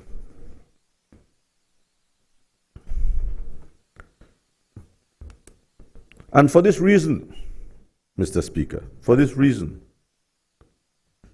the good, hardworking, and beautiful people of Cayo South gave me an overwhelming support for the 4th term.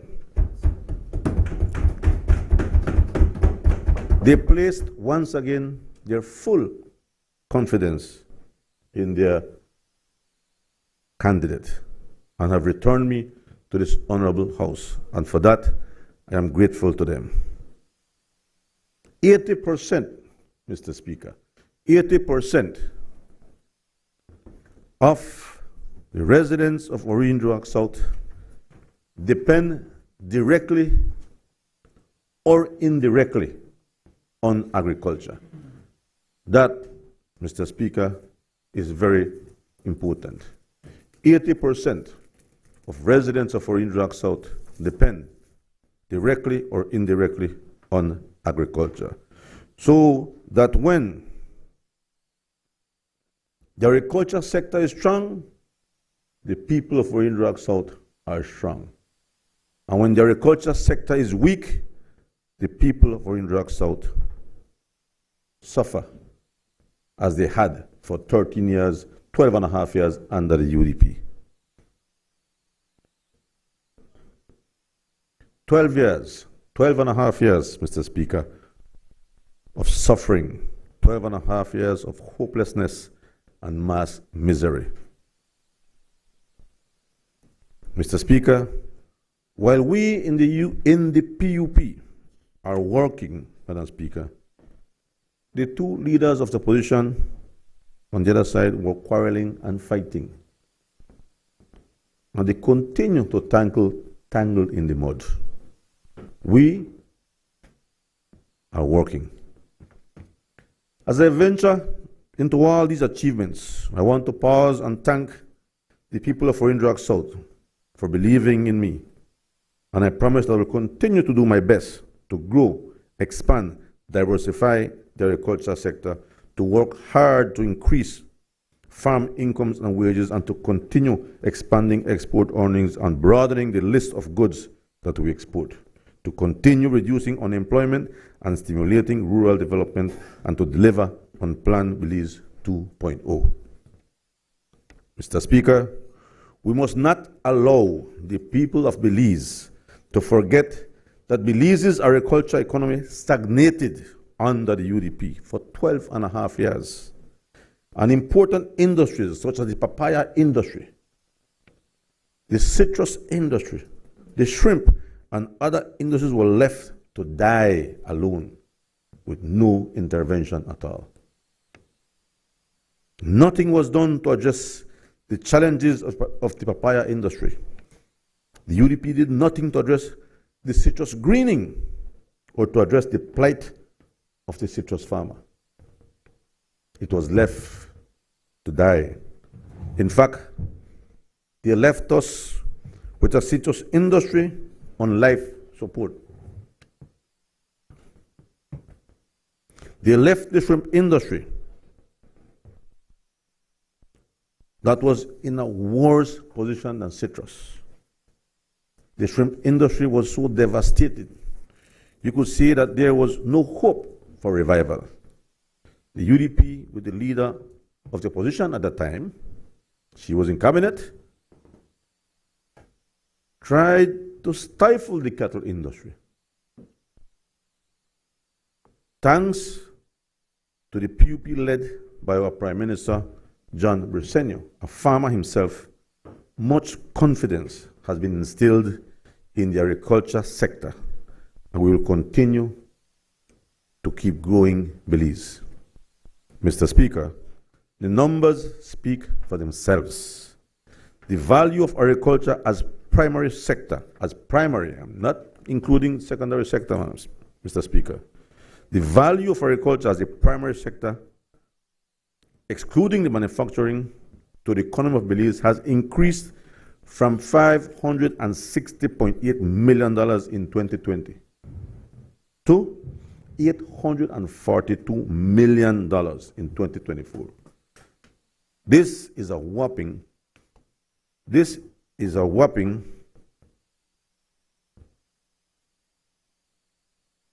281.6 million increase in just 4 years. Imagine from 560.8 million to 842 million. An increase over 4 years, or a 50.2% expansion in the contribution of the agriculture sector to the economy of Belize. This valuation, Mr. Speaker, represents real value in the hands of Belizean farmers and the rural household, and marks a significant improvement to Belize's food self-sufficiency program. Like Plan Belize, farm-to-table approach highlights we are producing what we consume, and we are consuming what we produce. More importantly, Mr. Speaker, the true value of the agricultural sector to the economy of Belize is much higher than the $842.4 million. I am reporting today, as this figure is only putting a value to the sugarcane delivered to the factory, not the sugar processed. This does not include citrus processed into concentrate. It only includes citrus delivered in boxes. It includes pigs on the hoof and not value added. That is what the figures represent. Mr. Speaker, let me now move on to Belize's export agriculture sector. Despite the challenges of pests and diseases, price fluctuations, and market uncertainties, and climate change, Belize's agriculture export continue to show resilience, innovation, and strong potential for growth. Let me begin with sugar, Mr. Speaker. In 2024, we saw earnings from sugar exports increase by 15.4%. That's an additional 24.3 million, moving from 157.9 million in 2023 to 182.3 million this year. Molasses also contributed significantly with an increase of 6.3 million, bringing its earnings to 22.1 million. However, not all is sweet in the sugarcane fields. In 2024-25, particularly in the north, the industry is under severe pressure due to the impact of excess rainfall in 2024 and climate change. Fusarium disease was recently detected. Fusarium was never known to affect sugarcane in Belize. It has been known to affect many other crops, but never has it affected Belize as a pathogen. It lives in the soil, but had no effect. But the extreme weather conditions has caused it to become a pathogen, and so the industry is in crisis. This year, we may not be able to reach the 900,000 ton mark. In years before, we've reached 1.38 million tons.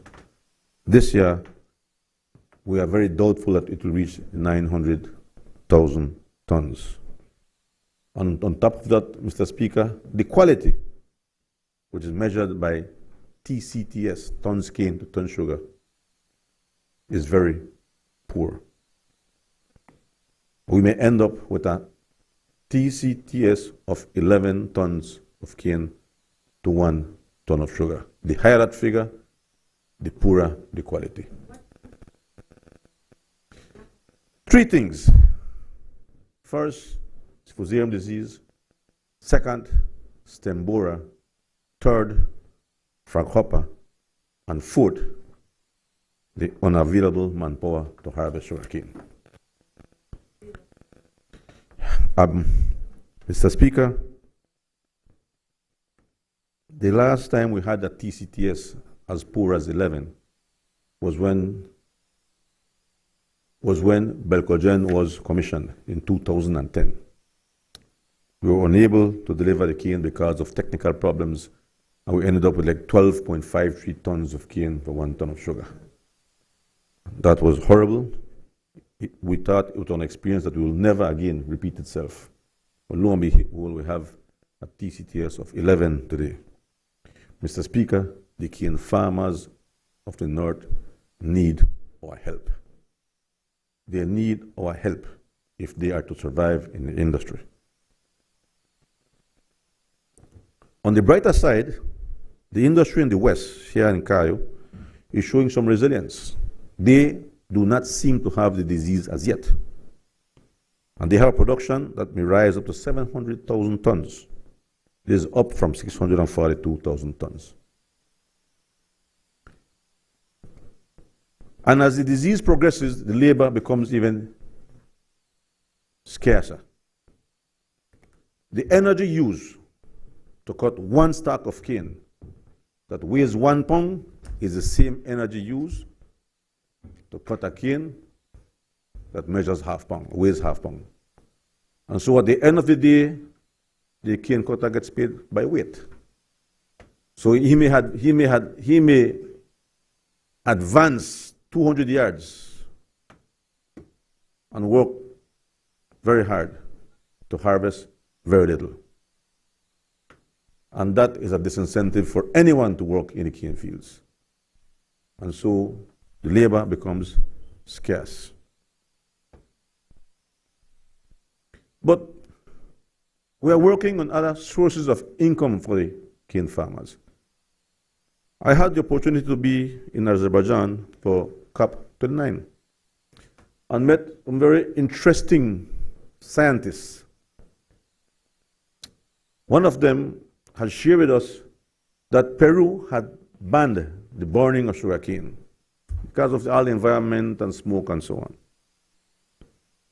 And that entrepreneurs are now converting the biomass left in the field using harvesters to convert into biochar. and in doing so would then attract funding for carbon sequestration, carbon credits. The farmers in Peru are paid between $8 and $10 US per ton of biomass. This is leaves left in the field after you've harvested with a machine. We have had the first meeting with these scientists, and it may well be in the near future that we have to resort to this type of technology to add value or to add an additional source of income for the cane farmers. Slowly, Mr. Speaker, Belize is reaching the point where mechanized harvesting will be required. Transitioning will take time, but it is a matter of time before it occurs. No one anymore is interested in cutting cane in the hot sun. In Guatemala, the government, I think, enforces that the companies provide extra benefits to the cutters, health benefits. I think they provide them with Pedialites, they provide them with good food, they provide them with buses and shade. And slowly that is becoming the situation in Belize, because cutting cane is a very difficult job. But we must do some serious reflection, Mr. Speaker, and ask ourselves if we are treating our cane farmers fairly. The price of sugar sold locally is at 75 cents a pound, maximum price. It's a controlled price. The farmers have been asking for an increase in the price. In Guatemala, the price is 3 times what it is in Belize. And in Mexico, it's the same.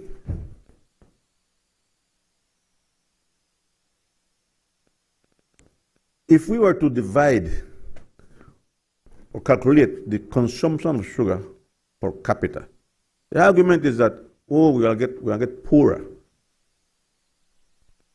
But it's unfair for the cane farmer to be subsidizing everyone else. It's unfair.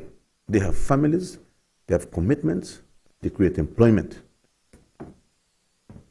The per capita consumption of sugar is 64 pounds per capita. In 1 year, that if you were to consume 64 pounds, which is a lot, by the way, sugar causes diabetes and other diseases. It's $48.17 a year. That's what a person pays if he consumes 64 pounds of sugar in 1 year. That comes down to 13 cents per day. So if you raise the price of sugar, how can that impoverish someone? As a matter of fact, we should encourage minimum uses, reduce uses of sugar for health purposes. And so that is what we have to analyze and make conscious decisions. Raising the price may help with controlling our diseases caused by sugar and high glucose foods, but it will also contribute to the farmers. And so we have to do some serious thinking and consideration if we are to help, if we are to support our cane farmers in the north. Last year deliveries, at this time, same time last year, we were at 806,000 tons. Today, we are at 685,000 tons. We are short of 121,000 tons. In sugar produced, we are 3,428 tons behind in white sugar.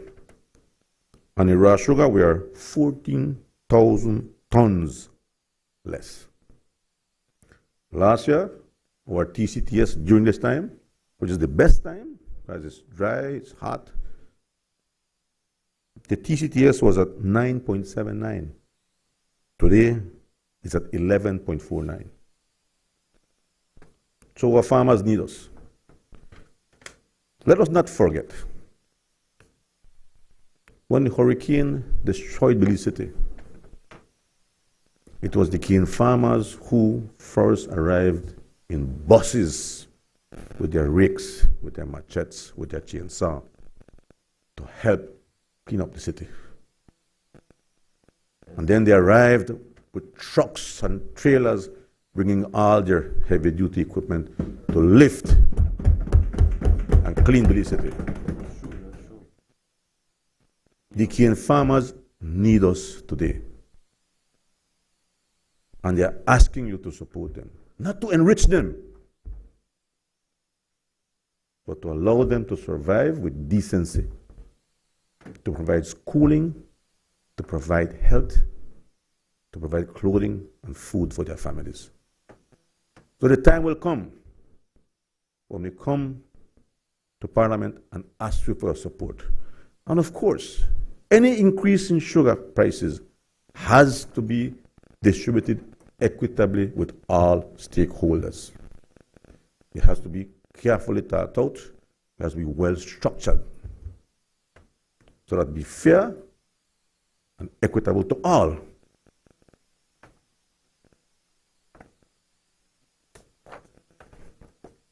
Mr. Speaker, the shrimp industry sector 10 years ago was at $100 million. But in 2015, we had a disease.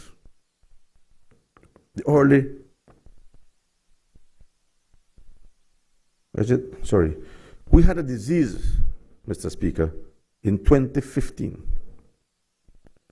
And nothing was done. There was no intervention. And our production went down to 2 million pounds. Today there's a renewed optimism, there's a new technology, there's new intervention. The DFC facilitated a loan agreement. And today the shrimp industry is on a rebound again. Last year we had again another flood, and it affected the shrimp farms. But today, we've opened markets to Taiwan. We've opened markets to Mexico. We have farms like Quality Shrimp, Royal Maya, Beluro, and a new investor in South Stann Creek that are scaling up operations. New and faster growing broodstocks have been imported. And Baja has been doing commendable work with disease surveillance and monitoring. These efforts, Mr. Speaker, have allowed us to maintain access to the very important markets. Hence, it is important for those who are accustomed to contraband shrimp from Central America. Belize is the only country that does not have white spot disease of shrimp. Mexico and Honduras and Guatemala, they all have white spot disease. So when you import illegally shrimp into the country, you are putting at risk our industry that we are just trying to bring back. Mr. Speaker, coconuts. We have made remarkable progress in 2024. We have close to 20,000 acres of coconuts planted in this country. Yet, we are short of coconuts today. That is a good problem. When our 20,000 acres come into full production by next year, our markets may have been established. Yes. In 2024, we exported $1.9 million worth of coconut water to Jamaica, and in 2025, we're projecting to triple the volume and value of coconut water into Jamaica. And no coconut water tastes like Belize water, believe you me. In addition, Mr. Speaker, for the first time, over 40 containers representing over 1 million coconut nuts, both dry and green, have been exported primarily to US and Guatemala.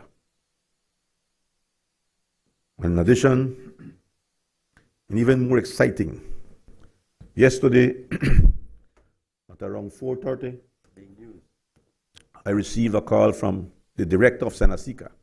Senasica is the Animal and Health Plant, Animal and Plant Health Service in Mexico. He informed us that Belize is now free to export coconut to Mexico with husk.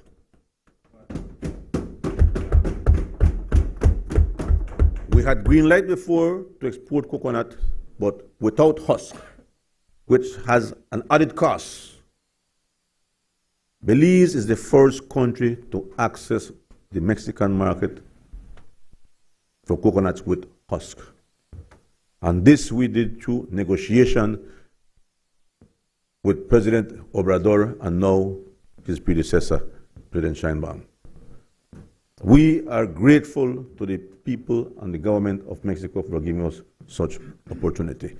This means, Mr. Speaker, that any person that is growing coconuts in their backyard, 10 trees to 10,000 trees, can harvest coconut, take it to a packing plant. It is washed and packed in a box and sent away. This puts the coconut industry in a total different direction. So it is good news for this country. And, Mr. Speaker, we expect to begin this exportation of coconuts to the US. We are waiting for their final approval, which they haven't given to us yet, but it is in the pipeline, and we hope to receive good news from the US government, USDA APHIS, in the next few days. Already, you would have heard cattle being exported to Guatemala, pigs, corn, sorghum, but never had we heard of coconuts. Today, the Guatemalans are buying from us any amount of dry coconuts. And so those who are doing coconut oil in their backyard, what we refer to as cottage level processing, have a problem because they cannot find dry coconuts to do the coconut oil. That again is another good problem. And so that is where we are today. But up to date, we have exported to Guatemala 500,000 coconuts.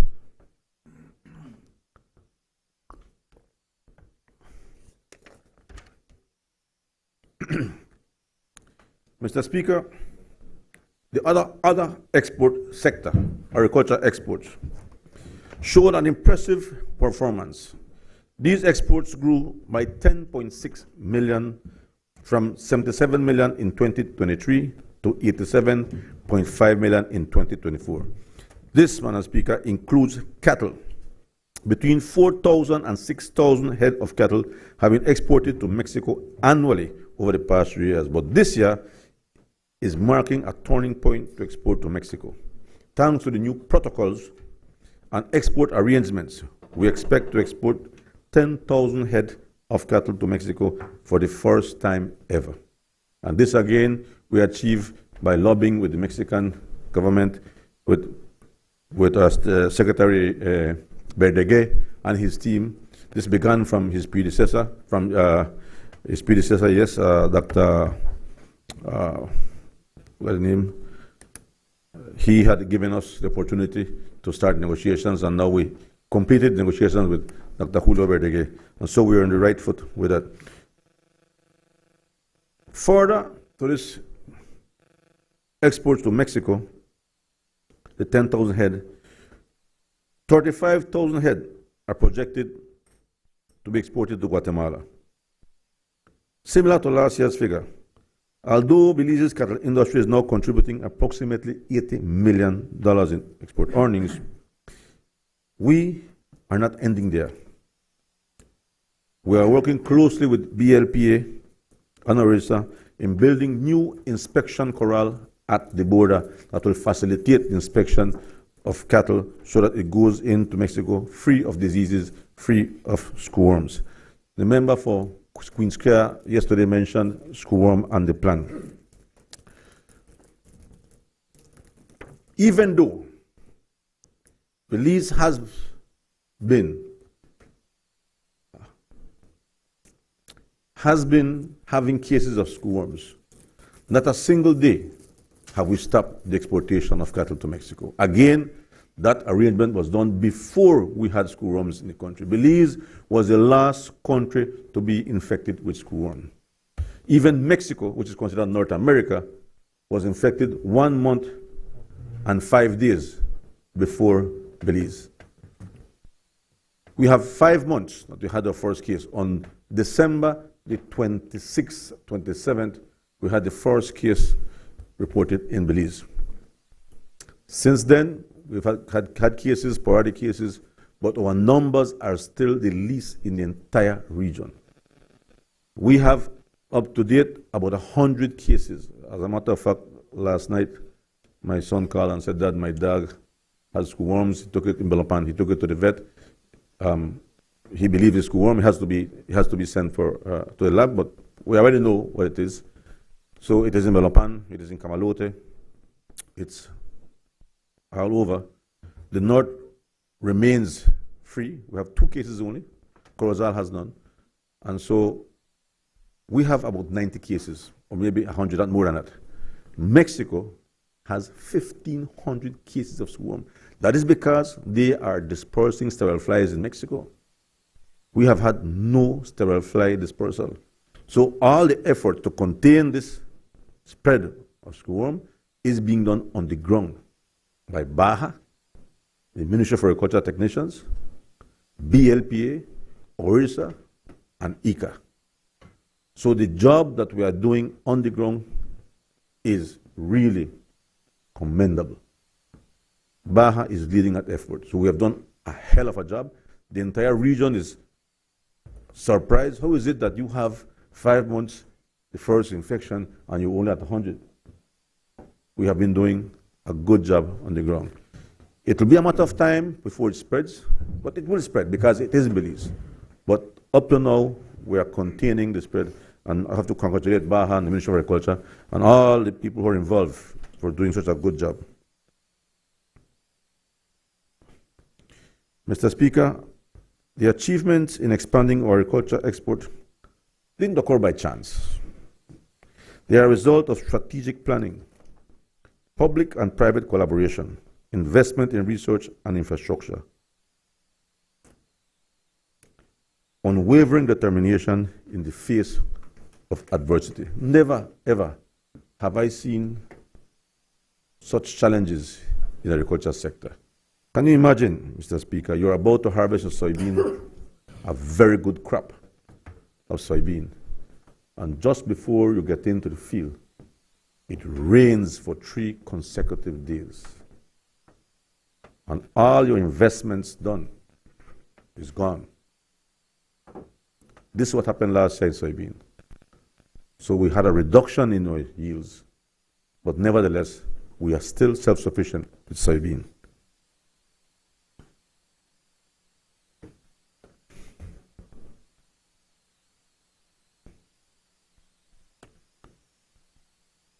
So in the grain and the legume subsector,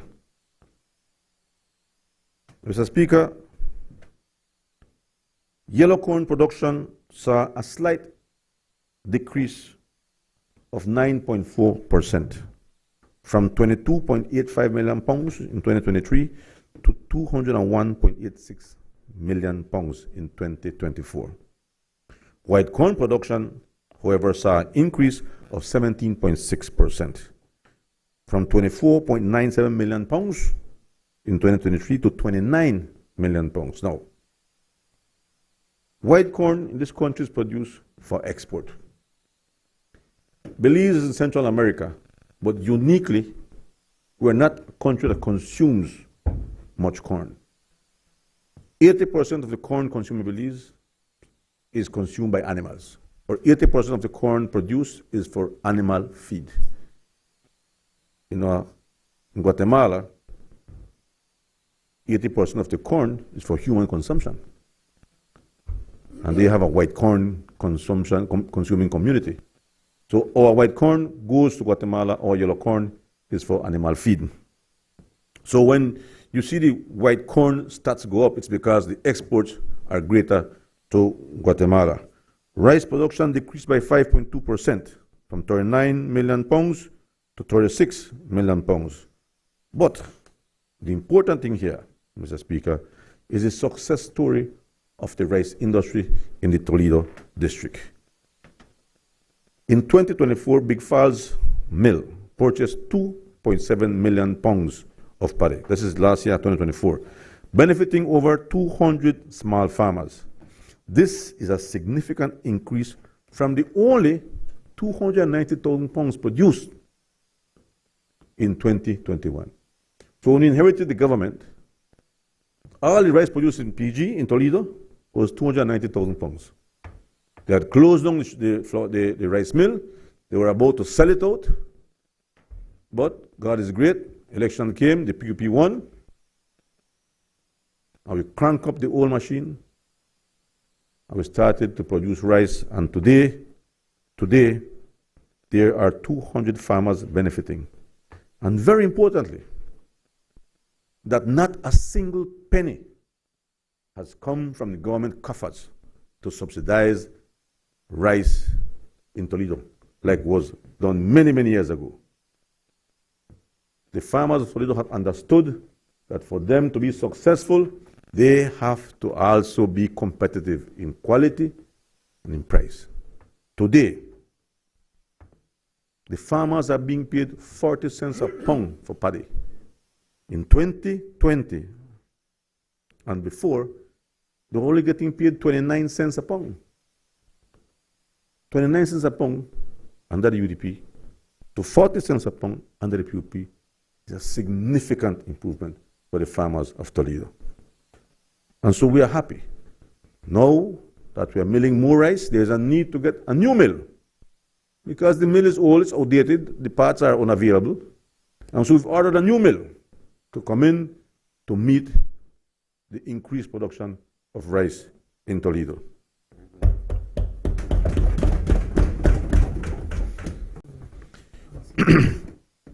Land preparation for 2025 is complete, and the rice industry in Toledo is expected this year to propel to 3.5 million pounds. 3.5 million pounds. And the following year, we'll take it to 6 million pounds until we reach where we were many years ago. And the upgrades in the rice industry at Big Falls include rice sorters, separators, and all the technology that goes into making rice a good quality. New hybrid varieties are being tested in the south, and of course the rice mill is coming in. And now from selling the rice bran, which is sold as animal feed, we are adding value to that. We are converting the rice bran to pellet, which can be used directly for livestock consumption. That again is another achievement that we are about to make. Mr. Speaker, in red kidney beans production increased by 13.6% from 5.2 million pounds to 6.1 million pounds. As we all know, red kidney beans is the cheapest source of protein in this country, vegetable protein. The cheapest source of meat protein is poultry. If you cannot eat the beans, you eat the poultry to get the protein. Cowpea and black-eyed pea production increased by 62.8%. That is destined for the Caribbean market every time. One commodity that had a decline, Mr. Speaker, is black beans. I don't know why. It's good protein too. But the production went down. Oh yes, more healthier, of course. More nutritious than the kidney beans. No, black beans is indigenous to this region. The Mayas used to plant black beans. And then the English come and bring red beans, and now we can't get rid of it. And a big pigtail too, and we can't get rid of it. But we saw a dip in production. But more importantly is to know that as you move out of one commodity, you do another commodity. And in this case, soybean has picked up that slack. So we are the only country in the region that produces enough soybean to feed itself. We are self-sufficient in soybean, in rice, with kidney beans, meat, in poultry, beef, pork, eggs. Nobody in Central America can compete with us.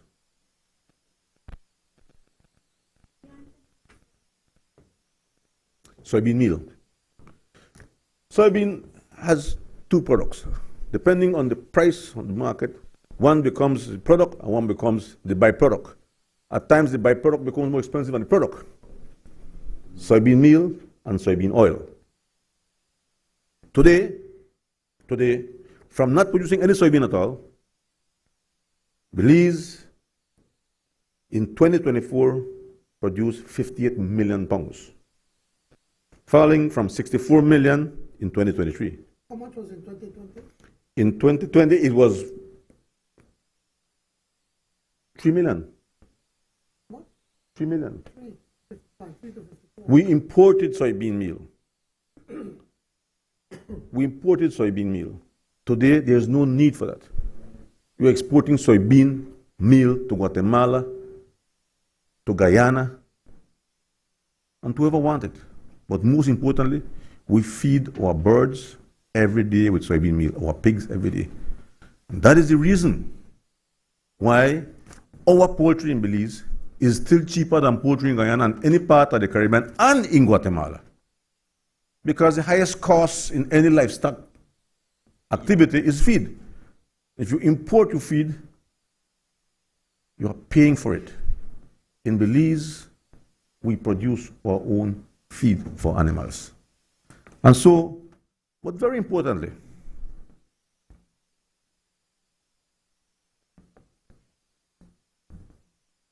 more importantly is that as recent 5 years ago, Belize was still importing soybean meal for animal feed, while in the last 3 years, Belize have been self-sufficient. We are the only country that has that ability. The story of soybean is a story of resilience of both the Belizean farmer and the PUP government. We tried this years ago. We were learning. Now we've perfected the growing of soybean. And with the help of our Mexican friends again from INIFAP, we acquired 7 varieties, the Huasteca varieties, which were developed in Veracruz. And these varieties seem to be doing much better than our local varieties. And most notably, the investments, Mr. Speaker, in soybean are a state-of-the-art soybean plant in Blue Creek. This plant in Blue Creek is chemical extruder, which extracts every single bit of oil out of the meal. That if you need to use the soybean meal to feed animals, you need to put back some oil in it because it extracts everything. It's a very efficient system, state-of-the-art. But when you have the oil, what do you do with the oil? It is raw form. So the other company in Spanish Lookout invested in an oil refinery. And so that oil now, after being refined, is placed in containers and bottles and sold on the shelf as refined soybean oil. Mr. Speaker, it's only a matter of time before we start to tarify 123 oil, to give our local oil the benefit.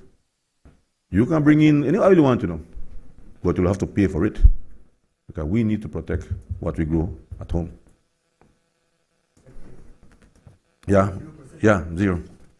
Yeah.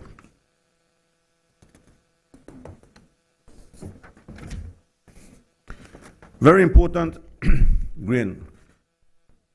Mr. Speaker, are you aware that the most consumed grain in the world is wheat? Belize is very unique in the sense that we're in Central America, but we're a flour-eating population. We want bread. Bread for tortillas and a cake fried jack. While the Central Americans is corn. We import far more flour and wheat than we import cornmeal. The growing Hispanic population, though, is getting there. But even they know do their fried jacks. Even they know do their pancakes and their Johnny cakes and their waffles and bread. And the recent trends in wheat and the war in Ukraine and Russia has caused the price of wheat to increase. The largest producers of wheat in the world are China, India, Russia, USA, France, Pakistan, Canada, Germany, Ukraine, and Australia. So you know when Russia and Ukraine go into a war, what will happen? The price goes up, and the people are subjected to the high prices. Well, we are growing our own wheat in Belize now. And we are looking to repeat the story of soybean, from no soybean to self-sufficiency in soybean. Again, I met the scientists at from CIMIT at Azerbaijan, Baku, and I asked them about the tropicalized wheat. Let me just give you a little background info. After the Second World War, Mr. Speaker, in Europe, the United Nations commissioned a study on population, world population, to see at what rate the population was growing. And millions had died in the Second World War, but they noted that the population in Asia, Africa, and Latin America was growing at a rapid rate, but food production maintained stable. So at the rate of which population was growing and food production stable, the experts believe that by 2020, if something was not done, the world would go into starvation, especially Asia, Africa, and Latin America. So the United Nations then started to inject financing into research centers like CIMIT. And then came the Green Revolution with Dr. Norman Borlaug and all the breeding that occurred. And wheat yield increased, corn yield increased, rice yield increased, and today that is how we have saved the world with research and breeding. So all the varieties we have today are high-yielding varieties, and Belize is not far behind.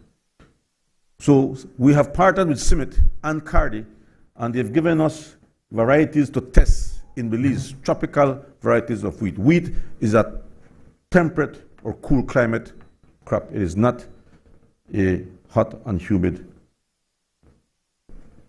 crop.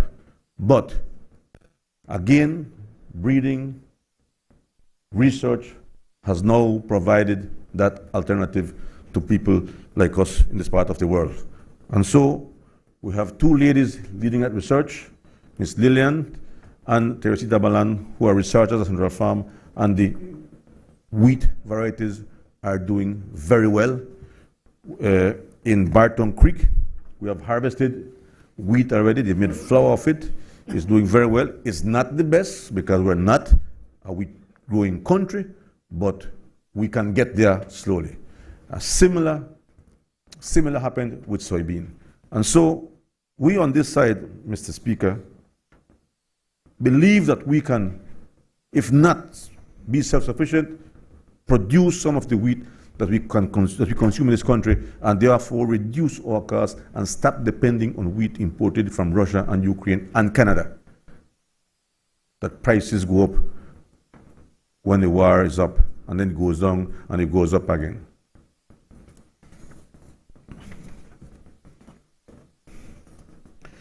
So, Speaker, vegetables and root crops saw a 9% increase in value, primarily due to significant increase in production of onions, carrots, sweet pepper, lettuce, plantains, and cocoyams. Onion production increased by 89% from 1.7 million pounds in 2023 to 3.2 million pounds in 2024. Carrots also increased from 0.9 million pounds to 1.3 million pounds, representing a 52% increase in production. And lettuce production increased by 40% from just over 500,000 pounds to 0.75 million pounds. All these are perishables. And therefore, when there's too much production, there's an oversupply and there's losses.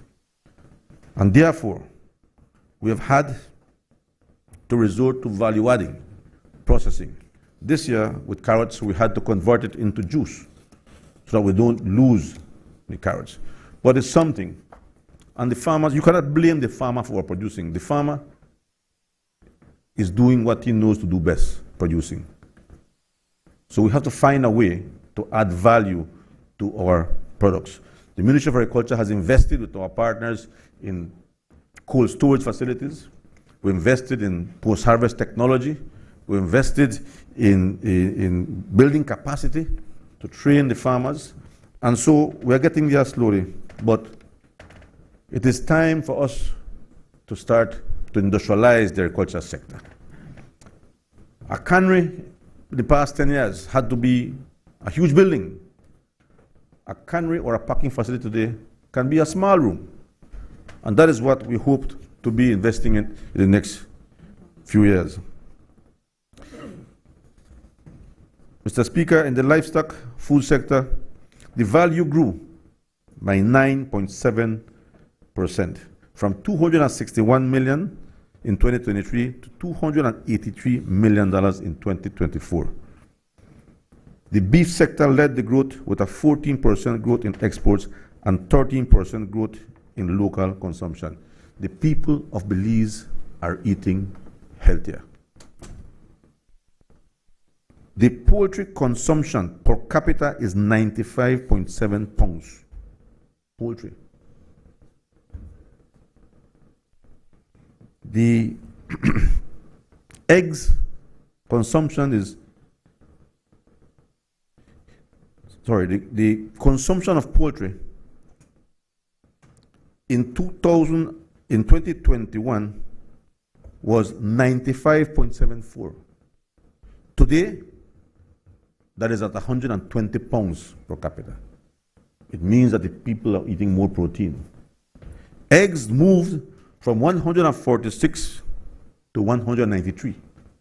It means that less ramen is being consumed and more poultry and eggs, which are healthier, are being purchased and consumed by the public. It also shows, the records also show, Mr. Speaker, that neck and back now is selling less than a whole chicken. People are buying more whole chicken than neck and back. It means that the quality of life is improving. It means that there is purchasing power. Or else these figures would not be the same. The poultry experienced an increase in production from 30.3 million to 31.1 million pounds, 11% more in value to the Belizean economy. Turkey, sheep, eggs were marginal. Milk production fell because of the dry weather and drought. Milk production fell by 21%, from 14.4 million pounds to 11.5 million pounds in 2024. So, despite the noise in the market about the unavailability of pigs for processing, we don't know where that's coming from. Did you eat pork today? You had pork to eat today? Right? We had pork today. You go to the supermarkets and there's pork in the freezers. There's no scarcity of pork. There's who you prefer to sell to. You prefer to come to the agriculture show and sell, or you prefer to sell your customers? It's a matter of preference. So there's no shortage of pork, Mr. Speaker. But the Ministry of Agriculture continues to support the processors. Pork bellies. Pork bellies is limited. They use it for to make bacon. When we are short, then we would import so that the bacon can continue to be manufactured. When it's time for Christmas and they want the hams and the picnics, we also provide them with license to import picnics green so that they can process and then sell it on the market. So we continue to support in that way. But whenever they say they are short, we would allow them to import. One of the most touching, I believe, activities, and I don't see Emilio here, is the school gardening program. This initiative is fully supported by the ministry, and as we advance Plan Belize 2.0, the school gardening program, I wish that we had more hands. I wish I had more staff, because nothing gives you the satisfaction to see the glare and the happiness in a child's face when they're in the field, working the plants, planting, weeding. Today we have 60 schools all over the country that have gardens.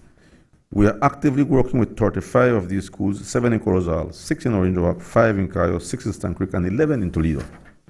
In order to keep the school garden spirit high, Mr. Speaker, we encourage more schools to get involved. As a part of the agriculture show, we have launched the National School Garden Competition. Amazing to see these gardens and the children working in the gardens. This year, San Victor Primary School in Corozal won the first place. San Antonio Government School, second place. Sandy Creek Academy in Stan Creek, third place. Chan Chen Government School, Corozal, is fourth place. And Boletri Seventh-day Adventist School also won fifth place. In the high school category, Mr. Speaker, of course, the Belize High School of Agriculture in my constituency won first place. And Belmopan Comprehensive School, second place. Congratulations to all these schools who participated. And in agro-processing, again, we cannot speak agriculture and not make reference to processing. In the dairy industry, Western Dairies has expanded, introducing the UHT milk in pouches. And a new plant is going up in Shipyard. Soybean meal plant in Blue Creek, state of the art, already operating and produces both high-fat and low-fat soybean meal. State of the art. Soybean oil refinery in Spanish Lookout. The plant is complete and now doing testing and fine-tuning. The corn flour plant in Spanish Lookout. This plant is also complete and will be producing product from local white corn mostly. Coconut processing into coconut oil across the country, into oil, coconut water, milk, silkgrass farms. Really impressive what they're doing in silkgrass farms. And then we have in Shell, Tropicoco is also producing coconuts for export to Mexico and USA. We have Texbel and coconut water at CPBL. So coconut industry has really taken off. And in Orange Walk, a new flour mill. And not only flour, but products that are made from flour. All these pasta products, all this ramen that people love so much, can be manufactured in Orange Walk now with this new plant. We have Bowen & Bowen's corn chips. And this is where we need to focus. We export our corn to Guatemala and Salvador as gluten, and they add value to it. They convert it into chips and then send it back to us as a chips named Diana. We have to reverse that trend. We have to do that chips in Belize. And Bowen & Bowen has taken this on head on. They are doing a hell of a job. They have excellent quality product. They are putting it on the market now, and I ask everybody, all Belizeans, to be patriotic and buy Belizean. A new chocolate plant to be constructed in Toledo District to produce fine chocolate. Again, we export cacao and we import Hershey's chocolate. We need to stop that. The BMDC, a good example of value adding. They do fruit pulps. They pulp now pitahaya, dragon fruit, soursop, mangoes, and make it available to the supermarkets and to the restaurants. What we drank today in there is dragon fruit juice. Healthy, nutritious, fresh Belizean, grown in Orange Rock, by the way. No, sir. Orange Rock South.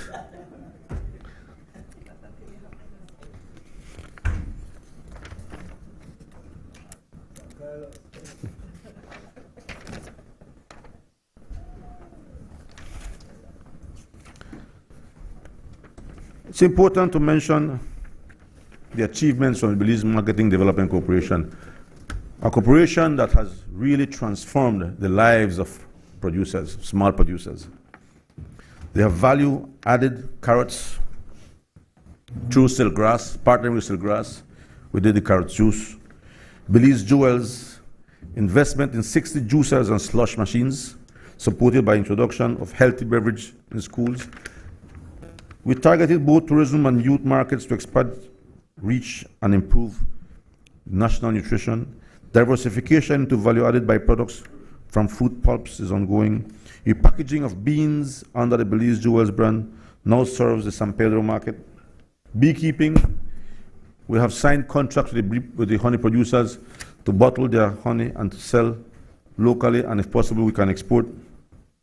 And now, we are now converting the BMDC into a packing plant, which will be used to export, to pack and export coconut to Mexico in the time being until we can put a big facility for the processing of coconuts. Mr. Speaker, I want to highlight the importance of BAHA in animal health and plant health and food safety. BAHA made a very important intervention. We had to register the products that are being used for livestock if we were to maintain our exports to Mexico. So BAHA made an exercise and we registered 336 products so that it be legal in the country and that we can maintain our export market. The plant health department processed 3,626 import permits for sugar, corn, beans, papayas, orange, cacao, and coconuts. BAHA has been at the front, protecting the agriculture sector, protecting from diseases and from pests. I want to thank the staff of BAHA, managing director and her technical team for doing such a wonderful job. We are indeed the envy of the region. BAHA has done significant work in shrimp, in cattle, in pigs, in poultry, and this is the era of diseases, so many diseases, and BAHA has done such a wonderful job. The Bureau of Standards is also part of my ministry. A major milestone achieved during this reporting period in the government of Belize is formal endorsement of Belize National Quality Council in November of 2024. And this marks a critical step in advancing a national culture of quality and strengthening Belize's quality infrastructure. If we are to again continue to export, we need to have these standards in place, and Bureau of Standards is doing just that. I want to thank Samantha and her team for again raising to the challenge and helping the agriculture sector to move forward. And when it comes to the Bureau of Standards, Mr. Speaker, the Bureau of Standards has been, so to speak, the whip for all those who try to price gouge. In so many years, I think from 2008, 2014 and on, I think only 13 people taken to court. we, with the new mandate we gave them, they have taken hundreds of people to court, ticketed, and given them ticketing and penalizing them for gouging. And I think that that must continue if we are to try to keep price gouging controlled. Mr. Speaker, I want to mention the last organization which my ministry is responsible for, which is the Corozal Free Zone. Again, Mr. Neri Ramirez has done significant work in the free zone. If you will remember, we inherited a government in 2020. The free zone was closed. There was no action, no employment. Neri and his team worked tirelessly to reopen the free zone, vaccinate everyone, put control measures in place, reopen the free zone, and today the free zone is a shining entity generating employment for thousands of Belizeans today, where the upgrades of the Santa Elena access road leading to the zone was paved under Cabay financing. It was at the cost of $3 million Belize dollars. The government of Belize supported with $150,000. Cabay provided the rest, and so it's a pleasure now to drive into the free zone on a beautiful, well-kept, paved road. I want to thank Neri and his team for such a wonderful job. I want to wind down. I want to close off my presentation, Mr. Speaker. And it's a pity sometimes that we politicize food. Food is not partisan. It's not PUP nor UDP. It should not be kicked around like a rotten pumpkin. There are countless examples of our government showing that we value Belizean farming. A small farmer or a big farmer is no difference. They produce food for a hungry nation. Farming and food security are the foundation of our economy. It is the foundation of our communities and our environment. Agriculture is that beacon of hope that provides quality livelihood for the rural community and food for the entire nation. Madam Speaker, we should not politicize food and agriculture. And I want to close off by highlighting the many achievements now in Cayo South. Guinea Grass can now boast of a modern highway. No longer do teachers arrive at school dusty up. A modern highway. Guinea Grass can now boast of a modern water system expanded to meet the needs of water from all the villages. And now we are in the process of acquiring land to expand the village. There's a need for expansion of house lots, and we are working on that at the same time. Yo Creek, all the streets have been upgraded, and again, lights have been placed in, hundreds of lights have been placed in all the villages. So darkness is slowly becoming a thing of the past, Minister. We're almost reaching Belize City with so much lights. And I said once, why is it that in Belize City there is a light on every lamppost, but in the villages there's a light at every half mile? What is the difference?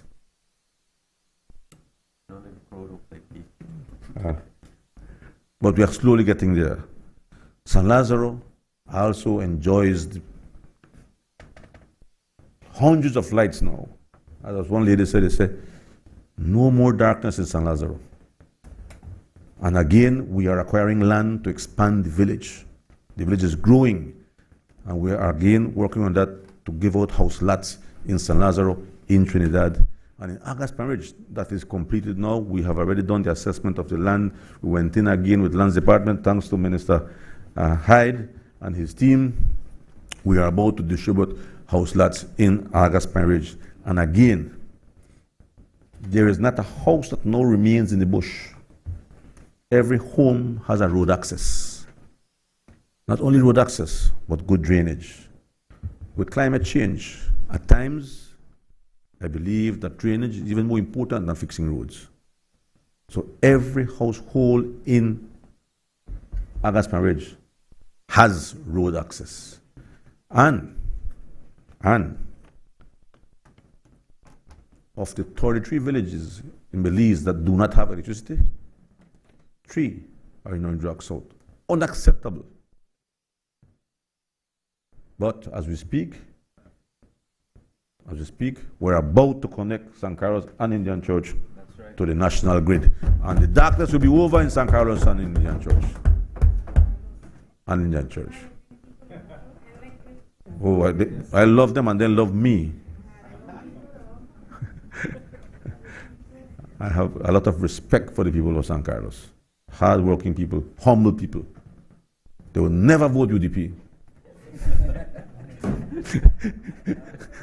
It doesn't matter how you politicize agriculture, San Carlos would never vote UDP.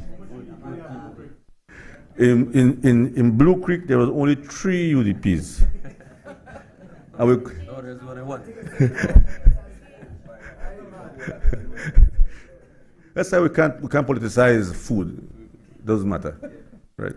We can't. We shouldn't. We shouldn't. And so, I want to congratulate the people of San Carlos and Indian Church for being patient and waiting for us to connect them to the national grid. And in July we'll do that, right? And so, Madam Speaker, I am proud of Cayo South. I am proud of all the Belizean farmers. I am proud to be their minister because they have done so much for our country. And I pray that God bless them and their families, and I pray that God continue to bless this beautiful country. Thank you, Mr. Speaker.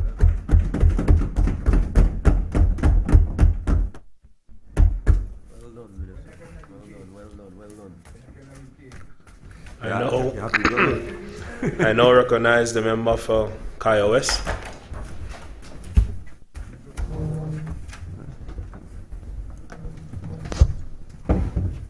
Mr. Speaker, members of this Honorable House, I stand before you today to express my sincere apologies for my absence during yesterday and day before session due to an urgent and personal matter with my family. I was unable to attend and participate in the discussion as I had to intend.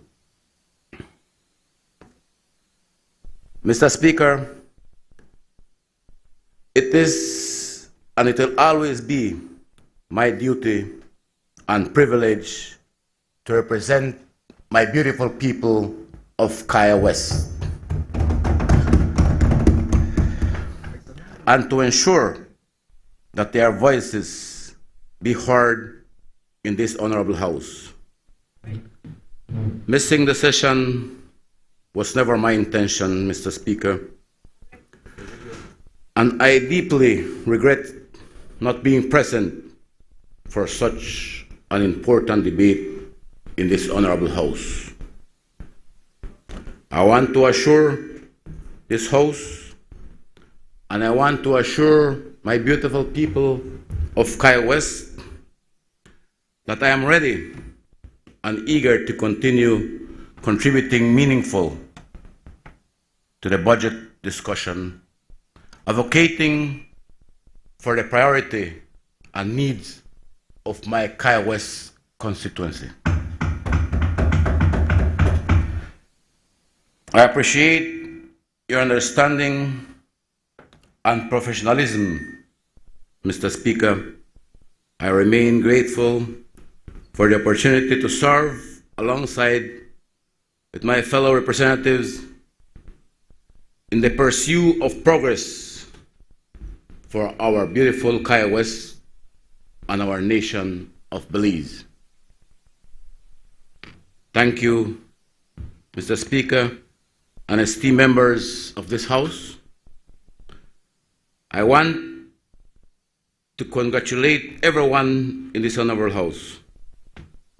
I congratulate you because I know the work it takes to put your name on a ballot and win a constituency. I congratulate colleagues on this side of the aisle for winning their constituency and showing the country that they are ready to serve despite the journey. I especially want to take this opportunity, Mr. Speaker, to congratulate one of the history-making ladies of our lifetime. I congratulate the Honorable Tracy Tiga Panton for becoming the first female leader of the opposition. Honorable Tracy, congratulations. I rise to publicly thank the people of my beautiful Cayo West. This includes my people of Benqueviejo del Carmen, San Jose Socots, Arenal, Calacreek, and Corozalito. I say to the people of Cayo West, from the bottom of my heart, that I will show them what leadership is. From the bottom of my heart, I will lead by God and put the people of Cayo West first. If you allow me, Mr. Speaker, I would like to say some word in Spanish. Para mi gente de la división de Cayo Oeste, quiero darle gracias a Dios por la oportunidad de tenerme aquí y quiero que sepan que les voy a representar con respeto y dignidad. Thank you, Mr. Speaker. I especially want to thank, Mr. Speaker, my wife and family who stood by me and supported me on every step of the way. I look forward to continued support. I also want to thank my campaign team and everyone who contributed to my success leading up to on the day of election. I must thank the people who do not even know me, but expresses their support for my genuine and humble win on social media. I may not know you personally, but I thank you for your well wishes and support. I am especially grateful for my United Democratic family. I am moved by your support for me and your concern about my well-being. I assure you my commitment to party work and party unity remains firm. Mr. Speaker, members of this honorable House, fellow Belizeans, I rise today to address the 2025-2026 budget and most importantly, to advocate for the residents of my beautiful Cayo West. This budget, Mr. Speaker, is more than figures on paper. It represents the future of our communities, our businesses, and the livelihood of our people. As elected officials, our duty is to ensure that our constituencies receive fair representation, and equitable development. Cayo West is a tribal region with agriculture, tourism, and small enterprise driven economic growth. Yet our people face pressing challenges that requires immediate attention. Infrastructure, our roads, bridges, and public spaces need urgent upgrade to support economic activities and community well-being. Agriculture and business growth.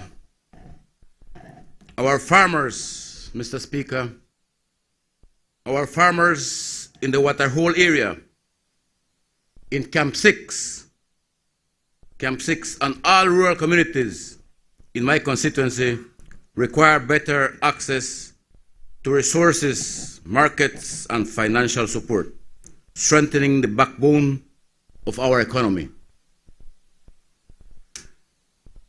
Furthermore, Mr. Speaker, I call on this honorable House to allocate the necessary funds to open and rehabilitate the sports fields serving the communities of Arenal, Cala Creek, San Jose Socots, Corozalito, and also the Amin Egar Stadium in Benque Viejo. These facilities must not be treated as a revenue-generating venue, as has been the case with the Marshall Stadium, but rather develop as a free and open space available to all players, regardless of background or ability. Mr. Speaker, sports must be a right, not a privilege.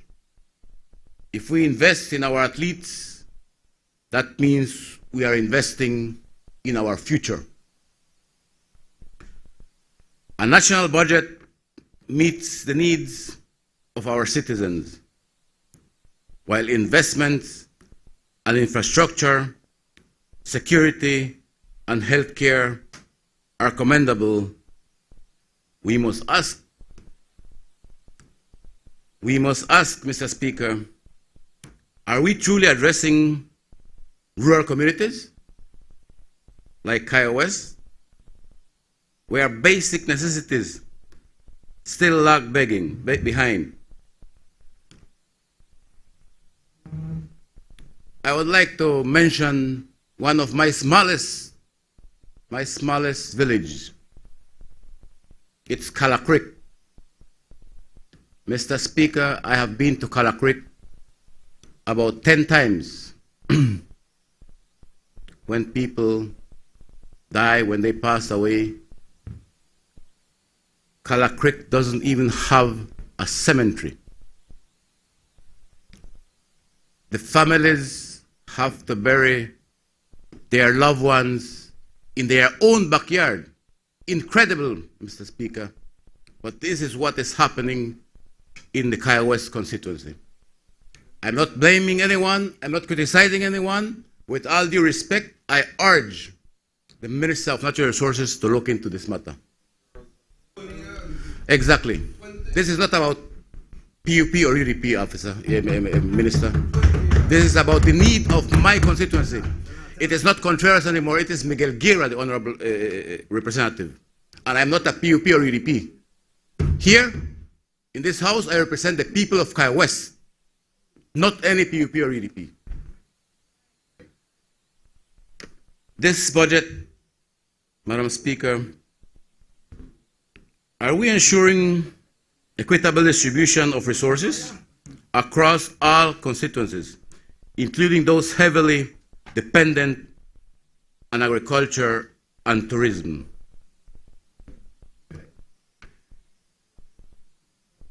I will make mention again once more, Mr. Speaker, our firefighters in the west, in the town of Penqueviejo where I live, I can't call them firefighters anymore. I call them quick response team. These guys are doing a hell of a job. And Mr. Espat,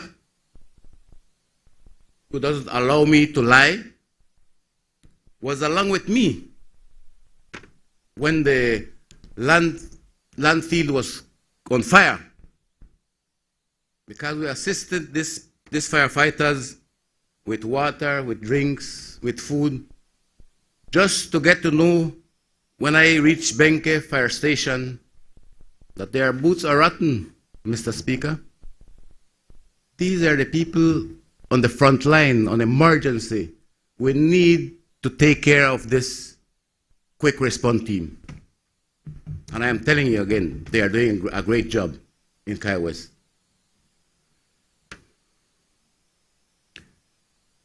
Mr. Speaker, this budget must not only serve the big cities, but also the rural towns and villages that contribute significantly to the nation's economy. The people of Cayo West deserve a budget that uplift, empower, and protect their livelihood. My commitment is clear, Mr. Speaker. I stand here today for the people of Cayo West. I stand for a budget that highlights education, economic growth, infrastructure, and social welfare. I urge this honorable House to take bold and immediate action and ensure that funding reaches the communities that need it most, like my constituency of Cayo West. Mr. Speaker, let this budget be a document of hope, fairness, and opportunity for all Belizeans. Let us work together to build a strong and more equitable future for Cayo West and for Belize. Mr. Speaker, I would like to take, and please allow me to congratulate our national team, national football team. I also have a son in the national team, Najib Guerra, very proud of him, and I just wish them luck. With that said, Madam Speaker, Mr. Speaker, pardon, I would like to once again thank my beautiful people of Cayo West. May God bless you all.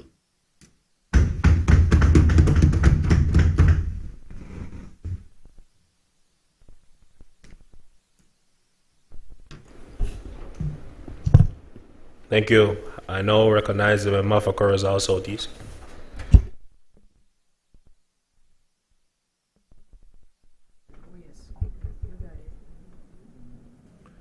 Thank you very much, Mr. Speaker. Thank you for the opportunity. Before I make my comments, firstly, I would like your permission to read from my notes, Mr. Speaker. Thank you. I want to give or express my real gratitude to the beautiful people of Corozal Southeast, Mr. Speaker, for once again on March 12th. How many times? 5 times. Why? Thanks, colleagues. Thanks. Yeah, for once again electing this humble servant to represent them in this honored National Assembly, Mr. Speaker. So thank you very much, beautiful people of Corozal Southeast. I promise you, I will do all I can to be the best representative that I can be for this next 5 years. More than senior? No, I don't reach him. No, sir. But, Mr. Speaker, I rise to share with the Belizean public the Ministry of Rural Transformation, Community Development, Labor, and Local Government achievements for the fiscal year 2024-2025, and our goals and initiatives for 2025-2026. I am deeply appreciative of the opportunity to serve the Belizean people in this new ministry, which has been offered to me by the Right Honorable John Briceño, the Prime Minister of Belize. I'm not waiting for nothing official, PM. I told you that even before the elections, that in my view, you're already the Right Honorable. So please don't punish me for that. I know CABSEC might. I would also like to express my gratitude to Honorable Oscar Requena, my predecessor, for establishing a solid foundation for this ministry under Plan Belize. My predecessor had done a wonderful job, Mr. Speaker. The ministry's objective is to improve the quality of life for local communities and workers throughout the nation. This current administration's strong mandate, which was granted in this most recent general election, serves as a confirmation that we are on the right track for the country's growth and development. Mr. Speaker, I want to read a quote I found in our conference room that I think is very applicable to the work that we are doing in this ministry.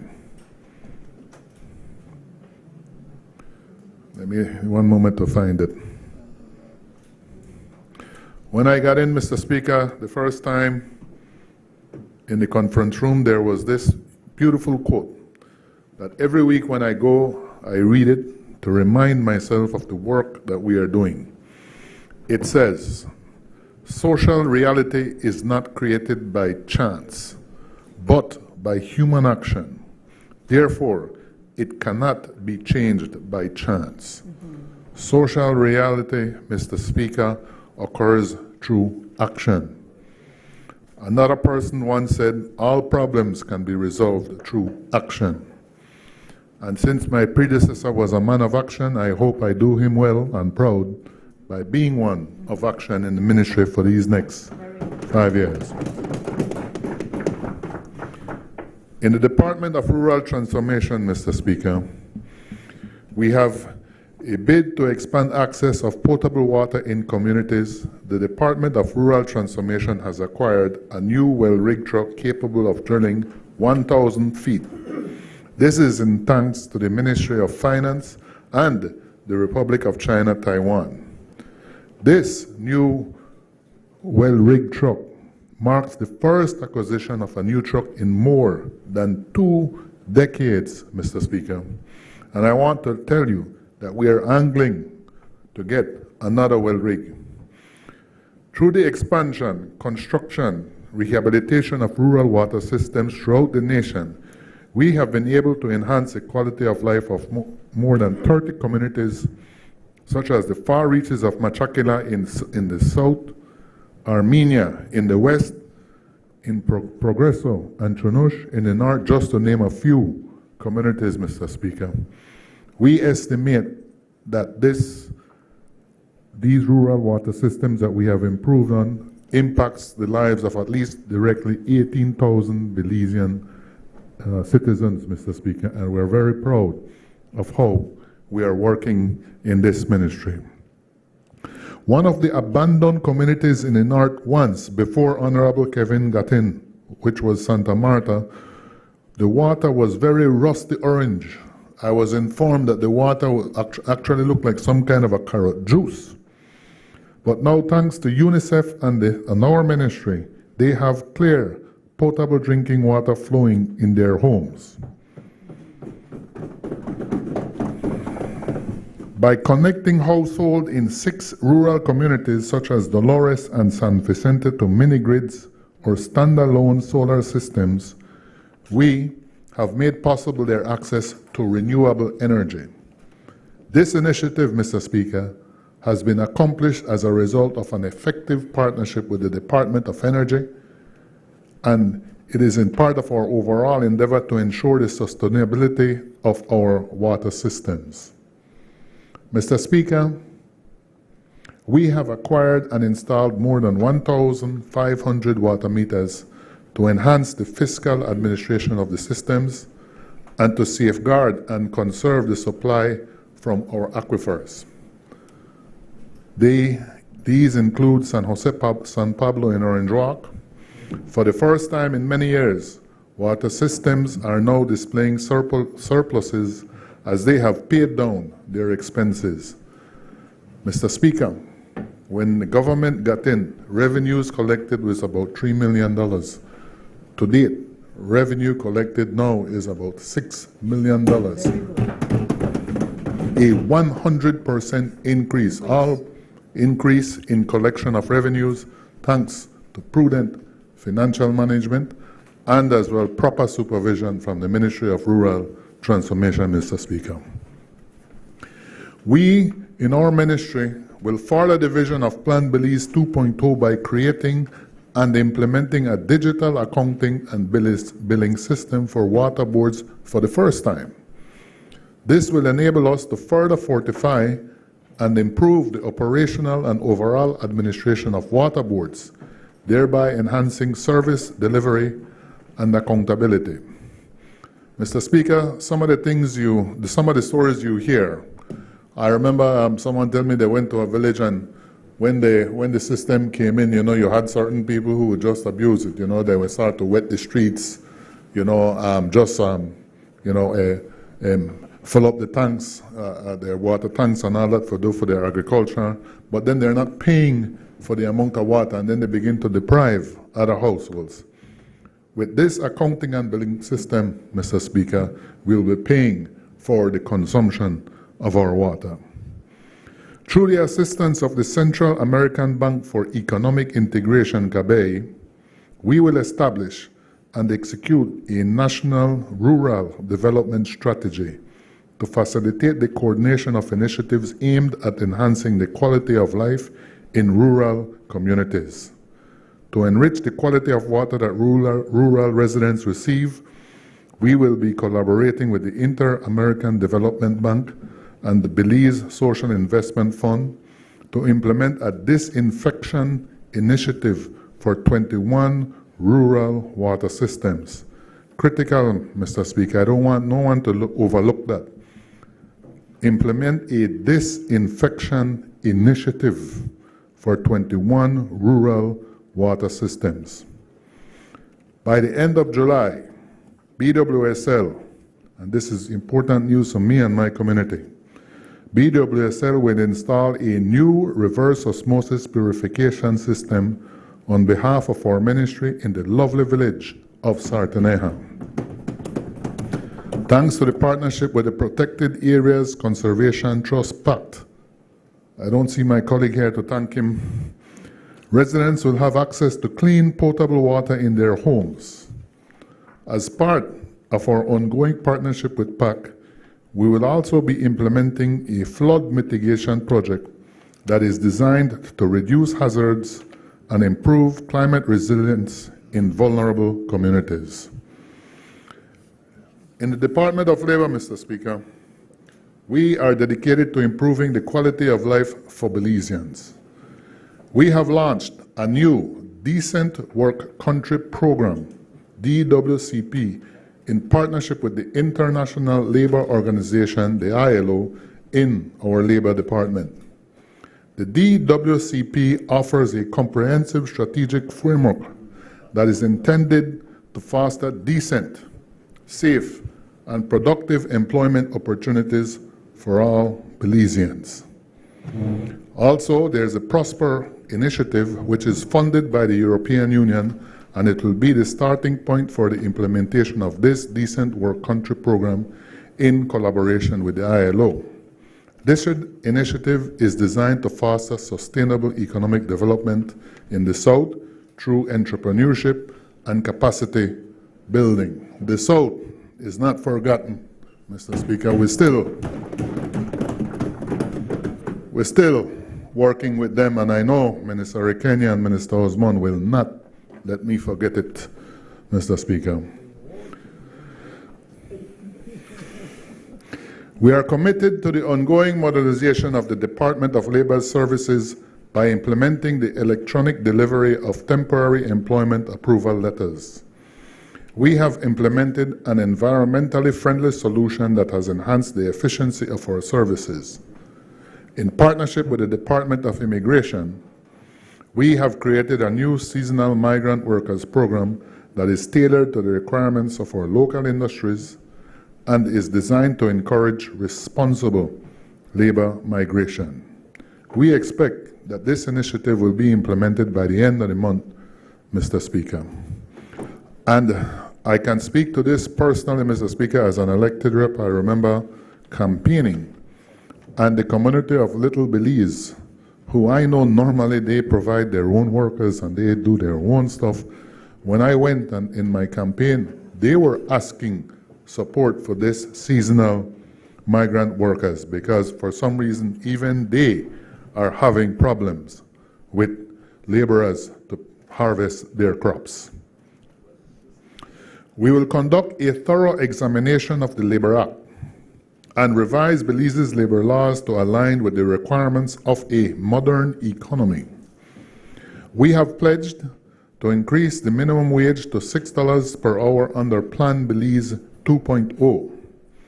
To accomplish this, our ministry will establish a minimum wage adjustment formula in accordance with the Wage Councils Act.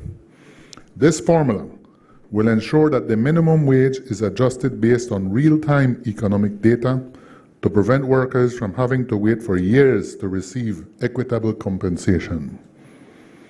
And, Mr. Speaker, in this department, perhaps the biggest news we can offer everyone today is that the first Occupational Safety and Health Bill, or OSH, has been successfully drafted with the help of the Attorney General's Ministry. And in a couple of months, the OSH will be reintroduced after approval, final approval by Cabinet. This is a critical step in modernizing Belize's workplace safety laws. Mr. Speaker, this bill was first introduced to the House in the year 2014, over a decade ago, 11 long years. Our government, Plan Belize, the leadership of Prime Minister Briceño, we will now finally bring it to fruition very soon, Mr. Speaker. I believe this for the Department of Labor and our ministry and this government will be a significant, a signature achievement for everyone. When I was speaking with the unions for their Labor Day, they were using a phrase of rush the OSH. I think soon that phrase will go out of style. In the Department of Local Government, Mr. Speaker, we have engaged in extensive consultations with stakeholders to establish a new trade license regime, which has been enacted as the Trade License Act No. 19 of 2024. The Act will significantly enhance the transparency and stability of trade licensing in urban as well as rural areas. We have established new municipal boundaries for all 7 towns in the country with the support of the Belize Mayors Association and the Ministry of Natural Resources. The new boundaries have facilitated the clarification of the municipality's jurisdiction, enabling them to offer improved services to their residents. Since 2021, municipalities have experienced a 40% increase in their budgets as a result of our leadership and enhanced financial management. That is to say, Mr. Speaker, from $60 million to today, $100 million in 2025. Our government supports all our municipalities in the country. The new trade license regime will be fully digitized and implemented in October to ensure accountability, transparency, and efficiency. The fees collected in rural areas will be returned to the village councils for reinvestment in community projects. We will be collaborating with the Ministry of Finance and the Ministry of Economic Transformation to digitize financial and accounting systems for all town and city councils. This year, we will be striving to modernize and revise the Liquor Licensing Act to align with the needs of today's economy and the business sector. Mr. Speaker, we will revise and combine the existing municipal legislations for our towns and cities to establish a single comprehensive legislation. When I first got in, I was a little surprised that I thought there was one legislation for all municipalities, but actually, if I'm not mistaken, I think there's three, right, Minister Kenya? One for Belize City, one for Belmopan, and one for the rest of the municipalities. We need to streamline all of those, Mr. Speaker. In collaboration with the Ministry of Finance and Economic Transformation, we will be assisting in the development of climate-resilient infrastructure to address the socio-economic and environmental challenges and opportunities in the towns of Orange Rock, Corozal, and San Pedro. The quality of life for the residents and infrastructure of these communities will be significantly improved to serve as tourism destinations. Earlier, we heard the Minister of Tourism promoting how tourism is a huge deal in this country, and yes, we are going to be putting our part in helping these municipalities to be prepared for the tourist industry. As I close, in terms of reference to the Ministry of Rural Transformation, Mr. Speaker, I would like to end by thanking the exemplary work of our public officers, our teachers, our private sector partners, the NGO community, and especially our ministry staff who help build a better Belize every day. There's a few people in the ministry whose name I want to call because they work very hard. And they work very hard, Mr. Speaker, and they make the ministry look good. It is their hard work. I have to start with our CEO, Mr. Valentino Shallow. Very, very, very smart person. Mr. Clifford King, who is our Director of Local Government and Acting Coordinator of Rural Development. Ms. Risela Dominguez-Pat, the Labor Commissioner, she's like an encyclopedia when you want to talk about labor issues. Speak to her. She knows everything. We also have an exemplary AO, Ms. Shamili Zuniga, an FO, Emma Garbot, and our policy coordinator, Ms. Cindy Noble-Chan. And of course, well, we have a young man named John Marin, who is junior, who is doing a lot of good work in the ministry, Mr. Speaker. So I want to thank all of them for all the great work that they have been doing in the ministry. Turning to Corozal Southeast, Mr. Speaker, as I mentioned earlier, I'm grateful for the support they have given me, and I want to say again that I will be working hard to continue earning their trust daily. One of the first things I want to speak about is that in the past 4.5 years, and in these next 5 years that we may have in government, we had invested heavily in sport activities in the division, and we will continue to do so, Mr. Speaker. We have invested so much that 2 teams in this division, Mr. Speaker, they are the first and second place. They have placed first and second in the district finals. These teams are the Calcutta Bulls and Sartaneja FC, Mr. Speaker. As one speaker earlier mentioned, sports is also a discipline and it builds character in our youth. I also know, Mr. Speaker, the member for Kahallet is a full proponent for sports, and I know I'll be able to communicate with him on getting more support for our areas. In education, Mr. Speaker, thanks to Plan Belize 1.0, 2 high schools that most of our Corozal Southeast students attend, the St. Viator High School and Escuela Secundaria Mexico, have free education. As an elected rep, and I know my colleague from Corozal Southwest and also my colleague from Corozal Bay will attest, when the free education was implemented, we saw a significant drop in requests of assistance for tuition and all that for education. We still assist, and I happily assist when it comes to education. but it is a significant help. I want to thank my good friend, the member from Freetown, for his unwavering support for the past 4.5 years. Every time I would go and ask him for help, never denied me.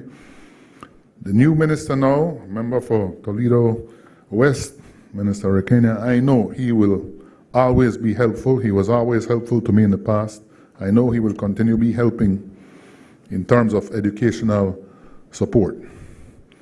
In education too, Mr. Speaker, mostly through the CDF funding, I have tried to help many students with their tuition. We can't pay everything, but we always try to pay. And here, play no politics. We go by one saying in Corozal Southeast when it comes to education, a mind is a terrible thing to waste. So I heavily try to support it as much as I can whenever I am requested. This is about 400 students in total, almost every year, that get some sort of a small assistance in education in the Corozal Southeast area. Mr. Speaker, I need to make a special mention to our Deputy Prime Minister, who consistently, for the past 4.5 years, and now going into this one, has always been supportive to the people of Corozal Southeast. On average, Mr. Speaker, about 300 to 350 land documents at different stages, sometimes permission to survey, lease document, title, we are able to get out of the Ministry of Lands. And those land clinics significantly help us in providing services to the people of Corozal Southeast, in particular their land issues. And Mr. Speaker, we're not done there just yet. Very important news, very big news. This year, again, thanks to the effort of our Deputy Prime Minister, we will be start issuing house lots throughout the Corozal Southeast Division. This will become a game changer for Corozal Southeast, because for too long they have not gotten any land attention, and it only occurs under a PUP government, Mr. Speaker. So, de parte de la gente agradecida, Deputy Prime Minister, muchas gracias. He's not here today.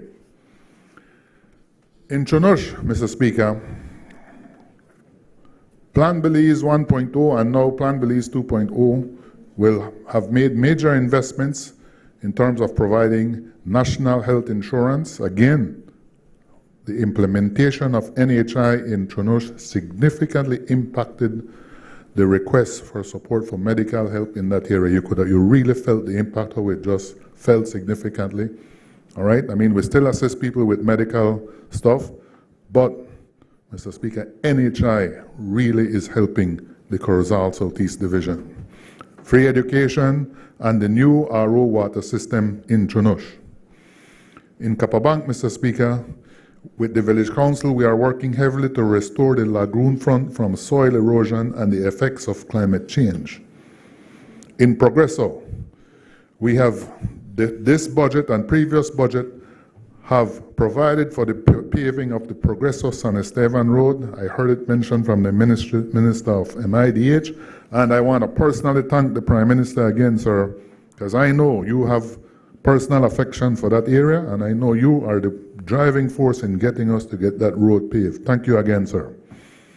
In Progreso as well, we are working with the Village Council and a dynamic group of young people, Mr. Speaker, to be able to do a lot of community works. We have put up the little Progreso sign, painted beautifully, put little palapas along the lagoon front for make the people and come and they do them barbecue. We even do like a generic grill stuff there, so the people come and all they have to do is bring their own carbon and what's not, and then they do them stuff.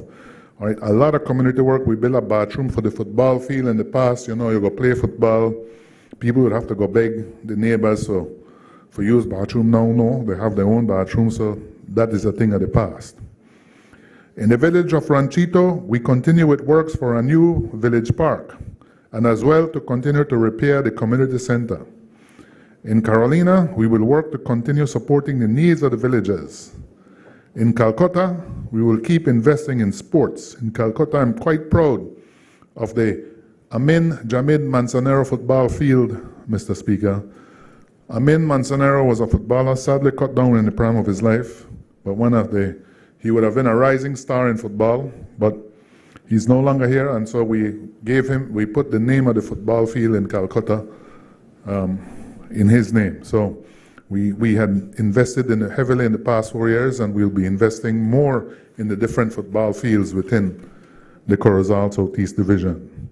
In San Joaquin, we will be upgrading our football field, and we'll also be upgrading the grounds where the annual San Joaquin Fiesta is held. In Caledonia, again, thank you, Prime Minister. I can't thank you enough to have committed to paving from Caledonia to Buena Vista, sir. That is another game changer. That is not just a good support. That is not just a big help. That will be a game changer for the people of Caledonia, Mr. Speaker. And as well, sir, thank you for personally investing and personally pushing for the new RO system, the reverse osmosis system in Sartaneja. Very soon, this will be completed in August, and finally, Sartaneja will now have a modern water system that will be upgradable and upscalable to meet the needs of today and future needs for village expansion. In closing, Mr. Speaker, I want to thank the wonderful people of Corozal Southeast for the overwhelming mandate to this servant, and I promise I'll be working very hard, going from strength to strength, to continue working with them. I clearly did not do it by myself. There's a lot of good people in the Corozal Southeast Division who have supported me. There were those who supported in the thick and in the thin, because we served 13 long years under the UDP, provided nothing in Corozal Southeast, I must let you know. Exactly, right? And they stick with us through thick and thin. And now finally, under Plan Belize 1.0 and Plan Belize 2.0, they are now finally getting investment in the Corozal Southeast. On a personal note, Mr. Speaker, today is my son's birthday, so I want to, thank you, and I want to wish my son, that beautiful boy, a very happy birthday, sir. I love you. And Mr. Speaker, I support this budget. Thank you very much.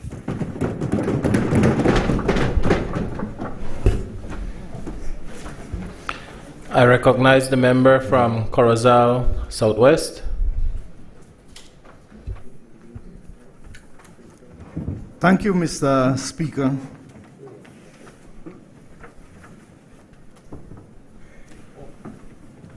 Mr. Speaker, esteemed colleagues, members of this Assembly and the peoples of Belize, especially Corozal Southwest, the champion, we are the best. It is with great pride that I stand before you today and highlight the significant strides being made in sustainable development, particularly within the vital area of solid waste management. The Ministry of Sustainable Development, Climate Change, and Solid Waste Management, through the dedicated effort of Solid Waste Management Authority, SWAMA, is committed to transforming how we manage waste across our beautiful nation, taking us the new place and achievement. Remarkable progress in the critical sector. I want to mention the personnel behind this ministry, especially the CEO and Minister Habet. And we cannot forget the humble workers that we have on that office, the HODs that really dedicate themselves to make this thing reality. The past fiscal year has been a period of considerable accomplishment.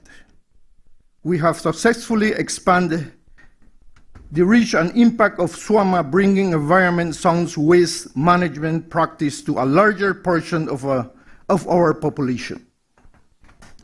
I am pleased to announce that with the integration of Belmopan and Dangriga into SUAMA system, approximately 55% of the Belize population now benefits from organized collection, efficient transfer, and responsible disposal of solid waste.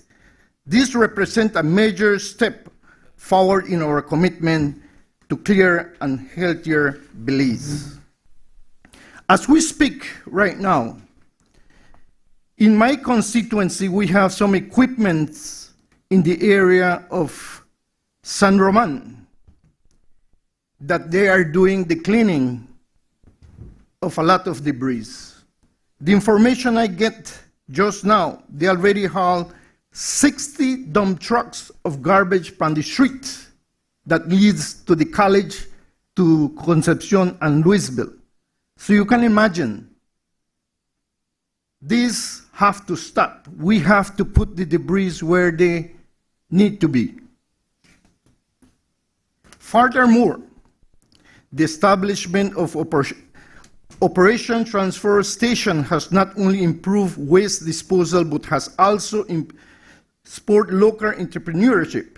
Increased such as Belmopan, Hattieville, Leadyville. We have witnessed the emergence of thriving garbage collection business. These transfer stations are providing to effective central hubs for waste management in the respective region. The Belmopan transfer station efficiently serves residents like Democracia, Roaring Creek. Similarly, as Dangriga transfer station caters to communities as Stateful, Steelgrass. San Ignacio transfer station provides crucial service to residents of Esperanza, Santa Familia, Bullet Tree, Socots, and Cristo Rey. This decentralized approach ensures more efficient and accessible waste management for a greater number of Belizeans. The heart of our operation, Mile 24, Regional Sanitary Landfill, has played a pivotal role in the increasing volume of waste. Looking ahead, the 2025-2026 fiscal year, SUAMA ambitious plan to be planned upon this success and further enhance our nation waste management system. A key priority in the enhancements of our infrastructure, we are right on track, si vamos bien, to finalize the 2.5 acres expansion of the Mile 24. Regional Sanitary Landfill. This crucial expansion will provide estimate 5 additional years of environment sound waste management capacity for our existing service areas, and will pave the way to accommodate waste from Orinjuak transfer station. And we are looking at how the incorporated Corozal, how are we going to incorporate Corozal with Orinjuak to 24 miles. This is a very important project that SUAMA and the ministry is doing. We have to be very careful of what we are doing, because the expansion of the 2.5 acres that we are doing, and we are saying that will accumulate for 5 years, but all depends how much more garbage we're going to collect within that 5 years. And we have to be careful, because more plastics, more garbage we get, that means 5 years will not be 5 years. We're going to expand that 2.5 acres maybe to 5 acres so we can accumulate a lot of debris. For example, what we get in San Pedro, we're accumulating more than 12,000 tons of debris. Belize City, imagine, additional next 9,000 tons of debris. We are particularly excited about extending our service to Orinjuak. This expansion will directly benefit 15,000 residents of Orinjuak town, as well as those in the surrounding areas like Champagne Ridge, Palmar, Trail Farm, York Creek, and other nearby villages. We anticipate a smooth transaction and providing already operating in the area will now be able to utilize this transfer station waste management in the region. This will also signal the technical closure of the open dump site of Orange Walk. And we will look at how integrate the informers recycling recovery. Furthermore, we'll be active exploring the possibility of the transfer case of Corozal town, which goals on extending our service in the residents of the important municipality as well. And we cannot forget about free zone, the disposal of free zone. Altamira, Paraíso, Consejo, and other surrounding villages like Ranchito. The SWAMA recognized the significant investment made to date and established the robust waste of management system. To ensure its long-term sustainability, we will be focusing on improving financial sustainable. We will be diligently exploring and implementing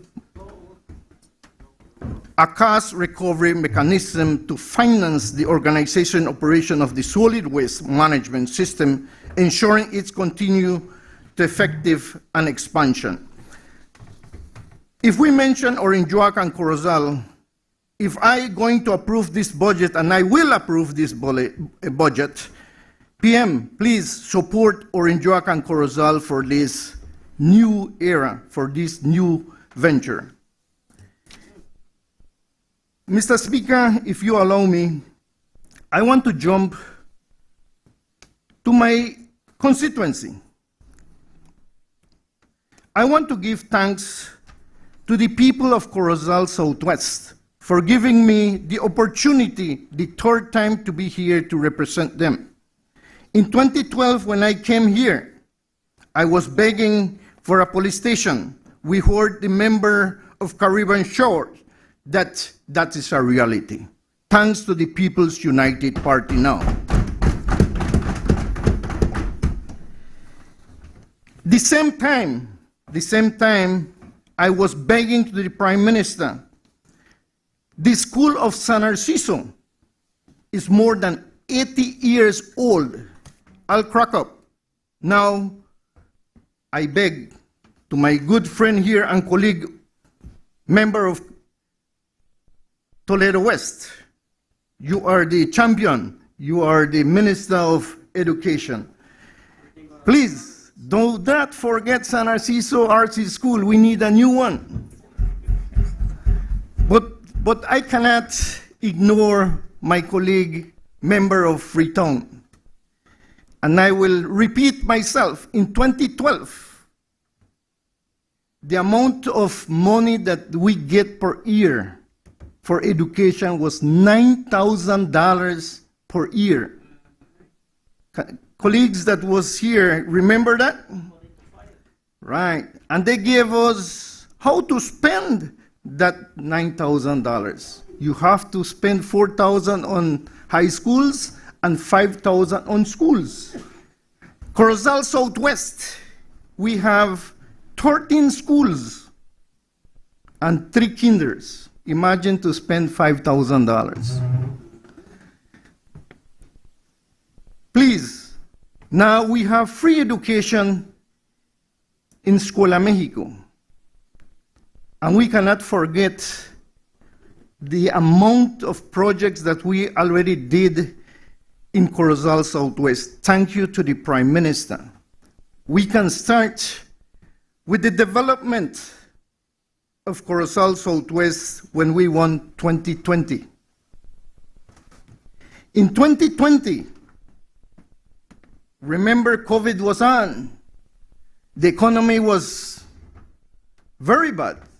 All of us suffer, even the teachers, even us, area representatives. But we roll our sleeves and make sure we work. In 2021, I built the first complex in San Narciso. We did the Agric Show in 2021. 2022, thanks to Plan Belize, we did Libertad Complex. Talking about Libertad, another one that I was begging since 2012, the pavement of the road from Libertad to Buena Vista. And again, I think with this government will be a reality. Will be a reality. I know my Prime Minister will not let me down. We have an industry. We have an industry, very vibrant industry, and the only one in Corozal Southwest that is the shrimp farm. They are employing right now, as we speak, 80 new jobs thanks to that industry. Remember, the only industry in Corozal Southwest many years ago was the sugar industry. 1987, who was in that time, who was the government? UDP. They closed the factory. A lot of farmers suffer. Thanks to the People's United Party, 1989, we reopened the factory again, the sugar factory. Right? So, the UDP won again, and they closed it again. So that means, who punished the cane farmers? The UDP. Just do your homework and you will see what will happen. We continue talking about sugarcane. Last year we had a shortfall, and this year we're going to have a shortfall. So PM, we have to make sure that we look after this, because it's the only industry pumping more than $100 million to the GDP of this country. We cannot ignore those issues. I heard the leader of the opposition talking about roads. I invite her, but do not go with your high heels, because, going to rurals, nice, sun hot, especially on the Fire Pass, you're going to find it's rough. Thanks to MIDH, 65% of our sugar roads are in good conditions. 80% of our village roads are in perfect conditions. But let us be real. Let us be real. Climate change is a challenge. Every time we fix sugar roads, it rains. So how can we solve those problems? Right? Let us be real. So it's money that is spent, but because of the climate change, we have rains. But we still manage to help the farmers. And as we speak again, we have MIDH in Corozal Southwest working right now in more sugar roads. I want to give thanks to MIDH and my good friend Julius Espach, my colleague. Thank you very much. I want to give thanks to my good friend, Minister from Lekai. Without his help, Corozal Southwest already fixed more than 800 house lots. They already get more than 300 properties. And again, next week, we're going to distribute more than 100 new house lots. Thank you, Minister of Lekai. Houses. Again, let us go back to my friend, and thanks to the Prime Minister. Houses. Southwest already gets 7 new houses, 3 in the area of Louisville, 1 in San Narciso, 1 in Santa Clara, and 1 in Libertad. And of course, if we can get more, of course, people will get more. And we're going to distribute it maybe to Concepcion or to San Victor. But I want to support. I was checking the budget. MIDH 2024-2025 was 174,247,000. Budget 2025-2026, 157,709,000. We, PM, you cut us, man. We need more sugar roads. We need more paved roads. So I beg to this honorable house, we know that we have supplementary, and let us wait, that will happen.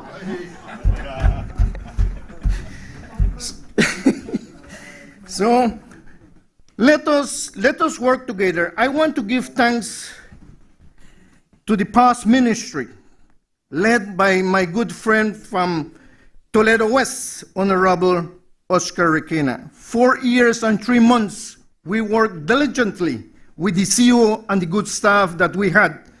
We did a lot. We did a lot.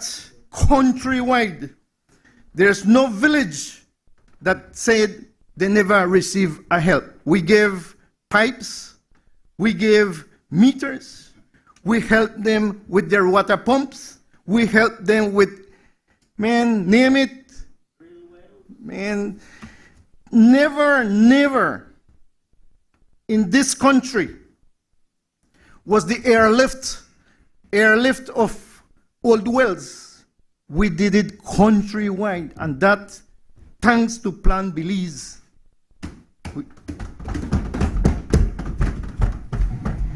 I want to give thanks to the Prime Minister. He sent me to another venture on the solid waste.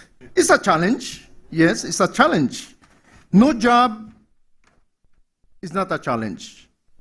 And that's why we get paid, to do a job. And we are going to do the best as we can. And I invite the opposition, if they need to go to my office, come and let us chat and see on what we can help. Because this is not for one party. This is for the people of Belize. And that's why we serve the people of Belize. Once more, I want to give thanks to my good friend, Mala. In couple weeks, we're going to inaugurate a new market in San Narciso. Right? A new market. Imagine. 2012, you know how many times I come here? I came here and beg.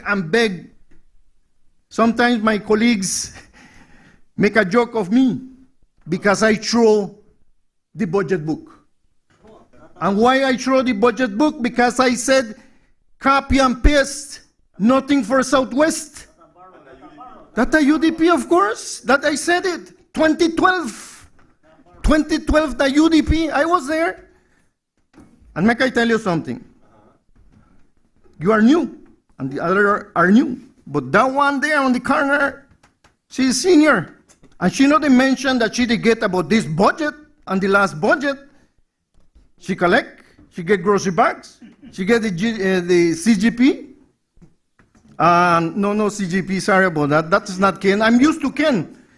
The CDF and the CGF. I'm used to Ken, you know. I'm a sweet man. So talk to her and you will find out how much she gets per month. When I was there, 2012, as I mentioned, $9,000. No, remember my colleague Florencio, we used to come here for Christmas, $10,000. And they used to pack 100,000, 150,000 for them. Yes. Caretakers. San Narciso, there was a caretaker. He get 100,000. The area rep get $10,000 to give toys or whatsoever. Man, I was there, and I was tired. And I was tired every year Every year they talk about super bond, super bond, super bond, super bond. They never solve the problem. The team of the Prime Minister solved the problem. Huh? Blue bond, he went to Venezuela and he get a big discount thanks to the team. UDP don't have that kind of mentality. They don't have that activity. But man, let us be real.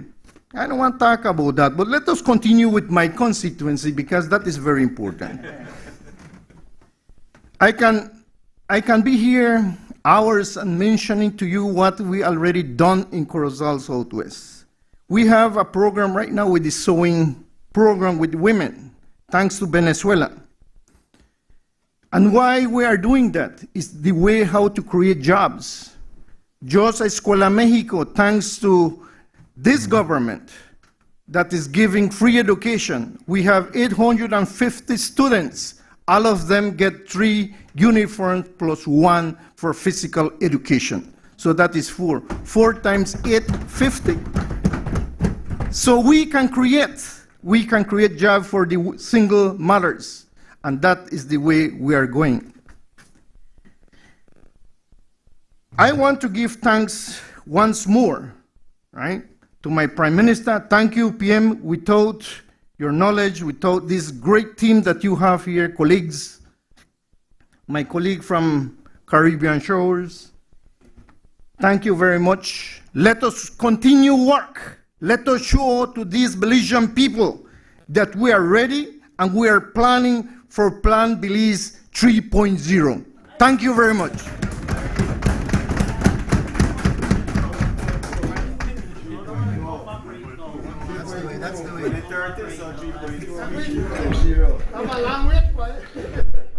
I recognize the member for Cayo North. Good afternoon, Mr. Speaker, honorable members of this House. I rise today with a profound sense of purpose and optimism to speak on the budget for fiscal year 2025-2026.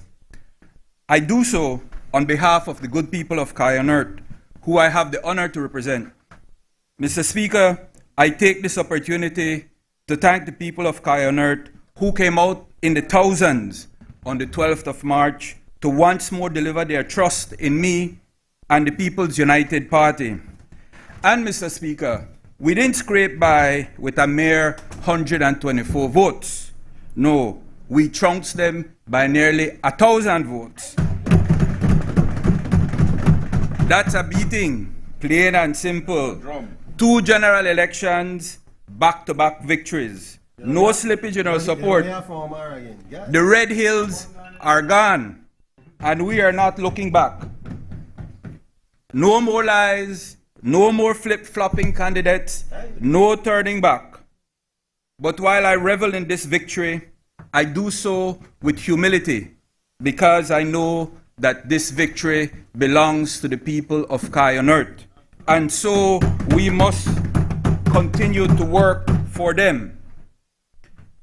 Under Plan Belize, the people of Cayo North benefited from over 450 house lots. Over 20 starter homes were built. Over 10,000 school bags distributed to our school children. Education grants issued, housing grants issued, grocery bags given to needy families. We have seen unprecedented road construction from San Ignacio to Bullitree, and soon to come from Bullitree to Spanish Lookout.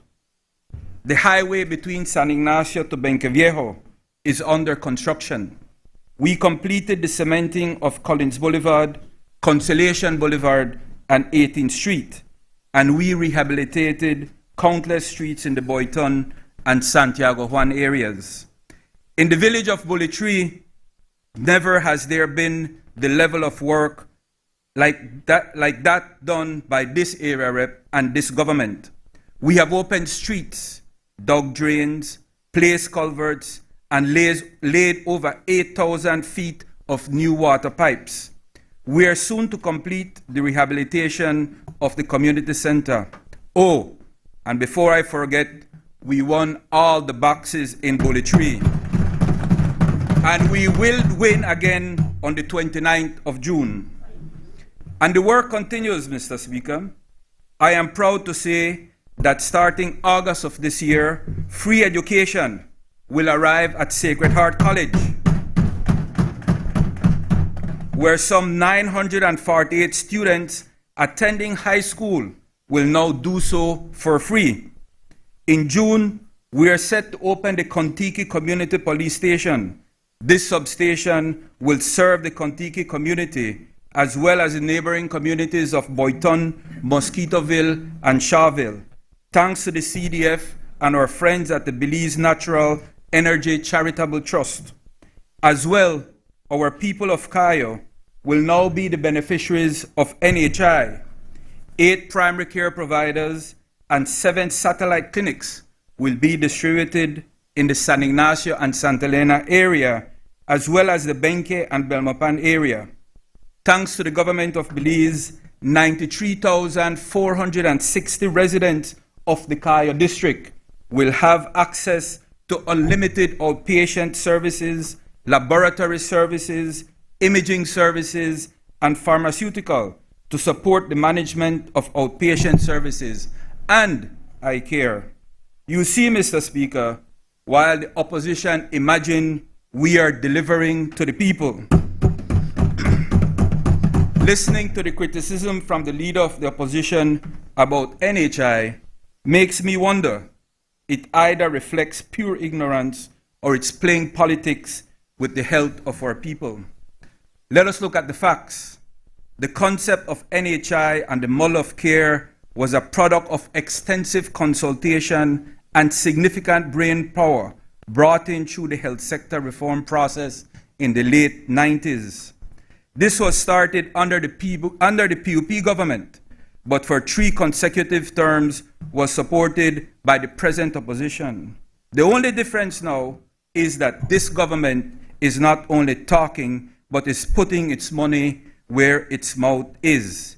In 3 consecutive terms, the present opposition invested minimal resources and only extended coverage to the Corozal district, where the then minister was from. This was a political ploy, not an action for the benefit of the population. Since becoming the government, PUP has invested in improving access to quality care in Corozal, extended services to Orange Walk, completed coverage of the whole of the Belize district, including the Keys, and is now poised to complete its promise to the Belizean people by coming to the Cayo district. Mr. Speaker, I also listened to other comments from the opposition about giving private entities the opportunity to become part of the primary care network. Did I hear them say cronies? That's an insult to the private medical professionals that are providing quality care to the population. But beyond that, let me remind you again that what is being implemented are recommendations emanating out of the health sector reform process that started in the late 90s. I would recommend you go back and read those reports. 7 extensive volumes of recommendations by a team of credible international consultants and endorsed after extensive in-country consultations. What Belize began to implement was way ahead of its time. The World Health Report of 2010, titled Health Financing, the Path to Universal Health Coverage, in fact almost mirrors what Belize was already doing. And if that is not enough for you, in 2020, the Pan American Health Organization sent a technical mission to Belize to review if the recommendations were still valid. Go read the report. It validates what Belize is doing. Public-private partnerships in healthcare delivery introduces efficiencies in healthcare management and allows for an efficient way to increase access to quality care for the population. If you are still not convinced, ask the people of your very own constituencies if they are not satisfied with the access they now have to medical consultations, medicines, laboratory tests, and to imaging services. Ask your constituents. Mr. Speaker, the NHI expansion to the Cayo district, nor any of the advances we have made and we will continue to build on would not have been possible but for the support of our Prime Minister and all my colleague ministers and CEOs. And I thank them for all their continued support of the good people of Cayo North. Additionally, I thank my executive, all my street captains and campaigners for their hard work and dedication. To my family, you are my constant, my steady. None of this would be possible without you. Most importantly, I thank God, through whom all things are possible. Mr. Speaker, allow me to turn to the work of the ministry entrusted to me. Our focus at the Ministry of Public Utilities, Energy and Logistics is clear, and that is to deliver reliable utilities, advance energy resilience, and modernize logistics, all in service to the Belizean people. In terms of energy, I cannot overemphasize the vital role that energy plays in growth and socio-economic development. Through strategic policy interventions, we must increase our resilience and ability to withstand external shocks, both fiscal and climate-related. The newly enacted energy policy is a sustainable conduit to a secure and affordable energy future. I am pleased to announce that Belize is well on its way to assuring energy security with pipeline and ongoing projects to build and commission over 130 megawatts of solar power and 60 megawatts of battery storage. These projects are scheduled to be fully commissioned by 2027. This will be made possible through concessional funding access from multilateral institutions such as the development banks, which will contribute greatly to support our climate adaptation, mitigation, energy transition, and sustainability initiatives. We're also looking into greater regional integration by investigating the feasibility of interconnecting with Guatemala. This new interconnection will lead to reducing energy costs, improving energy security, and facilitating the integration of renewable energy sources. It will also allow us to share resources and manage fluctuations in demand more effectively. This new partnership will increase resilience against climate change and the effects of natural disasters. This also opens new economic opportunities for Belize to participate in the regional electricity market and build new power plants in Belize and have the ability to sell both nationally and regionally. This regional partnership would allow Belize to productively utilize excess generation capacity while strengthening regional energy security. By establishing cross-border electricity trading mechanisms, Belize can maximize the economic returns on our solar investments. Universal access is a top priority of this administration. Last year, we developed the National Rural Electrification Plan, which is Belize's pathway to achieve universal access through grid extension, the deployment of microgrids, and solar standalone solutions. In line with the National Rural Electrification Plan, we inaugurated the Corazon Creek microgrid in November of last year and have slated the inauguration of microgrids for 3 villages, San Vicente, San Benito, and Halacte, in the 4th quarter of this year. What, Oscar? We are also extending the national grid in the north to connect villages that were abandoned by the UDP administration. I am happy to announce that in July, we will connect the villages of San Carlos and Indian Church in the Cayo South constituency to the national grid. We are currently in negotiations with partners to design and finance 5 additional microgrids for Fireburn, Sundaywood, Creekesarco, Conejo Creek, and Dolores. Mr. Speaker, this government is doing its part in ensuring the development of a thriving electromobility environment. The foundational work to drive this sector is currently underway with the establishment of public charging stations in partnership with the Belize Electricity Limited and the drafting of the e-mobility strategic framework. The deployment of 2 electric buses in Belize City has been a raging success. Belize City residents are now enjoying safe, reliable, comfortable, and affordable transportation. In the coming months, we will see 3 electric buses running on our highways to serve the northern and western routes.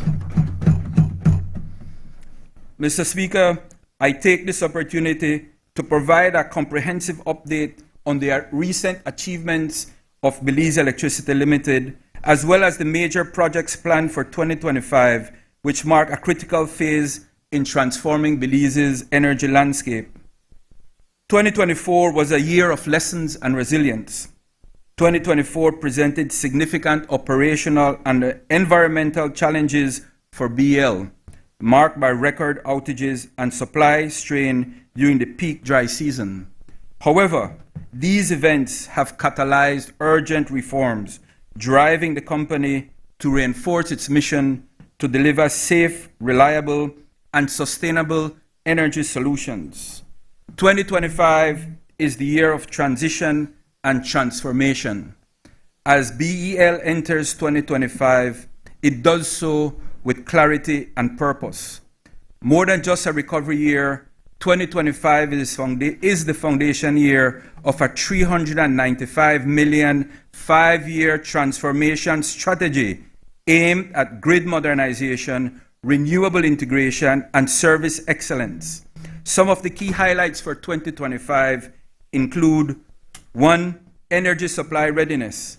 With electricity demand projected to grow by nearly 8% this year, BL is proactively expanding local generation, restoring critical fuel infrastructure, and strengthening supply agreements. Notably, an additional 26 megawatt of firm capacity and 5 megawatts of solar photovoltaic were added. Kikaka is currently being connected to the national grid. BL is securing 65 megawatts of committed power from CFE. The mobile turbine in San Pedro, which pushes 21 megawatts, is now operational, and we have power partners on standby to self-supply during peak periods. In terms of grid reliability and climate resilience, over $10 million is being invested to reduce weather-induced vulnerabilities through fire retardant treatments, insulator upgrades, and vegetation management.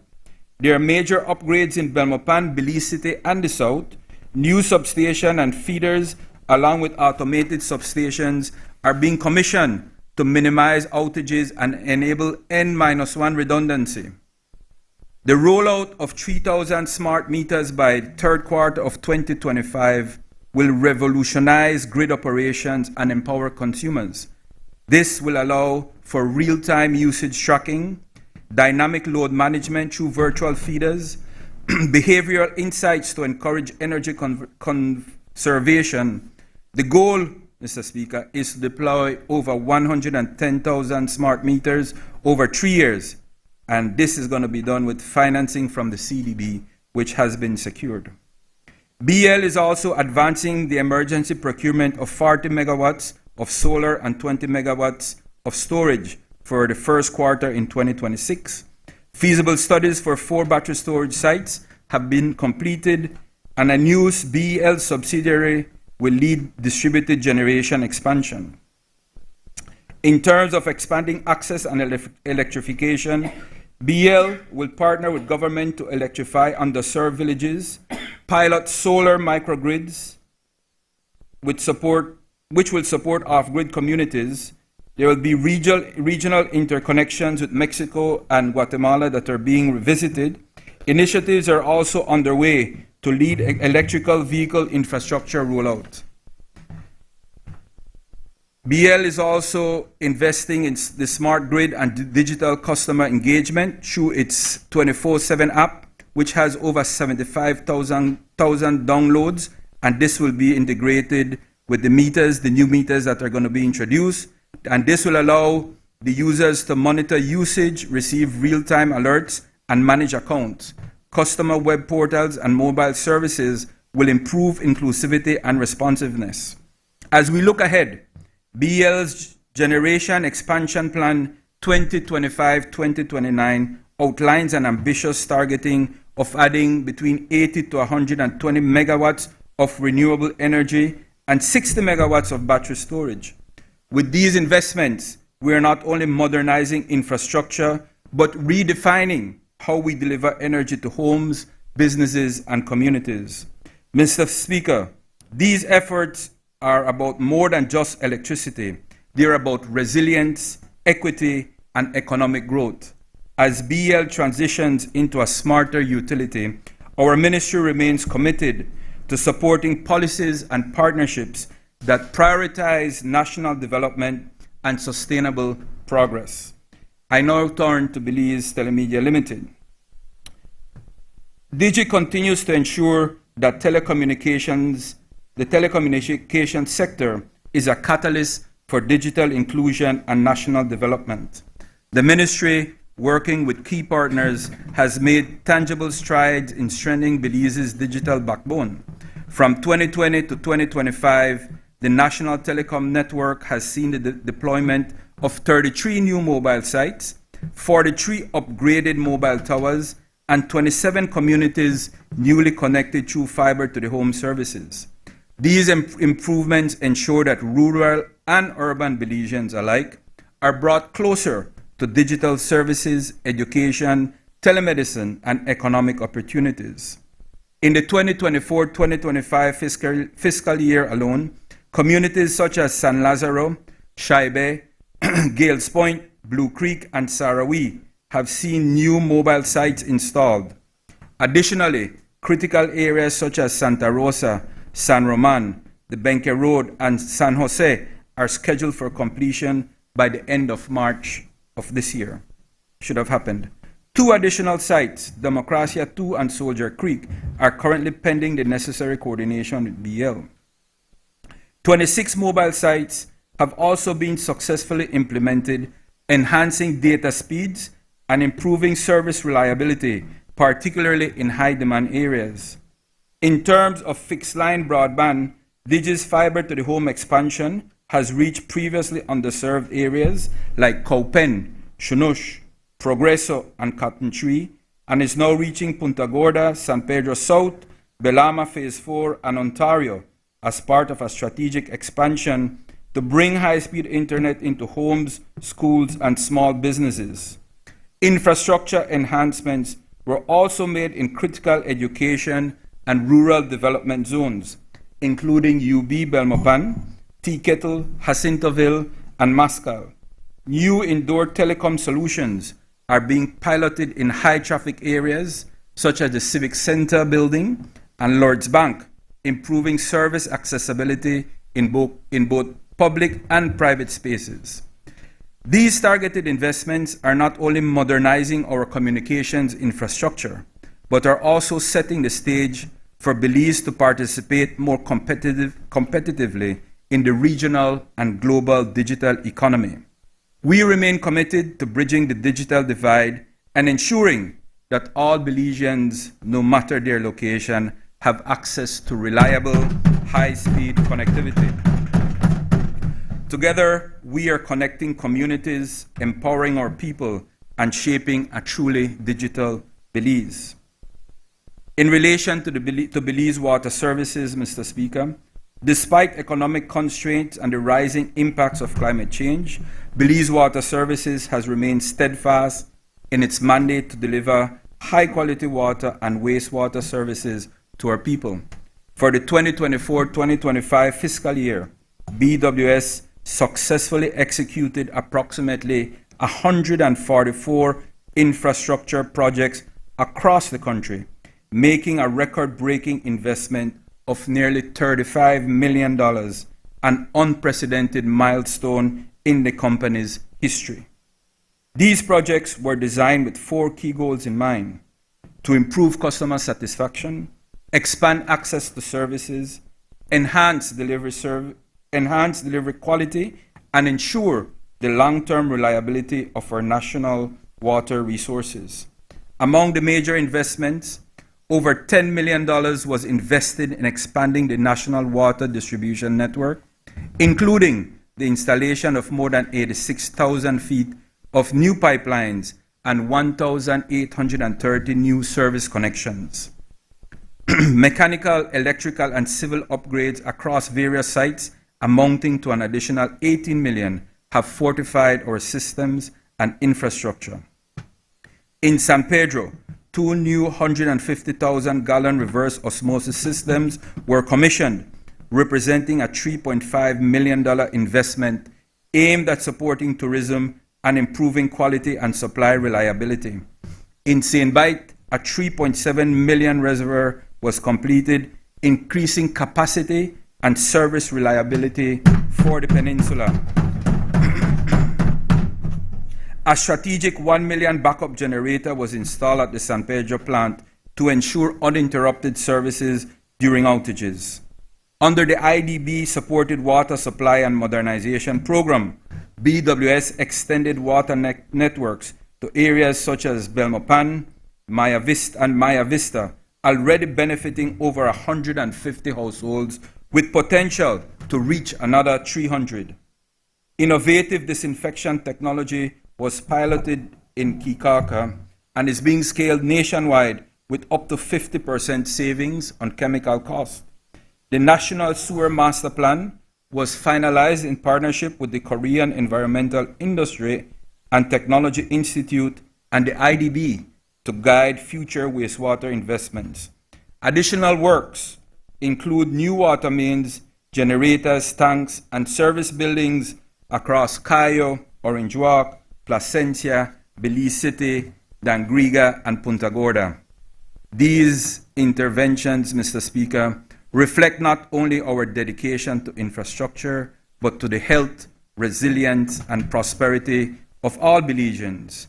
And Mr. Speaker, I urge that this Honorable House continue supporting these essential efforts as we strive to meet growing demands and fortify our water systems for generations to come. In relation to logistics, efficient logistics are vital for economic growth. To this end, Mr. Speaker, the Belize Postal Service, one of the oldest institutions in this country, remains a vital pillar of public service since its founding in 1930. Though its traditional role has been shaped by time, its spirit of service endures. We are committed to transforming the Postal Service to a modern, reliable, relevant courier. Cognizant of the importance of the maritime sector to the economic development of our country, we shall continue to advance the modernization of the Belize Port Authority, implementing policies that will focus on heightened port management and maritime security while balancing our international obligations.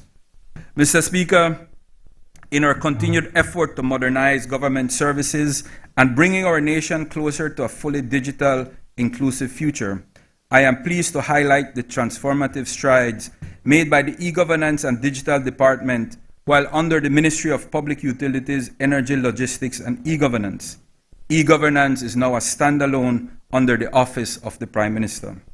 From January 2024 to March 2025, we have undertaken a series of impactful initiatives that reflect our commitment to transparency, efficiency, citizen empowerment, and innovation. We began the year 2024 by raising awareness of our digital legal frameworks through the e-legislation spotlight, featuring the Electronic Transfer of Funds Act and the Crimes Act. This was a vital step in educating citizens about their rights and responsibilities in our evolving digital economy. Our Digital Connect Centers continue to expand access to government services, internet, and digital literacy, with new centers launched in Valley of Peace, Pomona Valley, Fort George, San Antonio, Toledo, and Kikaka. Through collaboration with partners such as the UNDP and Taiwan ICDF, we are not only bridging the digital divide, but empowering our people as well. The Digital Inclusion Program entered into Phase 2, training over 350 young people in Microsoft Office Essentials and advancing their employability. Simultaneously, programs like Digital Buddies trained over 300 senior citizens pairing them with youth mentors to build basic digital skills, a true intergenerational success. We also reached out to underserved communities, especially young women. The Empower Her initiative provided training in WordPress and graphic design, equipping at-risk young women with marketable skills for the digital economy. In line with our digital governance goals, the Government Services Catalog was launched to streamline access to public services and lay the groundwork for a comprehensive e-services portal. Further progress was seen in September with the launch of the digital duty leave submissions on the MyGOB portal, enabling faster and paperless HR processing. Innovation did not stop there. In November, we launched the digitized Belize Traveler Declaration form, I Declare, simplifying customs and immigration processes for visitors and returning citizens alike. In February of this year, we supported the training of trainers for the online criminal record registry, ensuring officers across the Belize Police Department are equipped to manage records digitally. We also proudly recognize Malia Casey, a 14-year-old Belizean who achieved Unity Programming certification as one of the youngest tech innovators globally. In conclusion, Mr. Speaker, this budget reflects the government's unwavering commitment to building a resilient, efficient, and inclusive Belize. By investing in sustainable energy, modern utilities, and robust logistics, we are laying the foundation for a prosperous future for all Belizeans. Mr. Speaker, on behalf of the people of Cayo North, I support this budget. I thank you. I recognize the member from Toledo East. Mr. Speaker, good afternoon.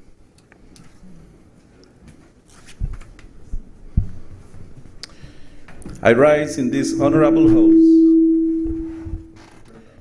I rise on this honorable house to support this budget with deep pride and strong sense of duty, not only as a member of this dynamic and forward-thinking administration, but more important, as the representative of the resilient and beautiful people of Toledo East.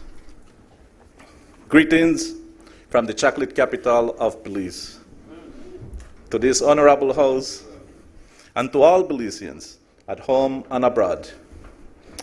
And yes, under Plan Belize 2.1 and Plan Belize 2.0, Toledo East, and I can safely say, the Toledo district is no longer the forgotten district. If I may, Mr. Speaker, I'd like to join my colleagues in congratulating Honorable Tracy Panton for her historic appointment as the first woman to serve as leader of the opposition in this honorable house. Congratulations, Honorable. Before I begin, Mr. Speaker, I beg your indulgence to allow me to refer to my notes. Thank you.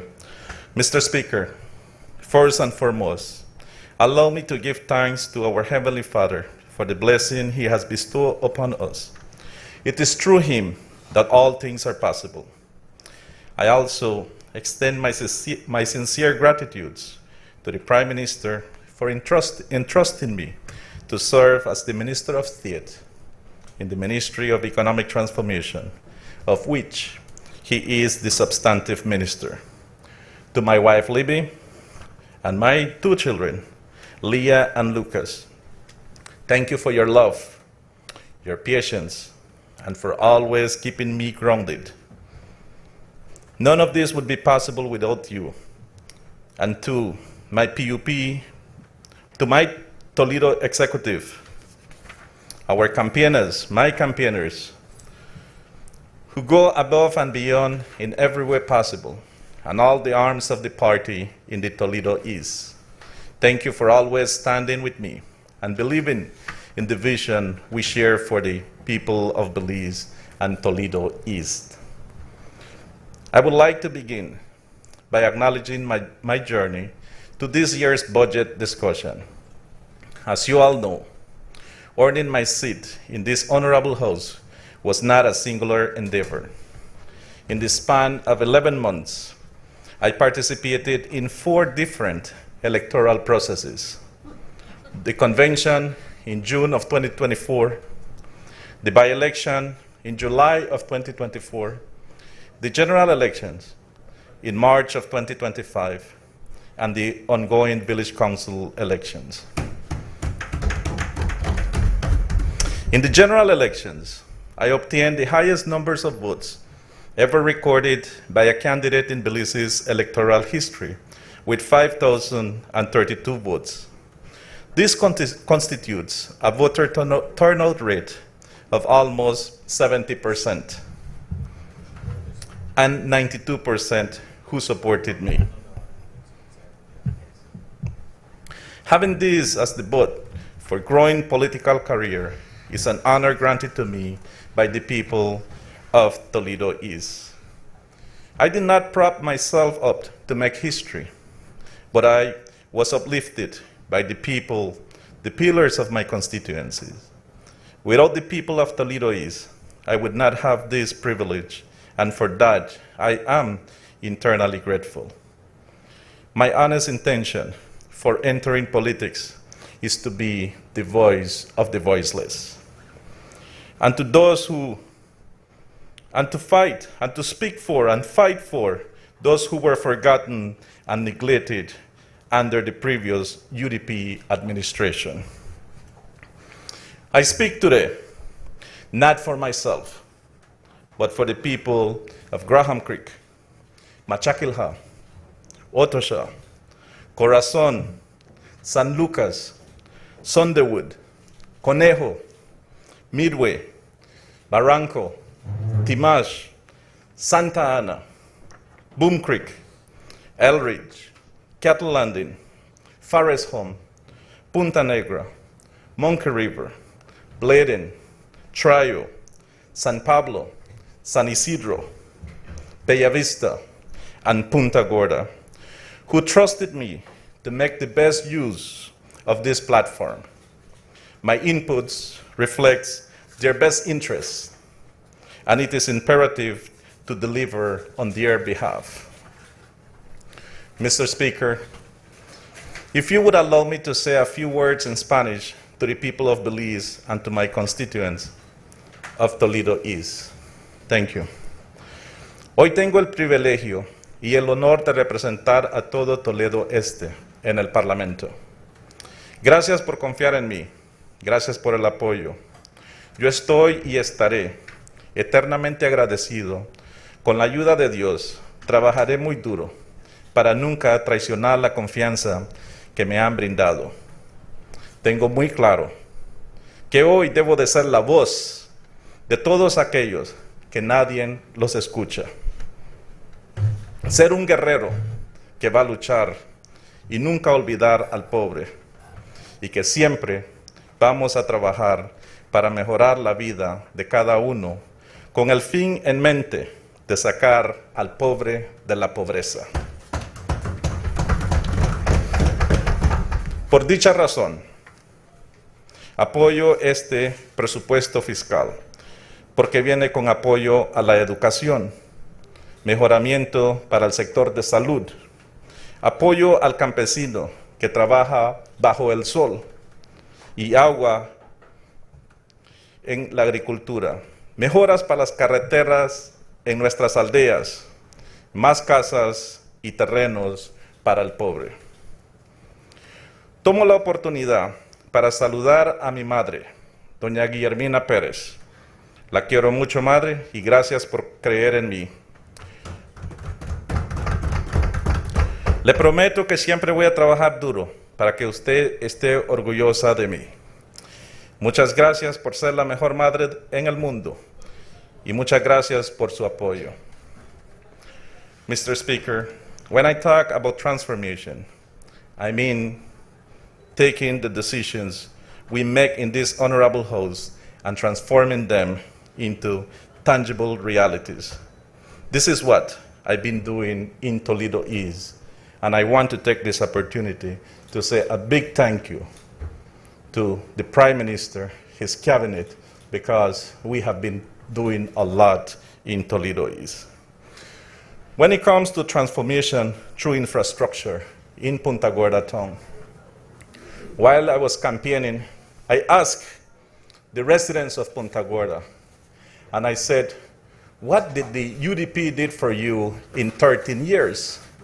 And their response was nothing. But now we have a different approach. A new marina and a new house of culture is under construction, for which I would like to thank Honorable Anthony Malo, representative for Pickstock, and CEO Nicole Solano and the ministry's support. On a similar token, I would like to express our deep gratitude to the James Albert Foundation for their generous donation of a building for the enhancement of the tourism and hospitality program at the Toledo Community College, and for the state-of-the-art kitchen that was fully funded for the Bella Vista High School. It's important to highlight that the James Albert Foundation had supported the Toledo district for more than 15 years. And I take this opportunity to say thank you, Professor James Albert, to both you and your team. Now, Punta Gorda is seeing an unprecedented amount of hot mix and concrete streets. A new tax service building is under construction, and the Joe Taylor new bridge was opened yesterday. And I must say that it was well received by the residents of Punta Gorda. Now, it's important to also note that the name will soon be changed to the bridge will soon carry a new name, which is the name of the late Honorable Mike Espat.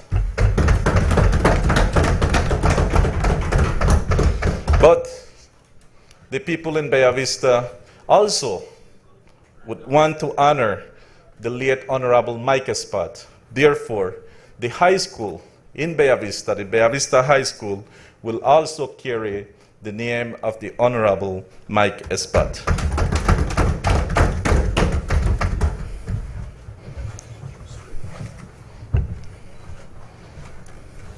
Mr. Speaker, the Punta Gorda Town Council has been instrumental in the improvements we're seeing across Punta Gorda, from infrastructure to community development.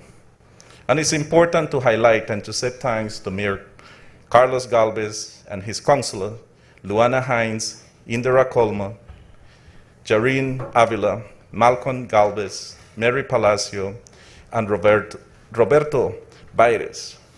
Your dedication to the people of Punta Gorda does not go unnoticed. Hopeville is also the home of a recently upgraded basketball court, with Hollywood and Indianville parks coming next. In the Indianville, Magoon, and Cerro area, we have successfully upgraded the streets.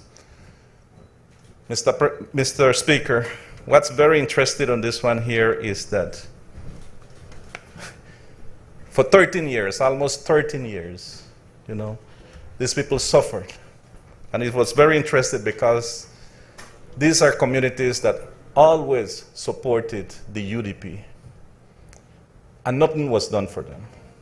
When you look at the issues, simple issues with streets, and when we visited them and we spoke with them and we asked them, what did the UDP did for you in almost 13 years, their response was nothing. But I am happy to say and to announce that for the first time in history, we managed to open village streets in Dolores, Otosha, Sunderwood, and Conejo. And again, this is simple things, just open streets. It's not even paving the streets. And when we ask the villagers of these The residents of these villages, what did the UDP did for you? Nothing. This is just the first phase. We are not looking to gravel these new streets. In Corazon, we open and gravel one of the main arteries of the village. And in addition, we are currently working on a new football field for Corazon High School. I have to say a story here. I have to tell a story. You know, while many Belizean people are enjoying good roads, have lights, these villages, they have no roads and no light. And it's sad. I was so heartbroken. And I will tell you this story. This is a young man from Santa Ana.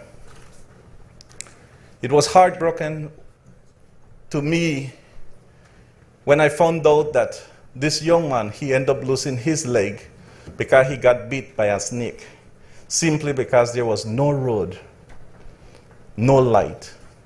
I would like to ask the honorable members on that side of the house, why couldn't you use Petrocarib money or even the money that was being generated through the oil that was being produced in Spanish Local just to fix the streets for these people? It's upsetting. And I speak from my heart. When you see a young man whose life has been destroyed forever because he ended up losing his leg. And here I am not playing politics. It's the reality.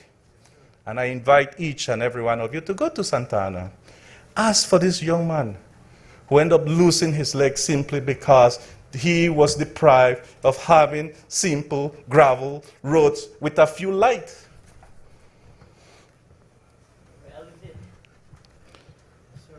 We have installed climate resilient culverts in Forest Home, Elridge. And for the first time, we conducted a fully upgraded of all streets in Cattle Landing. These are villages that are just not even miles away from Punta Gorda. And Cattle Landing, it was abandoned. Elridge and Forest Home, they're just a couple miles away. Not even internet they have to the back area of Elridge, Kuslinha. You know, is not acceptable. And when I ask again, what did the UDP did for you in over 12 years? And again, the answer was nothing. I want to publicly express my appreciation to Honorable Julius Espat, CEO Victor Espat, and the team at MIDH for their generous support to the people of Toledo East. I must highlight and must speak a little bit more on this note because the MIDH team in Punta Gorda is doing a wonderful job. They have been working day and night. They work whenever there is flood, rain, whatever it is. They are all there working. And for that, we will forever be eternally grateful to the great support that they are lending to us. In Bella Vista, with the support of the Republic of Chinatown, we have a fully functional vanilla lab managed by the students of the Bella Vista High School. I must highlight and thank Ambassador Lily Lee Wensu for her historic visit to this beautiful community. Never in the past we have had the opportunity to welcome an ambassador in Bella Vista from any other country, and Ambassador Lily Lee went to make that visit, and we forever will be grateful for that visit. Mr. Speaker, I would like to emphasize the strong sense of community that exists in Bella Vista.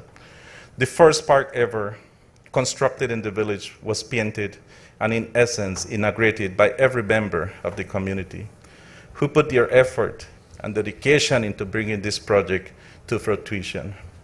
This park is now being used to hold family center events. Now, for too long, the pineapple belt in the south was abandoned by the UDP. And it was funny, because Cayo supported them. The farmers had long-standing challenges to get their produce to the market. Now through the Resilient Rural Beliefs Program. And any time I see the Resilient Rural Beliefs Program, I get upset, I get angry. Because this program is a $40 million program, of which almost 50% is grants. And it was the first one that GCF participated, the Green Climate Fund. This program was designed around 2013. And it has an excellent design, even though it was designed by the previous administration, excellent design. I understand that the design was done by consultants from IFAD. But guess what? When they look at the design and the outcomes, that it will benefit the most vulnerable and poor, hard-working farmers, they decided for 4 long years do nothing in terms of implementation. And $10 million out of the $40 million were used for administrative fees. It was this administration who had to fight to keep the RRB program. It's this administration who decided to keep the CM design. And it's the CM administration who is implementing this project. And that is when I ask one question. Why is it that the opposition keep criticizing, the new programs and projects, but they have never looked back at their own capacity of implementation? We have the other project, the Belize Integral Security Program, of which the representative from Caribbean Shore spoke about this morning. Where some new police stations will be built. The minister the area representative for Belmopan also highlighted what has been done with the BDF camp and to enhance the quality of life of our BDF officers. But that project was designed way back in 2010. I call it the Waka Waka project, because at that time the South Africa World Cup was taking place and Shakira was singing the Waka Waka song. It was signed in 2014. And you know how much money was spent and implemented? Almost $0. And that is simply because poor implementation. Now, what makes it more interesting is that the CM Ministry of Health of their administration in 2019 did send a letter to the then minister responsible for defense, stating that the kitchen at the Price Barracks, the kitchen at Price Barrack was a health hazard, and nothing was done. Now, I asked, while I was campaigning, and I asked all the villages who don't have electricity and those who have electricity, how many villages did the UDP electrify and connected electricity to their homes? And their response was again, none. Now, I'm so grateful that under the leadership of the Prime Minister, Briceño, we have brought electricity for the first time, and Minister Chabat highlighted, to Corazon. But also, there are additional villages that have received stand-alone solar panels, such as San Lucas, Lucky Strike, and soon to be Otosha, through stand-alone solar panels. And I'm very happy to hear the announcement today that we are looking forward to electrify Sondewood and Conejo. and even Quiquesarco. To this, we owe our thanks to the United Nations system too, who had been helping us with the stand-alone solar panels and the Environmental Fund, and also to the government of Belize through the Ministry of Rural Transformation, Community Development, Labor and Local Government, and the Ministry of Public Utilities, Energy and Logistics. I take this opportunity to say a big thank you to Minister Marin for all their support that they have been doing through their ministry, and of course, Minister Rekena, who was the former minister of the Ministry of Rural Transformation. Now, when it comes to basic things, to water, but before I go on to water, let's look at the just simple things of poor people having electricity. Again, you had Petrocarib money, man. You had money coming from oil. Why is it you can't even put solar panels on people's home? I will tell you a personal story. When I was growing up, I grew up in the banana farms, which is no secret. And I used to study with the little coffee bottles where you put kerosene in there on a piece of cloth. And then that's what I used to use as light so I can study at night. That is unhealthy. In the mornings, my nose will be full with smoke, right? And up to now, I have issues with my tonsils, right? Simply because we were deprived of having electricity, and it's fine, that's many years ago, but it cannot happen today, man. It can't. We need to do more for those people who deserve. And again, this is not politics, it's a reality. It's a reality. In a small country like Belize, we don't have only income inequality. We also have inequality in terms of just access of the basic needs, light, water, farm roads. So when we look at the transformation through water, Mr. Speaker, I would like to highlight that as of today, the most remote village, Machakilha, now has a rudimentary solar energy power water system. And for the first time, Midway and Dolores also have access to potable water.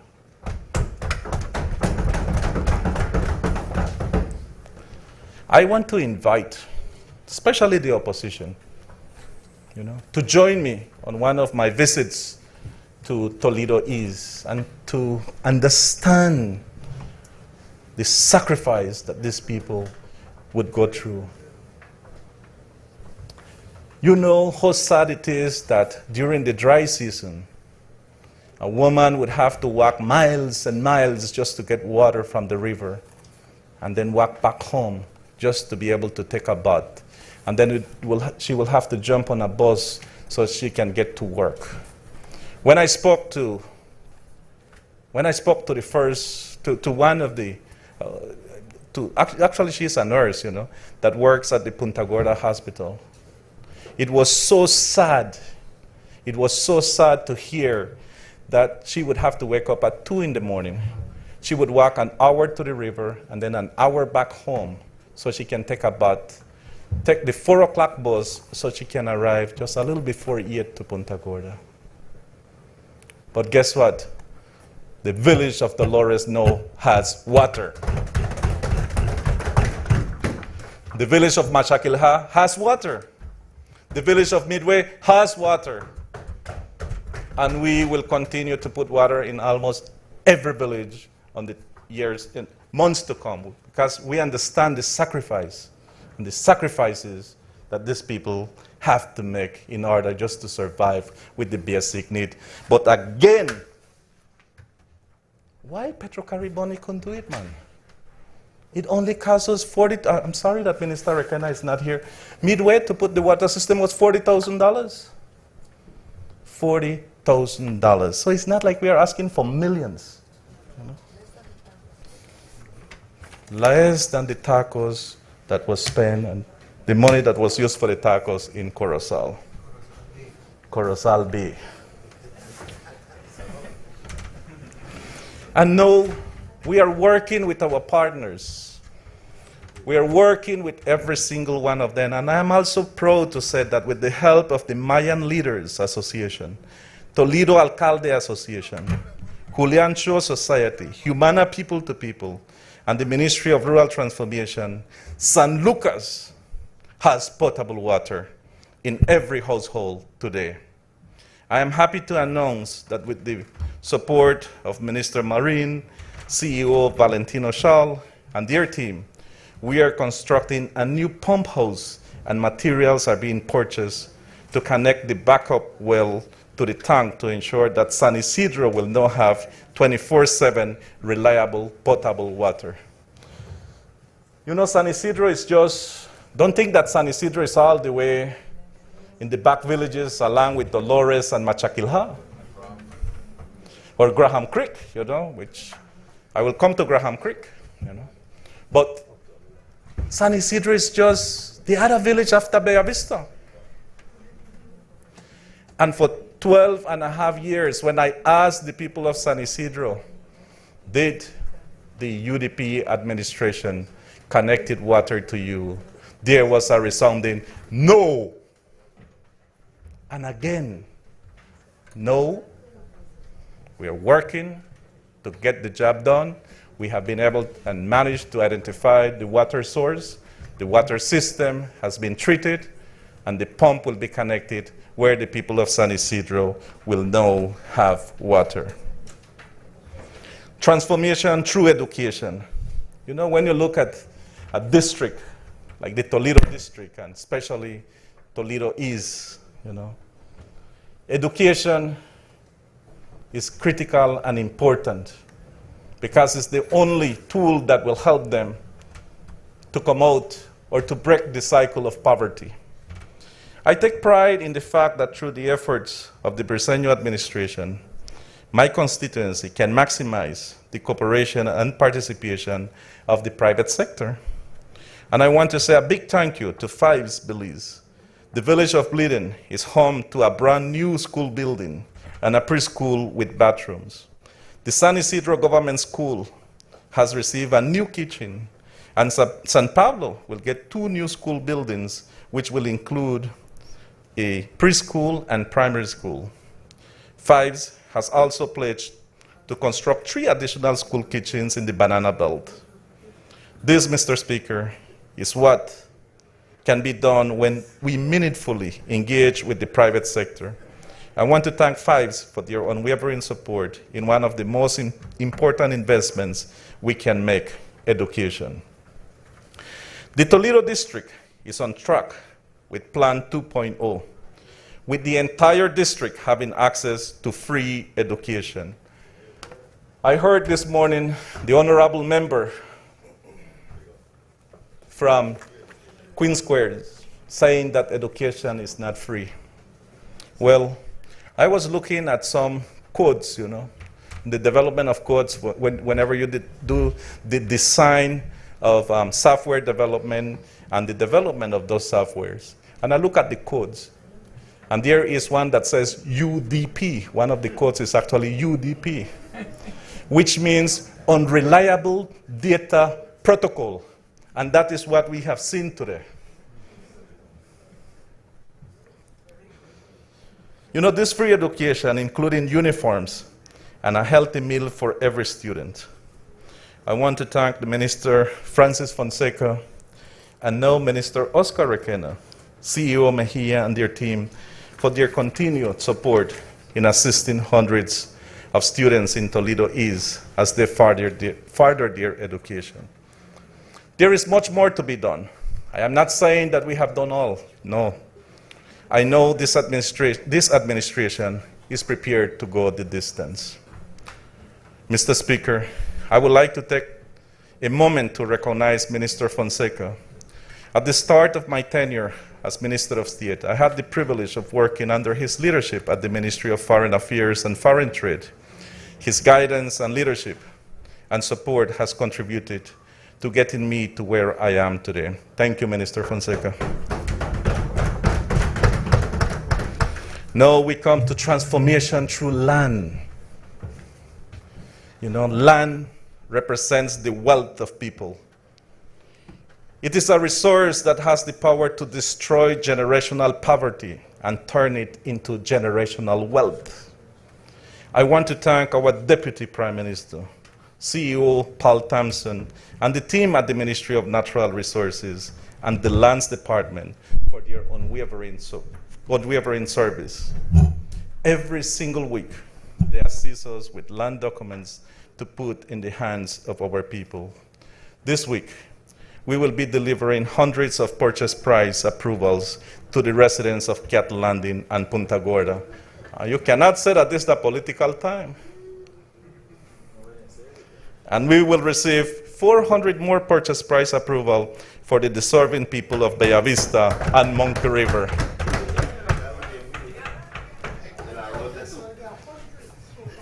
And we have 700 more who are awaiting authentication.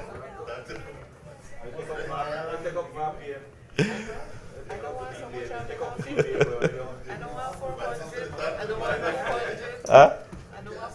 You don't have 400? Only 50? You're welcome to come to Toledo East. Mr. Speaker, we are helping people who have been at impasse with getting their lands documents in order for 10 plus years. And we have made it our business.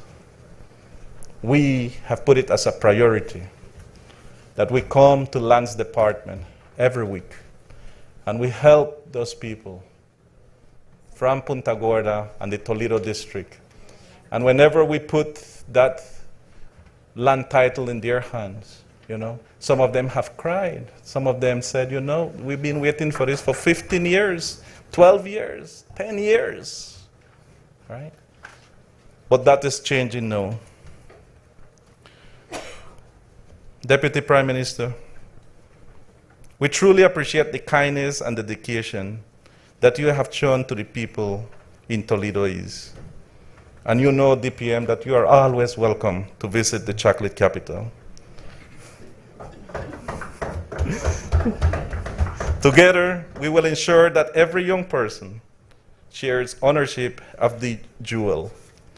And I understand that for the next fiscal year, DPM, I understand that for the next fiscal year, you will double the amount of land that will be issued for the people of Toledo East.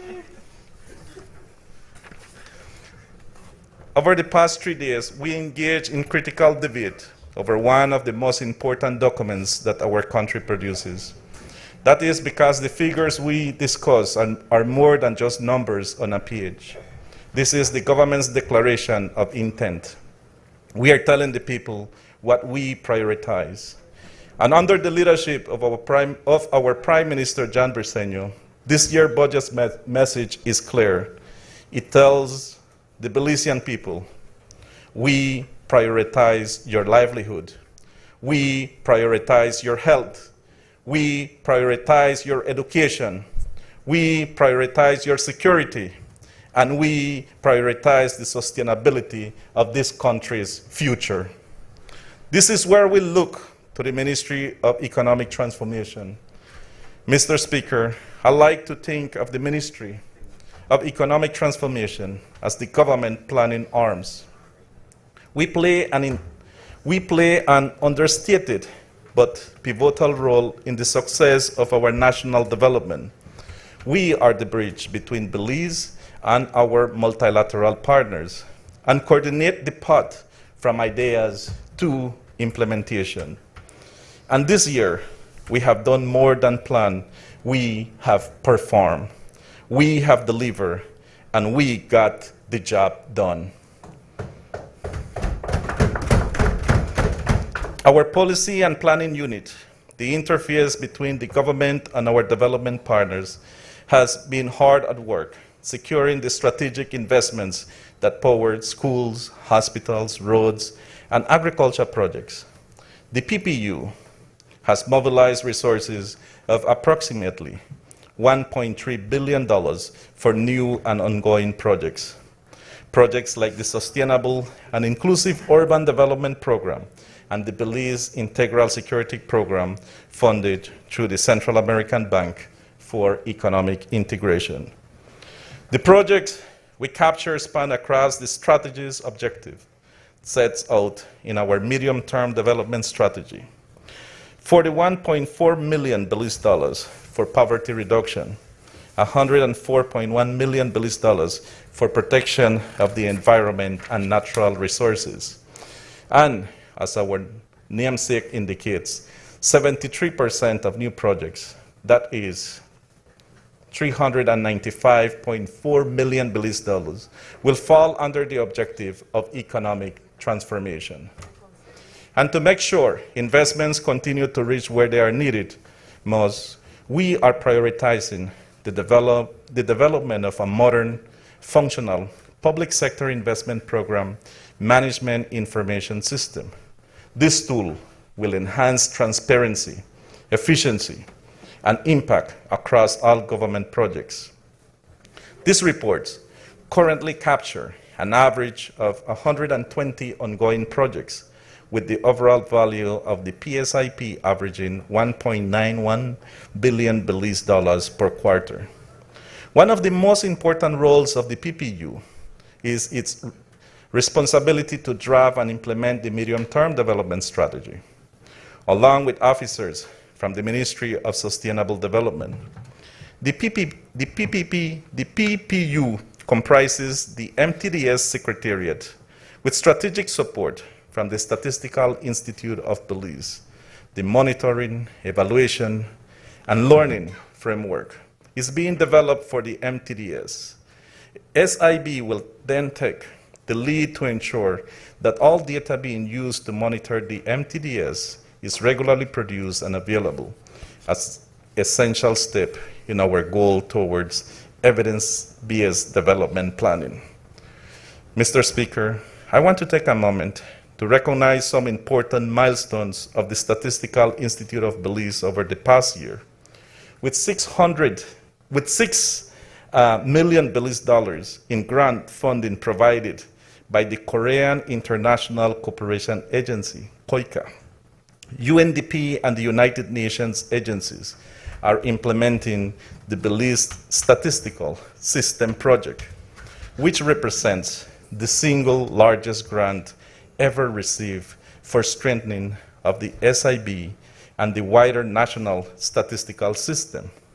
Also, with the support from UNICEF, the SIB completed the multiple indicator cluster survey in December of 2024, whose data was used to produce critical indicators on the health and well-being of children and women in Belize.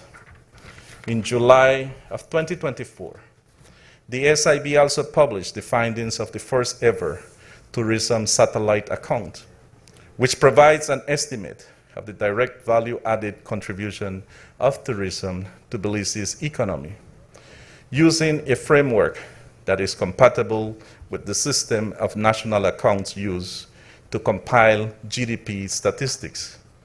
We know how important data is in guiding decision-making at all levels of our society. It is for this reason that the SIB also completed an update of their national strategy for the development of statistics 2025-2029. This 5-year strategy for advancing the country's national statistical system also includes a costed action plan to support resource mobilization for its implementation. Resources mobilization is another key function of the Ministry of Economic Transformation mandate. We frequently engage in international fora, pursuing global financing opportunities. And while this remains a core part of our work, we also push ourselves to do more and actively create these opportunities on Belizean soil. In 2024, Belize being on the regional and global stage. Through the ministry's leadership in donor coordination, we successfully hosted not one, not two, but 3 major international development conferences. These were not talk shops, they were channels for action. First, We reaffirm our collective commitment with the second annual International Partners Conference, co-hosted with the Ministry of Foreign Affairs. Together, we rally national and international allies to align on our shared priorities. Then, in partnership with the National Adaptation Plan Global Network, we brought regional partners to Belize to advance adaptation planning, the front line in our fight against climate change, aligning sectoral goals in national adaptation plans with broader climate change targets outlined in the nationally determined contributions, NDCs. Lastly, we convened regional finance and economy ministries across Latin America and the Caribbean for the second high-level regional dialogue of the IDB Climate Change Platform to tackle the challenges of how to embed climate investments across entire governments. It was during this dialogue that Belize was announced as the co-lead for the Biodiversity and Natural Capital Working Group. Belize and Uruguay will jointly lead discussions within this group, and just last week, our representatives presented a work plan at the platform's technical dialogue in Medellin, Colombia. All these events were hosted in country, making Belize the backdrop to some of the most pressing conversations in the region. As a government, we are used to having all eyes on us. It happens with our innovative, nature-based solution to debt sustainability through the Blue Bond initiatives. And it will continue to happen, especially as the Ministry of Economic Transformation optimizes its investments in climate action through the Climate Finance Unit. The CFU is one of the most recent additions to the economic transformation portfolio, having been created through a cabinet mandate in January of 2022. In just 3 years, Mr. Speaker, the CFU has accessed $174 million Belize in climate finance for Belize. That represents 90% of all the climate finance ever accessed by the country. In this fiscal year alone, the CFU has accessed $104 million Belize for initiatives that will build our resilience to the unyielding impacts of climate change. One such project is the $77 million Belize project approved by the Green Climate Fund and implemented by the Caribbean Community Climate Change Center, which is to increase the viability and adaptive capacity of Belize's sugar industry, one of the most critical pillars of our economy. We also access $18 million Belize in funding from the Adaptation Fund for two critical projects. One, the first is a $8 million grant focused on coastal protection and adaptation responses for high-risk communities. And two, the other is a $5 million Belize grant being implemented by PAC. That allows for community and local level entities to implement projects that mitigate the threats posed by droughts, unpredictable water availability, floods, and improper wildfire management, as well as promote conservation, enhancement, and protection of Belize's natural resources while contributing to the sustainable development of Belize. We have also accessed funds from development banks like the $2.4 million Belize CARE project from CDB that will assist the National Met Service and NEMO to deliver impact-based forecasting and early warning for climate hazards, and from regional projects like the $494 million Belize Road to Resilient Fisheries program for CARICOM member states, and the $188,000 Belize Blue Co Caribbean Umbrella project aimed at scaling up financing and investment to support a climate-resilient blue economy across the region. One of the most notable achievements of the CFU to date is the progress it has made in getting 3 more national entities accredited to the Green Climate Fund, the world's largest climate fund that was created to serve developing countries. The Development Finance Corporation is one of the first entities that the government has been supporting over the last years, and we are excited to announce that the DFC is expected to achieve GCF accreditation this year. Mr. Speaker, I will stop here just to highlight a little bit about what the accreditation means to GCF. And that simply means that DFC had to be in good standards. Their documentations, transparency, accountability, non-political interference had to be in place. Their procurement, and the GCF is a well-respected organization that won't give accreditations just like that. But the impacts that it will have, So the accreditation will extend beyond loans to encompass a diverse portfolio of financial instruments, including grants, blended finance, guarantees, and equity. As an accredited entity, DFC will be able to submit projects of up to $100 million Belize dollars.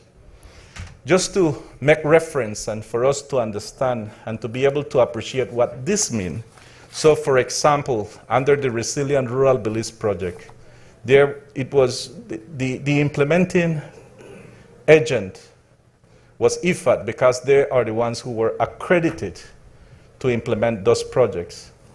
No projects similar to RRB or any other projects will be able to be developed, designed, and then to turn them into being bankable through DFC so that DFC can now become a real development bank, facilitating the formulation of project design to address the physical risks facing Belize.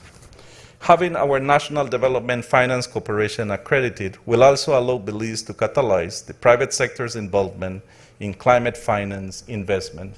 One of the biggest cry that we keep hearing from all the traditional agro-productive producers, the sugar, the citrus, the bananas, is the high indebtedness that they have.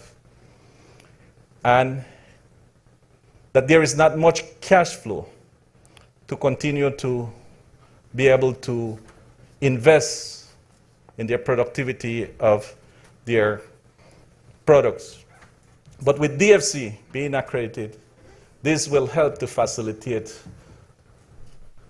and to enhance the productivity, if not all of all the agro-productive sectors.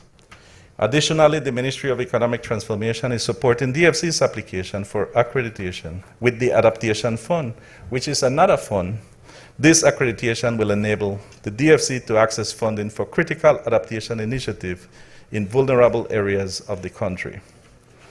The Belize Social Investment Fund is also building their capacity to seek accreditation to the GCF.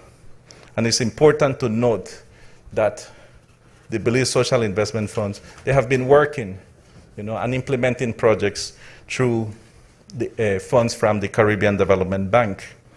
Lastly, the Ministry of Economic Transformation is also seeking accreditation to the GCF, which will make us one of only 5 countries in the world with government ministries as a national GCF accredited entity.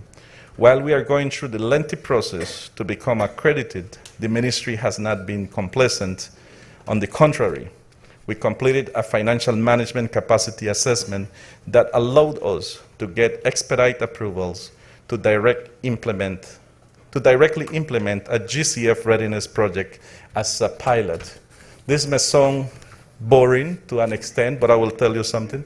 On an annual basis, the GCF, GCF would give $1 million to Belize, right?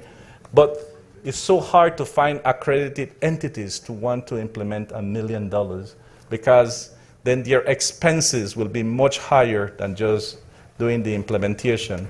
Hence, it's important to understand that while this type of processes, the ministry is going through this type of process, but it's simply because there are funds, monies, big money, that we can continue to attract to the country.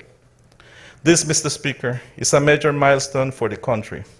With 3 new accredited entities in the pipeline, in addition to PAC, which is currently our only national accredited entity, Belize will no longer need to rely on primarily on intermediaries to access climate finance. We can lead our own destiny and ensure that these funds come directly to national accredited entities in Belize and will be implemented by the people of Belize. Looking forward, the CFU has projected a pipeline of projects valued at 600 million Belize dollars, some of which are already at the project development stage. These include investments in a water and sanitation plant for Ambergis Key, a climate-resilient housing initiative for at-risk communities through the Adaptation Fund, and 3 additional GCF concept nodes value that will target critical up and coming sectors like e-mobility and logistics transformation, livestock and environmental advancement, and agriculture, specifically the bananas and citrus industry.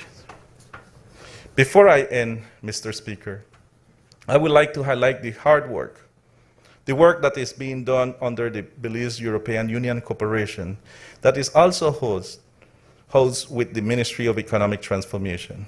The EU has 2 ongoing bilateral programs in Belize, the European Development Fund 11, EDCF 11, and Neighborhood Development and International Cooperation Instrument.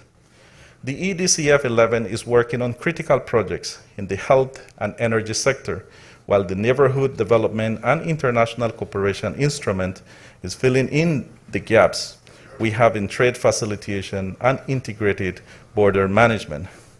The European Union is also providing critical support to the region through their Euroclima program, which will allow Belize to develop a carbon market policy and a pipeline of pilot projects generating carbon credits in the energy, agriculture, and transport sector.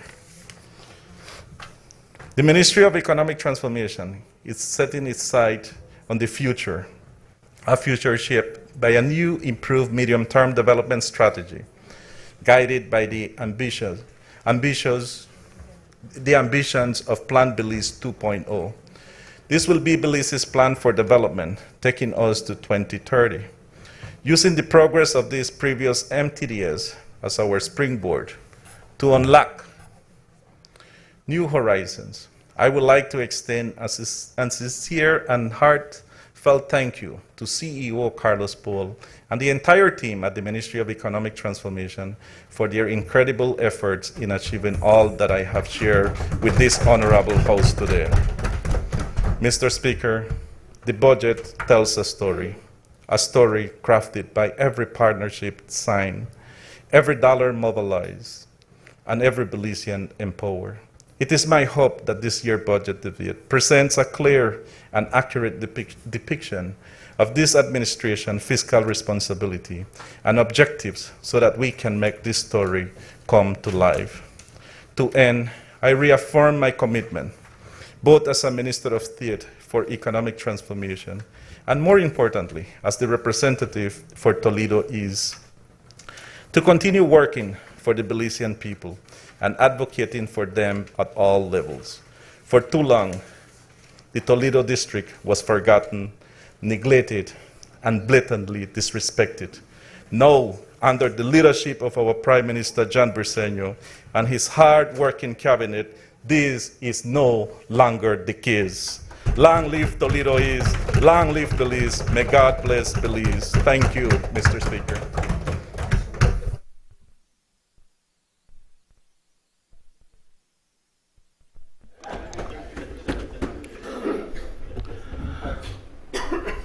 I recognize the member from Orange Rock Central.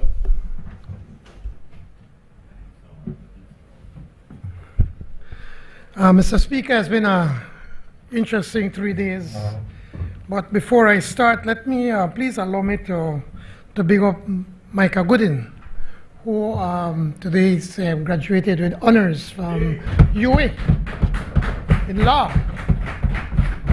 And I remember those people on the other side were the one that criticized same Micah because he may get one scholarship from the PUP. A man from Majestic Alley, humble beginnings, very poor family. But it goes to show, Mr. Speaker, what the People's United Party stands for, that we need to reach out to those that need the most. And when we reach out and help them, they excel. And we are very proud of Micah today.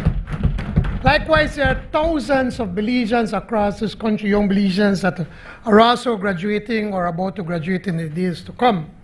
I think the Minister of Tourism was late because he was at graduation, and yesterday I'm very proud of my nephew because now he called me uncle. I don't know because I'm old or what, but you know, not only is he graduating today and also had good grades, but also he got a scholarship also to Johan, my other nephew from sixth form, and there's so many of them that graduate. We are all very proud of you.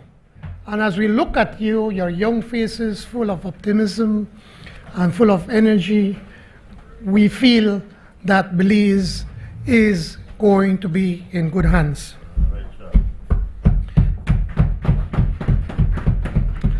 Now, Mr. Speaker, the various contributions over these 3 days of debate have been highly engaging, providing the Honorable House and the listening public with key details and interesting perspectives of our national budget proposals.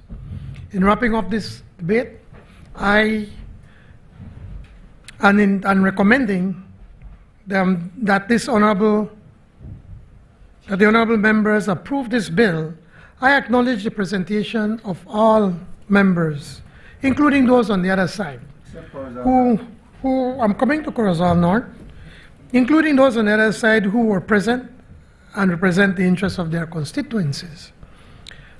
For our side, I feel extremely proud of all of you, my colleagues.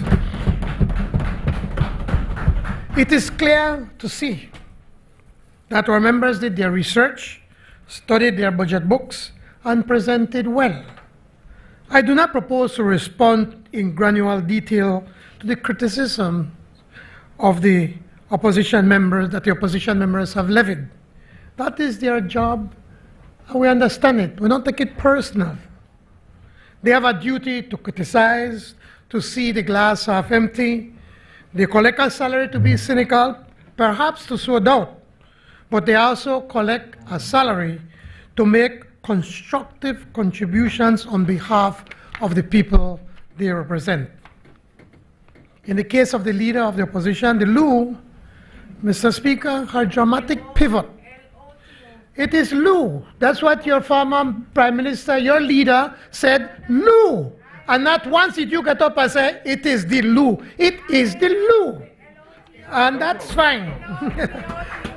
Her startling metamorphosis of being critic-in-chief, as pointed out by the Deputy Prime Minister, has been particularly glaring since for her previous years in this House and as a Minister of State, she saw nothing but milk and honey in the UDP budgets. Nothing but milk and honey, even as her administration pushed Belize to the literal brink of default and devaluation. Nothing but milk and honey, as the UDP squandered $600 million of our oil money and $500 million of Petrocaribe money. Yeah, I turned to sour milk. Exactly. She was silent when her government was borrowing $1 million a day to pay salaries. But if those on the other side can't see or choose not to see the immense change that has swept the country since 2020, a transformation ratified in bold letters by the Belizean people on the 12th of March, then there is nothing I can say to them that will sway them today. Maybe if they look at the mirror, they'll see why is it that there's only 3 of them today. And how much we have over this side? 26. Yes, all of us.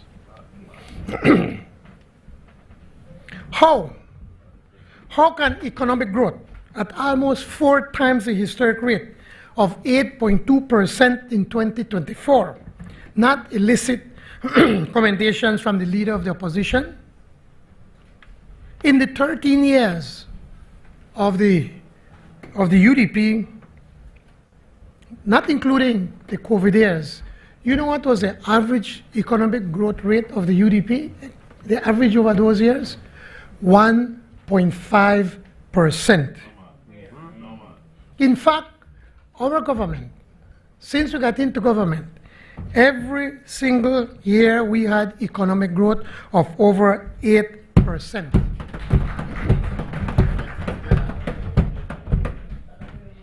How can foreign direct investment, or how can our foreign direct investment program not be a reason for her to celebrate? Foreign direct investments in 2024 alone was over $368 million. In fact, due to our successful fiscal incentive program from 2021 to 2024, this PUP administration has generated $1.2 billion in foreign direct investments. Of course, as a former Minister of State for Trade and Investment under the UDP, she could never boast about this level of foreign direct investments because their government had no clue on how to manage an economy. They had no clue on how to grow an economy. How can employment at almost 98%, Madam Lu, not elicit your enthusiastic approval? Perhaps it is not that she lacks enthusiasm, but was misinformed or misunderstood. The leader of opposition, in wanting to cast a dark shadow over the historic low unemployment numbers which presently exist, said that our labor force has shrunk by 26,000. Well, let me fact check you, Member for Albert. In September 2020, the labor force was 156,546. Unemployment was 13.8%, and underemployment was 23.8%. 129,653 persons were not in the labor force. In September 2024, the labor force was 166,206. Unemployment was 2.1%. Underemployment was 2.2%. The labor force participation rate in 2020 was 54.7%, and last September, the labor force participation was 56.3%. Now, it's important, Mr. Speaker, to explain that in 2024, there was approximately 129,000 Belizeans that were not working. But of those 129,000, Mr. Speaker, 84% were not working because of personal or family responsibility. That came up to about 47,000 people. They were attending school or training, which is about 24,463 persons or Belizeans. There were disability or illness or injury, that is approximately 10,904 Belizeans retired, or they were retired or too old to work. That's another 26,364 persons. Where we need to work is on the 47,000 that were not working for one reason or another. But of those, honorable members, 44,300 are women. Many, as we know, many of our women have, I don't want to call it a burden, because it's something, it's almost a privilege of taking care of the children and the family. But they are the ones, in many instances, are required to stay home to be able to take care of the family. And some of them, because of that, then have, well, it's a burden, right? But yes, it's a burden. But still, it's a privilege too. But many of them, yes, it's a barrier to them. So many of them also have lost their skills because they have been outside of the workforce for too long. Now, I would have had more, I would have agreed with Lou if she would have come here and said, you know what, there are 44,000 women that are not working. I want to give some suggestions on how we can reach out to these 44,000 women to see if we could get some of them to work.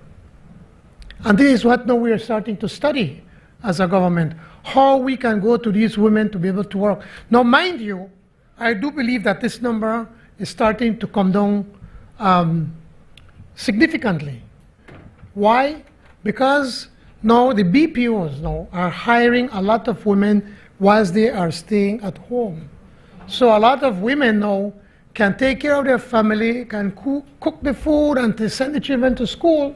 And whilst they're at school, then they have an opportunity to be able to work and make money for their families. We need to find ways how we can retool them. And that's what we have been looking at at Beltrade, where we've been doing a lot of small seminars and training programs targeting women. For instance, we are teaching women up in the north, in Oranjaka and Corozal and other parts of the country, to fix phones, cell phones, because they could do that from home. This is what you talk about being creative, Madam Member from Albert, and constructive. When you could come to this honorable house and say, well, we have a problem here, but these are my recommendations, these are my ideas on what to do.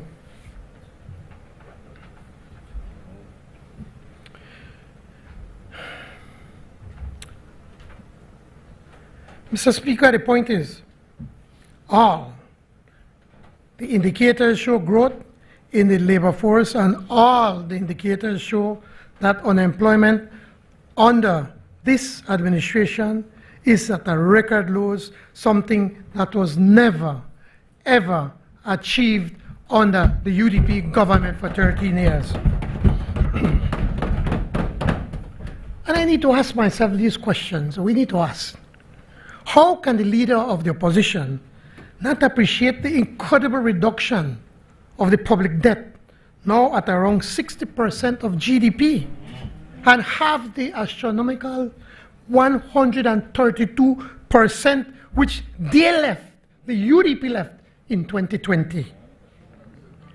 And how can she and her colleagues not appreciate that despite all the massive investments in education, in healthcare, the sprawling NHI that is spreading countrywide, that will soon start here in the Cayo district, the spending on roads, streets, bridges and drains, as well as the allocations to citizens and border security. This government, despite all of these investments, is proposing a budget with a primary surplus of $106 million. How can they not appreciate this? Earlier this month, the IMF prepared what we call an assessment letter, and I have one for you, Madam Member from Albert, which I will give you shortly. It is an assessment letter of Belize's current macroeconomic and fiscal performance. The letter is connected with Belize's participation in the World Bank's development policy credit. In that letter, the IMF concluded, and I quote, not my words, I quote, Belize's economy has performed remarkably well.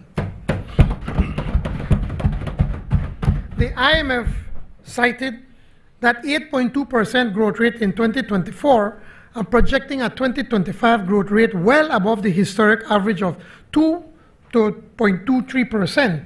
Remember, under the UDP it was 1.5%, but the historic average is between 2 and 2.3%. We are going to go way beyond the historic growth rate. Actually, when you think about it, every single year the IMF would predict certain growth, and every single year we surpass their predictions.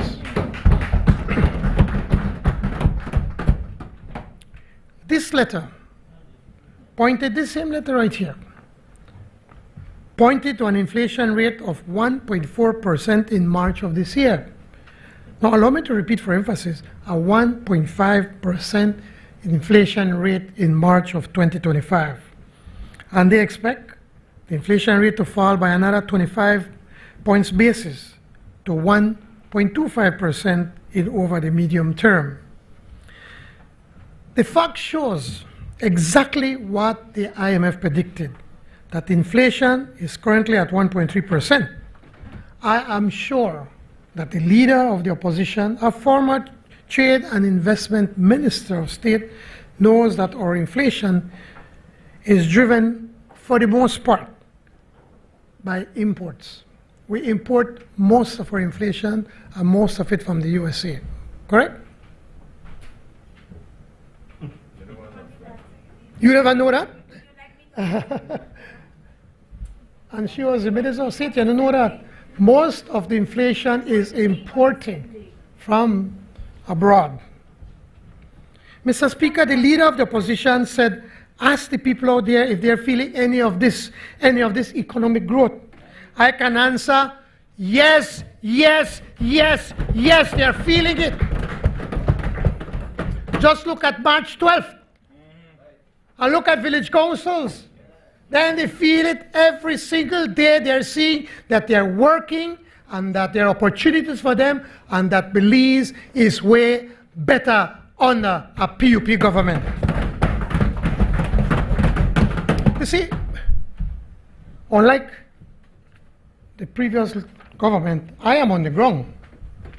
And our ministers, as they just told you, and the nation, speaker after speaker spoke about the success of putting land in the hands of Belizeans. Not in boots. Or the socks. In the hands of Belizeans. Not in a socks. Yes. They have told you about the hundreds and hundreds of single mothers who now own a starter home. Not they like same house where they build, where don't broke up, where no exist anymore. They never built. Yeah. Remember $8 million they used to have every single year for in the Ministry of Housing. Now how many houses they built? Nada. 110 million? In 13 years. Yeah, in 13 years. You're right, you know. $110 million they spent in housing in 13 years. And where are these houses? Yeah. Where are these houses? So I must commend the honorable member from Cayo South, who is crying out for $10 million. You know how much more houses would have been with that $10 million? And I wish I could give him 20, not 10. But I will commend him because he has been doing admirably. He has been doing admirably with the little that we have, and we do so much. You imagine how much houses you could have built in $600 million of oil? Or the $500 million of Petrocaribe? Man, this house, man, the shine. And the Toledo money, I was not talking about Shine Barrow, by the way. I kind of miss him sometimes, you know. Sometimes. But I rather the present member from Mesopotamia right now.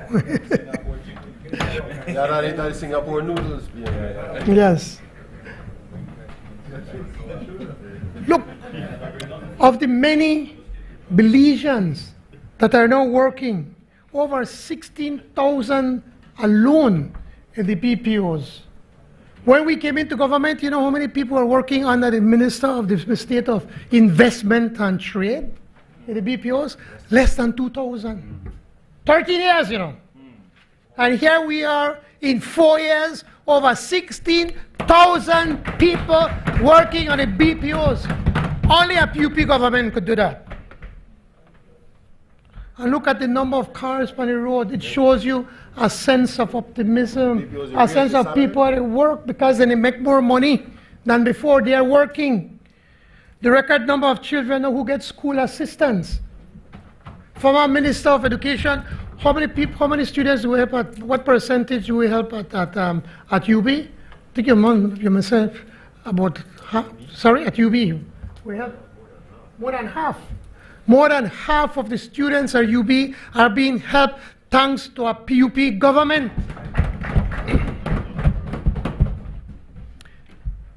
Today, Mr. Speaker, things are way better under a People's United Party government. Belizeans feel good about where we are and where we're going. I quote further from the IMF letter, and it states, the staff from the IMF expects the current account deficit to narrow to 1.4% of GDP by 2030, end of quote, due to, among other factors, higher tourism receipts and the projected improvements in the terms of trade. They write that, and I quote, the public debt has declined substantially since the pandemic, attributing this reduction to a strong economic recovery, large fiscal consolidation, and to debt reductions operations. Public debt is now firmly on a downward path and projected to fall to 54.5% of GDP by 2030. Not my words, the IMF.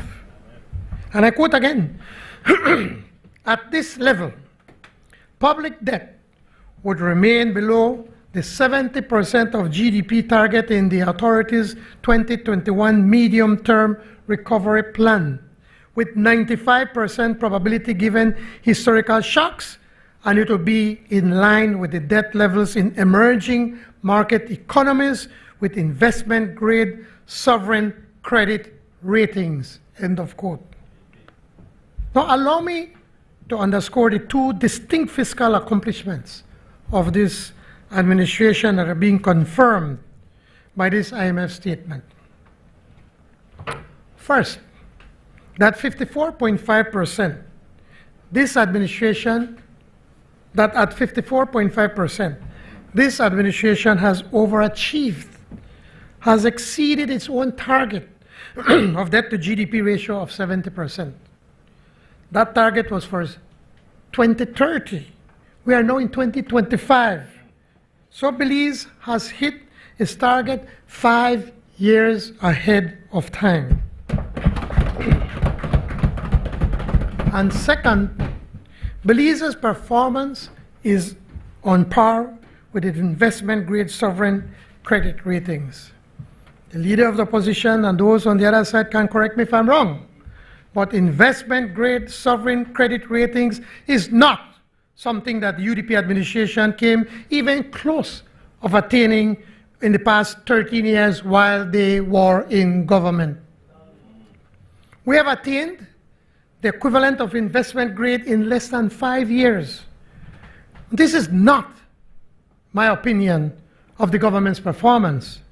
This is not the cabinet's opinion. This is not a PUP opinion. This is the opinion of the IMF, the institution known to be the most castigatory fiscal policeman on planet Earth. And this is an option dated the 15th of May 2025, less than 2 weeks ago. Let me give you a copy, Madam Speaker.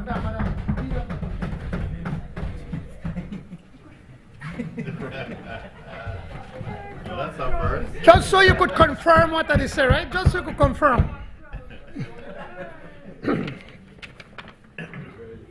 Now, as I said in my, you could share it with them. I don't know if so I don't understand it, but anyway, they could. Now, as I said in my budget presentation, and as many of our ministers and representatives have echoed during this debate, the economy and the public finances are not perfect. I know of no country whose economy and public finances are perfect. But Belize has come a long way down a new track since 2020. They remind me of that Virginia Slims ad now and say, you've come a long way, baby. That is Belize. We've come a long way. Yes, I go way back. I can't tell me age, no sure? Member from Freetown, get a chance me. This new track has bolstered public revenues, redirected public spending to the areas that most improve the lives of our citizens, reduced borrowing and interest payments, and transformed the public finances to where even the IMF now believe that Belize is investment grade. Another issue raised by the leader of the opposition was about government's wage bill. Well, let me point out something, honorable members of this House. In 2008, when the PUP left office, the wage bill, not pensions and gratuities and the grants that were given to the schools, but the wage bill was $240 million. In 2020, when we took office, the wage bill reached $461 million. It went up almost not by 92%. At present, the wage bill is $554 million. When you add pensions and gratuities and the grants to church-aided schools, it goes up to approximately $700 million. Remember, from $240 million, under the UDP, the payroll almost doubled in 12 years, increased by 92%, or an average increase of 7.7% per annum. As a comparison, the average salary per worker on the other has increased by 26% in the same period, from 30,000 to 37,000. If it is that the Lou is trying to make the point that this administration is hiring too much, she is wrong. In 2020, the public officer workforce was 15,331. Currently, it is 15,662. The public office workforce, therefore, has increased by less than 350 new persons, or around 2%, over a period of roughly 5 years.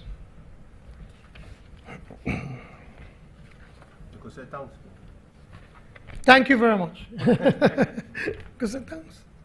Just to correct you. Now, let me lay out the facts, or maybe I should remind her of the facts. This is right on track. And no amount of boilerplate or chat GPT criticisms, no servings of cynicism, no doom or gloom vibes, and no Cassandra from the other side will take us off our track, right on track.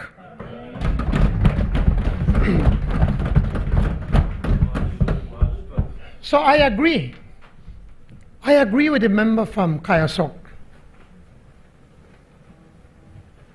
We have done a lot. Yes, we have done a tremendous amount of work over the past 4+ years. But there's so much more that left to be done, and so much more that we want to do. We want to build more houses, more streets, roads, bridges, hospitals, clinics. We want to expand electricity and water, especially in rural areas. Expand free education, give more scholarships. I'd love to double the salaries of our teachers.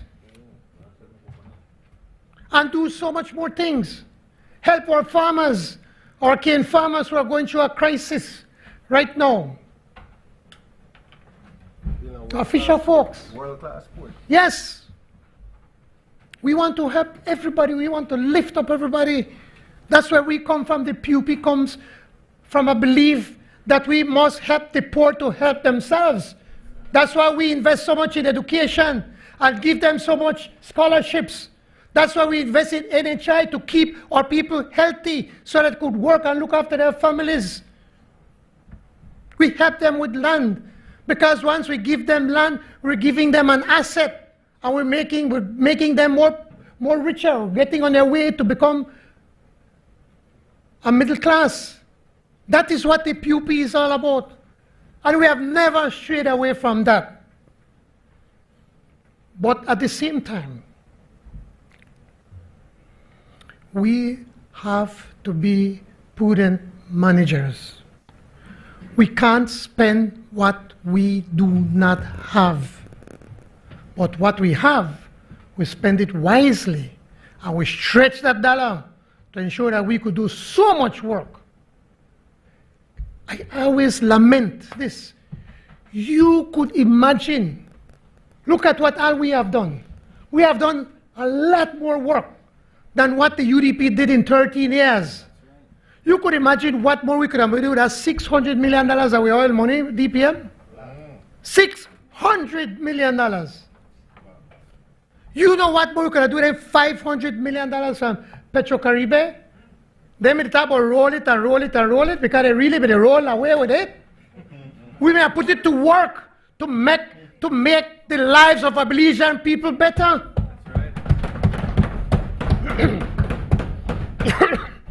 So I want to thank my colleagues for being understanding and for having the discipline to work with what we have.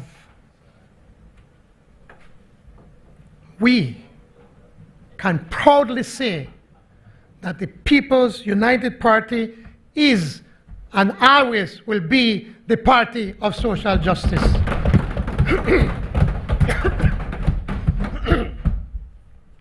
Now, let me address the issue of the teachers, all the teachers, not just the union members, but the more than 5,000 teachers, most of them who reported to work today. And I want to publicly thank those that reported to work today because they really and truly realize that their main mission as a teacher is to be able to look after our kids, to look after our children, to educate them. And that one day miss is one day too much in the life of a child, of a student. So I want to commend them for staying in the classroom and working with our kids. Mr. Speaker, this government remains fully committed to dialogue and continues to address the matter in good faith.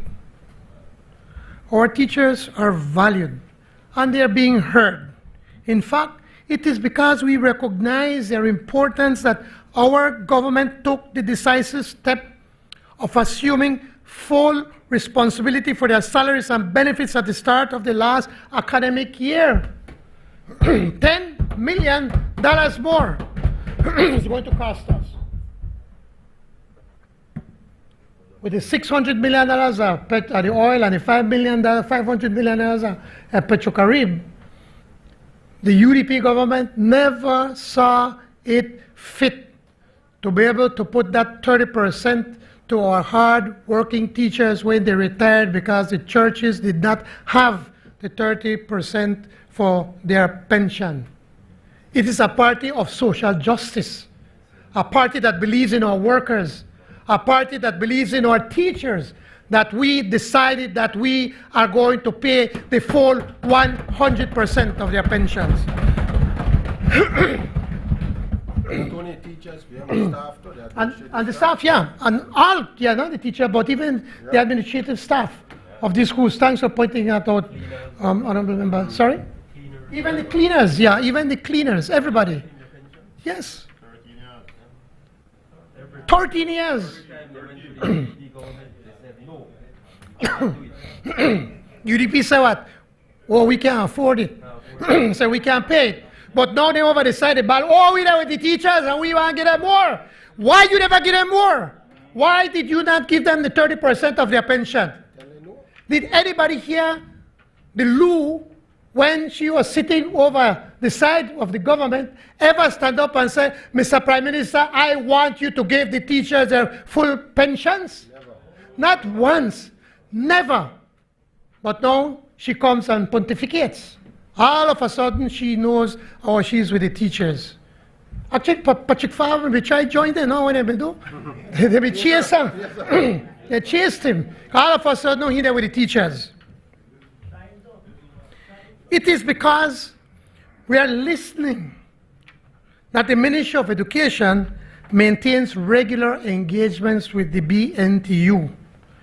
A historic joint agreement was signed in January that stands as proof of this commitment. I find it I must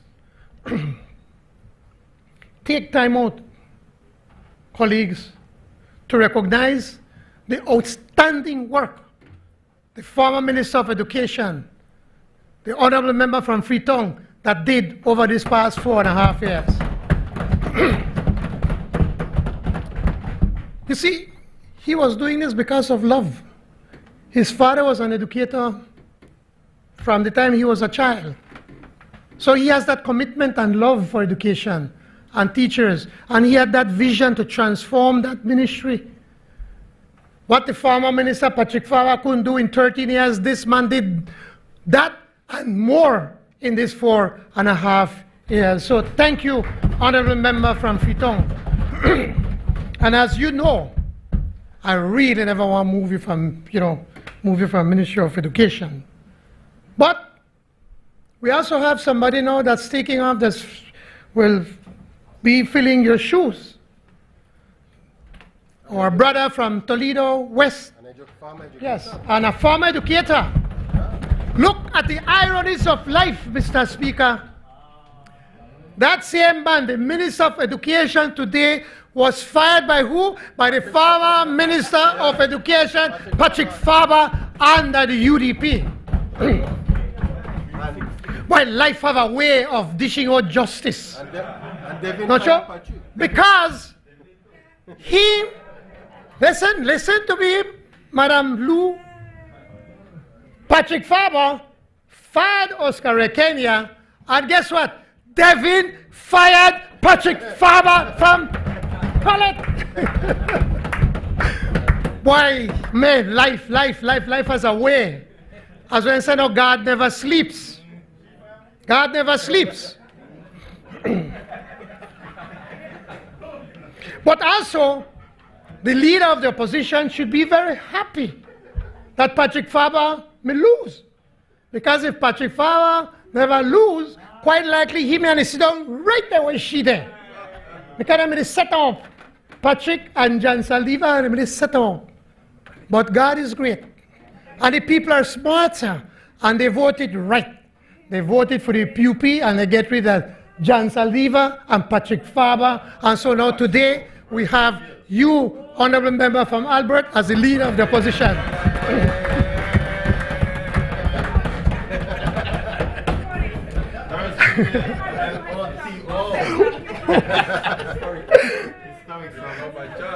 You have to enjoy it, Madam Leader of the Opposition.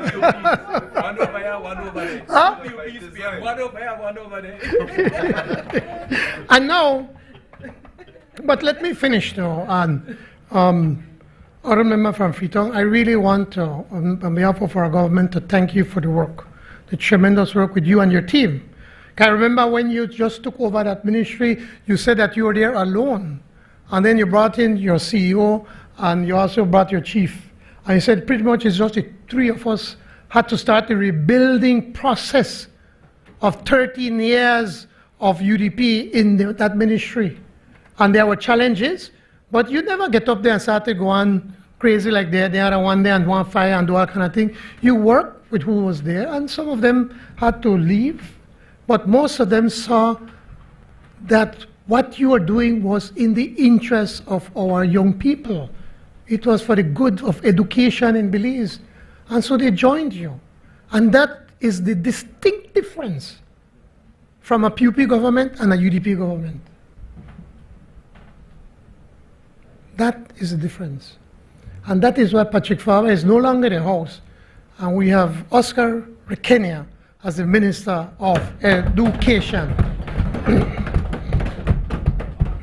So the point I'm making, Mr. Speaker and colleagues, this government, our PP government, we just don't speak to our teachers, we work with them.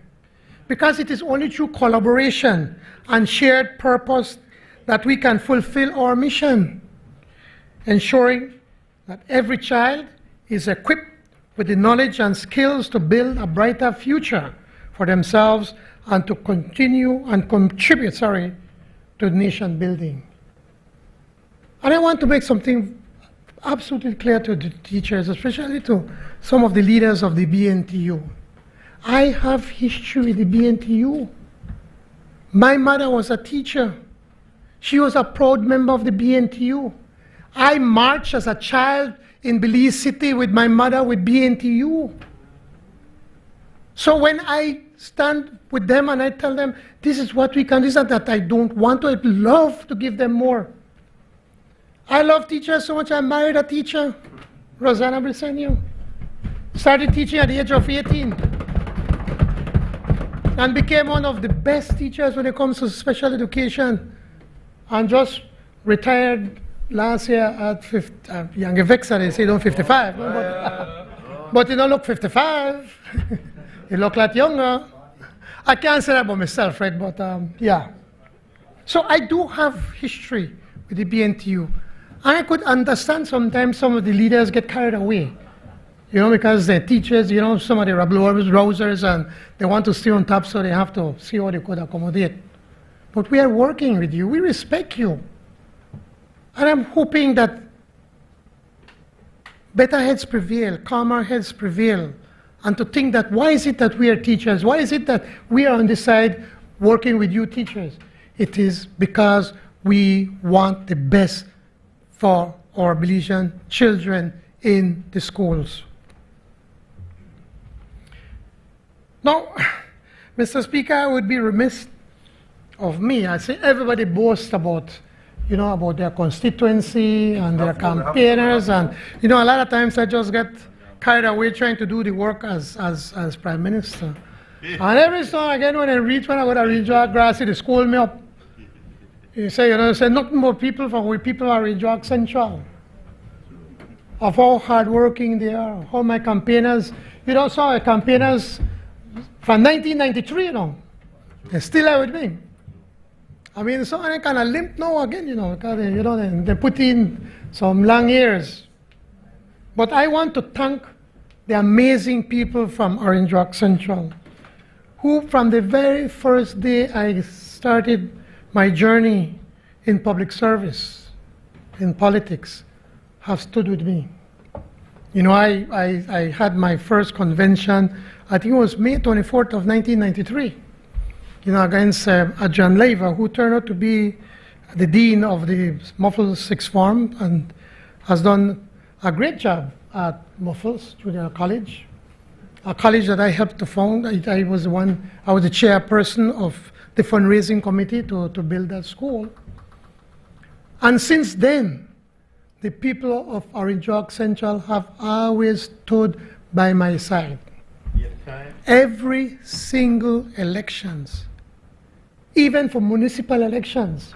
We may lose it on council, but in Orange Rock Central, we always win because the people have always stood by me.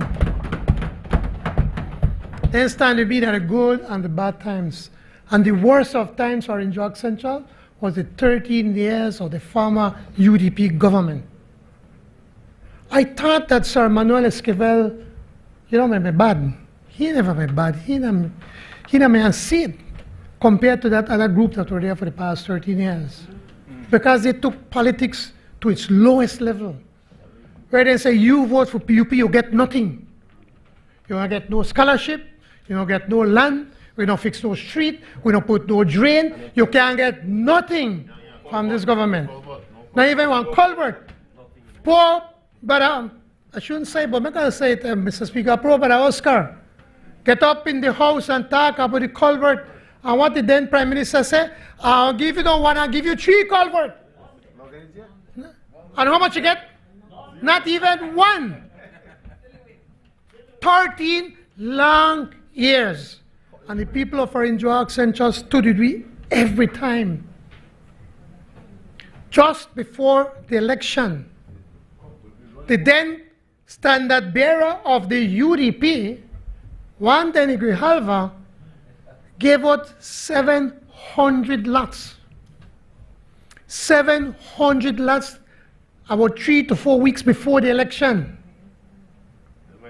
And with all of that, the people stood by me and our Cayo Central. I love it with all my heart. And in that short time, we have done a lot for the people of our Cayo Central. And I now read out all this DPM. Good.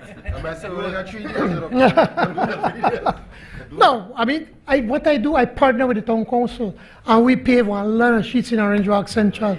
We put drains, we put culverts, we put parks. Philip Alvarez Park, the one of the most prettiest park you could find. And the dome, the basketball dome. Minister of Sports, you have seen it. I know you want like that in the rest of the country. And I'm there with you on that. We have done so much for the people in that short time. The only complaint I have is that my DPM, the Minister of Lands, have not been too kind with me with lands in our Cayo Central. When I hear they give out 700 and 800, and I only get one little bit, you make me feel jealous, No, I must. Huh? You give me that. No, but on a serious note, DPM has been an exemplary Minister of Lands.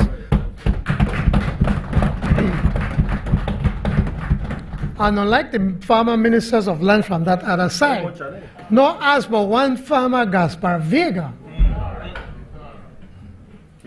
This man, the guitar, this man right here, and we've been through many battles since 1994. You've been a young boy. Remember, you're in a shape, no stomach with flats. Huh? Skinny, no hair. He lives social justice. And he spends all his time trying to see how he could help poor people to get land. And he does that to a fault, because then a lot of people in the private sector where they try to sell their land or try to make the transactions, say, I can't get my land. And so why? Because every minute they have a land clinic. But that's what we were elected to, man, for take care of the small man, then when we need a piece of land. Hopefully this time around I get some more land and I could boast about it, right? We work on that. So, we have done a lot of work. We have, Minister of Agriculture thanks over 3,600 sugarcane farmers, including Senate 7. We get support during your tenure as Minister of Sugar. And so I want to thank all the ministers that have helped us here in Cayo Central. Finally, Mr. Speaker, let me say this. I join the others in expressing joy in seeing the first woman leader of the opposition. Madam Leader of the Opposition, as you said, it is historic. And I agree with you, it is historic. But by way of advice, Madam Leader of the Speaker, the leader of the opposition, Your role is not an easy one. Right, Honorable Member from Freetown? It's not an easy one to be the leader of the opposition. And she must understand that her gender does not exempt her from the slings and the arrows of this nation. Yeah. I laugh at this with his beat up shine. Sure. Now, I need to remind her. I need to remind her that the leader of the opposition, that for 13 years, the Honorable Member of Freetown and I, as leaders of the opposition, we were insulted and vilified by her leader. And some of the most meanest and sharpest personal attacks were hurled at us on this side by the former Prime Minister. And while he was doing all of that, all of them, including herself, they were laughing and clapping while they were hurling the insults. Remember when the honorable former member from Mesopotamia did a very ugly thing at you? Yes, very ugly. Yes, yes. And the Prime Minister sat right there and laughed with everybody. I'm not sure probably if you were already, you got elected 2012. Yes, you were right there. 2015 you got there. Okay, you were not there. And they just sit down there and laugh. That was one of the most darkest period of this country's history in Parliament, those 13 years of the UDP. And we will never allow that to happen again, certainly not from the side. And I hope, Madam Leader of the Opposition, that you can see what you all went through and to say you would never behave that way. So, whilst we're on this side, we will never reduce ourselves to those levels. I can assure you, we'll never go to those levels. But from time to time, we have to throw, some things at you, Madam Leader of the Opposition. So we will demand from her the level of debate and yes, banter that befits her office. You are in the kitchen now, Leader. You have to know how to handle the heat. I'm coming to that. Let me also say this. I agree with the member from Caribbean Shores. I too find it a complete dereliction of duty and an insult that your deputy leader, the honorable member from Corozal North, has given a slap in the face to you as a leader, a slap in the face to the people of Corozal North, because that as a member from Corozal North, he has chosen to be absent from this debate for the past 3 days. Now, I would not dabble in politics, in UDP politics, but all of us are paid to represent the interests of our constituents, and that he chose to be absent is inexcusable and plain cowardly. He hide because of Belizean Beach land scandal. Right? He hide from Belizean Beach because he signed it. Yes. I hope that when we come and bring a motion to acquire Belizean Beach on behalf of the Belizean people, that the leader of the opposition will also support that motion. Because we want to get that back and give it and set it up as a park, an official park, to the city council probably, and make the develop it. Yes. In Belmopan, they give her the boulevard. Now boulevard, then just with the grab any and everything. Mothers.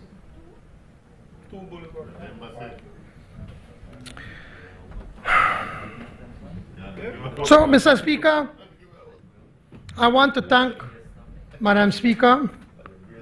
I want to thank you and thank the member from Kahallet for managing the debate over the last 3 days. I believe it went well, and I think on both sides we can agree you were fair. I'm going to give this man a round of applause, Mr. Speaker.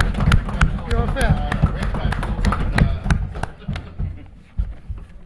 And this is your third, fourth time in Parliament? One last time, and then 2, 3, 4. Yeah, four times. And you did such a great job as Speaker. If we were in the UK, probably I say, man, make we left you as Speaker of the House since you do have such a good house. Because in the UK, you and Devin, because in the UK, it is a member of Parliament that is Speaker. But we need you also to help our Foreign Minister, so we're good.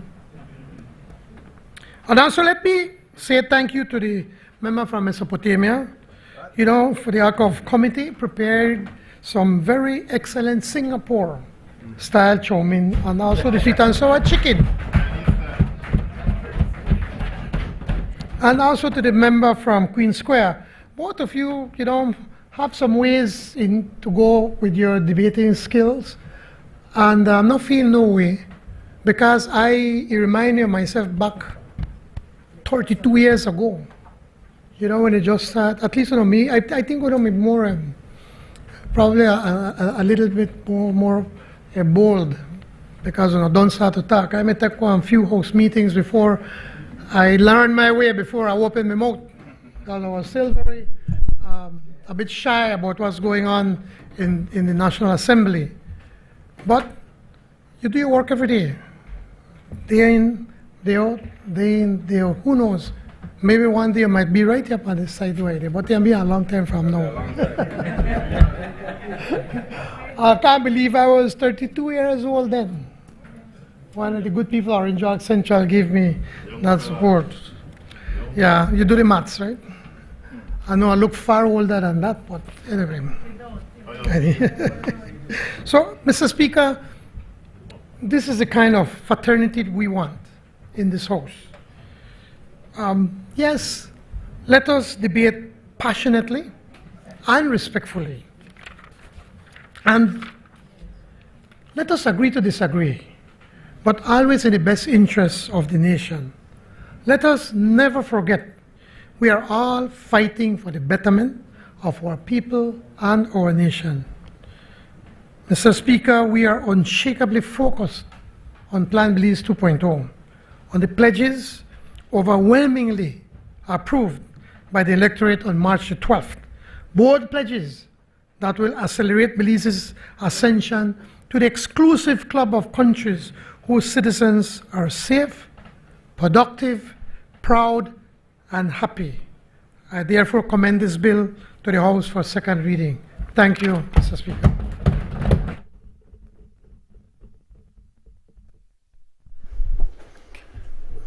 Honorable members, after 3 days of presentation, the question is that the bill for an act to appropriate further sums of funds for the use of public service for Belize for the financial year ending March 2026 be read a second time. All those in favor kindly say aye. Aye. Those against kindly say no. I think the ayes have it.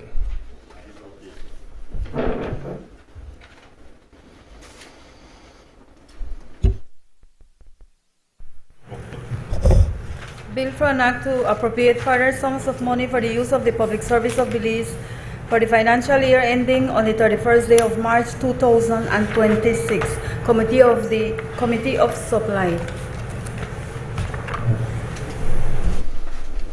Honorable members, the House will now resolve into a Committee of Supply under the chairmanship of the Honorable Prime Minister as the Minister of Finance, Investment and Economic Transformation, Civil Aviation and E-Governance, in accordance with Standing Order 65. The deliberation of this committee shall not take place in the public. I must therefore ask that the media, those in the galleries, to leave. They may, of course, return after the Committee of Supply has concluded its business. All those in favor kindly say aye. Aye. Those against kindly say no. I think the ayes have it.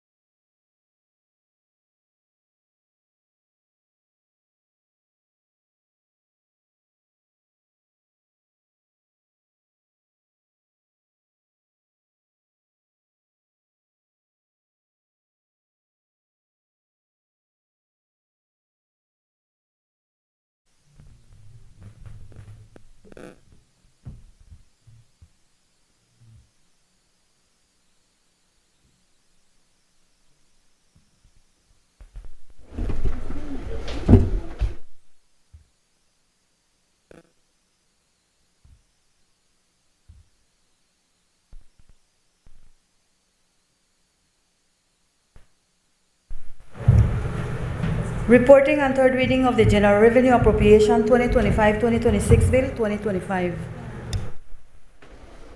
I recognize the Honorable Prime Minister. Mr. Speaker, the Committee of Supply has considered the General Revenue Appropriation 2025-2026 Bill 2025 and passed it without amendment. I now move the third reading of that bill. Honorable members, the question is that the bill for an act to appropriate further sums of funds for the use of public service of Belize for the financial year March 2026 be read a third time. All those in favor kindly say aye. Aye. Those against kindly say no. I think the ayes have it. Bill for an act to appropriate further sums of money for the use of the public service of Belize for the financial year ending on the 31st day of March 2026. Government business motions. I recognize the Honorable Prime Minister. Mr. Speaker, this is Official Charities Fund Motion 2025. Mr. Speaker, I move be it resolved that this House approves the expenditure of $2,595,089 from the Official Charities Fund as detailed in Appendix A of the draft estimates of revenue and expenditure for the year ending 31st March 2026. Honorable members, the question is, be it resolved that this Honorable House approve the expenditure of $2,595,089 for the Official Charities Fund as detailed in Appendix A of the draft estimated and revenue and expenditure for the year ending 31st March 2026. All those in favor kindly say aye. Aye. Those against kindly say no. I think the ayes have it. I recognize the Honorable Prime Minister. Mr. Speaker, with your permission, allow me to do these two motions as one, so in the interest of time. So, Mr. Speaker, these are the Inter-American Development Bank third general capital increase in authorized capital stock of the Inter-American Investment Corporation, IDB Invest, and the subscription motion 2025 and subscription to Multilateral Investment Fund 4. Inter-American Development Bank Subscription Motion 2025. With your permission not to repeat the recitals, I move, now therefore be it resolved, that this Honorable House being satisfied that the above-mentioned additional capital subscriptions would be beneficial to the interests of Belize in achieving their better development outcomes, authorizes the Minister of Finance to sign the instruments of subscription and all other related documents and make payments before the indicated deadlines. I move, now therefore be it resolved, that this Honorable House being satisfied that the above-mentioned contributions to MIF 4 would be beneficial to the interests of Belize, authorizes the Minister of Finance to sign an instrument of acceptance and contribution and all other documents associated therewith.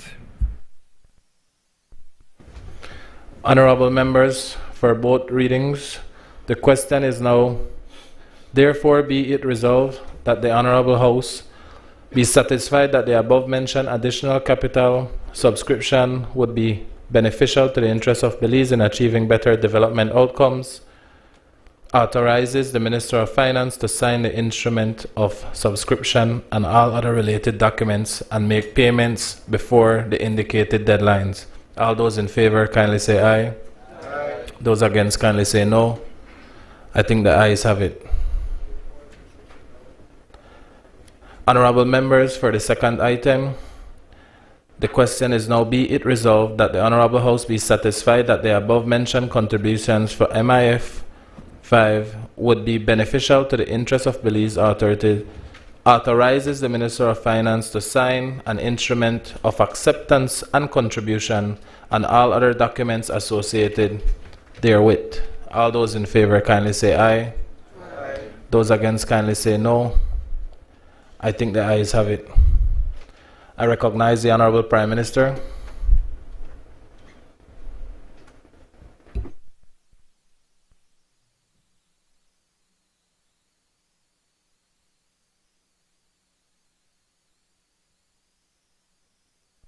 Speaker, this is the establishment of the National Assembly Staff Committee Motion 2025. With your permission, now be not to repeat the recitals, I move, now therefore be it resolved, that this Honorable House thereby nominate the Honorable Dolores Valderramos Garcia, the Honorable Rodwell Ferguson, and the Honorable Tracy Panton to be the members of the National Assembly Staff Committee. Honorable members, the question is now therefore be it resolved that the Honorable House hereby nominate the Honorable Dolores Valderramos Garcia, the Honorable Rodwell Ferguson, and the Honorable Tracy Panton to be the members of the National Assembly Staff Committee. All those in favor say aye. Aye. Those against kindly say no. I think the ayes have it. Bills for second reading. I recognize the Honorable Prime Minister.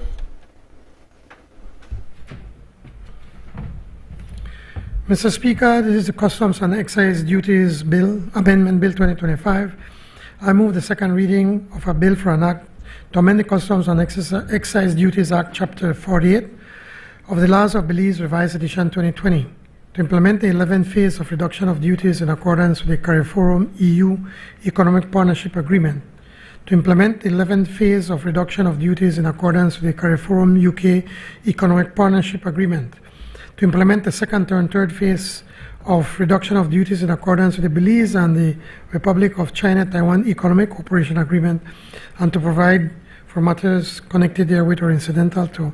Mr. Speaker, when I made the introduction, the first reading, introduced the bill, I went at great lengths to explain what it is all about, and it's simply agreements that have been signed with the EU and the UK and Taiwan as we work towards reducing the duties that are being levied on goods that are being imported into Belize. So I urge the support of everyone. Thank you. Mr. Speaker, I just wanted to ask two simple questions. When we were in committee... The Honourable Member for Mesopotamia. Sorry, Mr. Speaker. Yes, I just wanted to ask two very simple questions that I asked in the committee, but they said that they would send me the information. I just want to know what were the previous rates, and in terms of dollar-wise, how much is it in revenues that's being lost? Just that. I need to, Member from Mesopotamia, I don't have the information, but I can get it for you. But again, it is something that has been agreed, it was even before our time. So it's something that, I think it was done with the previous government. And so, but I'll get it. Just send me a WhatsApp so I could get it for you. No problem. Okay. Honourable members, the question is that the bill for an act to amend the Customs and Excise Duties Act, Chapter 48 of the Laws of Belize, Revised Edition 2020, to implement the 11th phase of reduction of duties in accordance with the CARIFORUM EU Economic Partnership Agreement be implemented to the 11th phase of the reduction of duties in accordance with the CARIFORUM UK Economic Partnership Agreement, to implement the second and third phase of reductions of duties in accordance with the Belize and the Republic of China-Taiwan Economic Cooperation Agreement, and to provide for matters connected therewith or incidental thereof, to read a second time. All those in favor kindly say aye. Aye. Those against kindly say no. I think the ayes have it. Bill for an act to amend the Customs and Excise Duties Act, Chapter 48 of the Laws of Belize, Revised Edition 2020. I recognize the Honourable Prime Minister.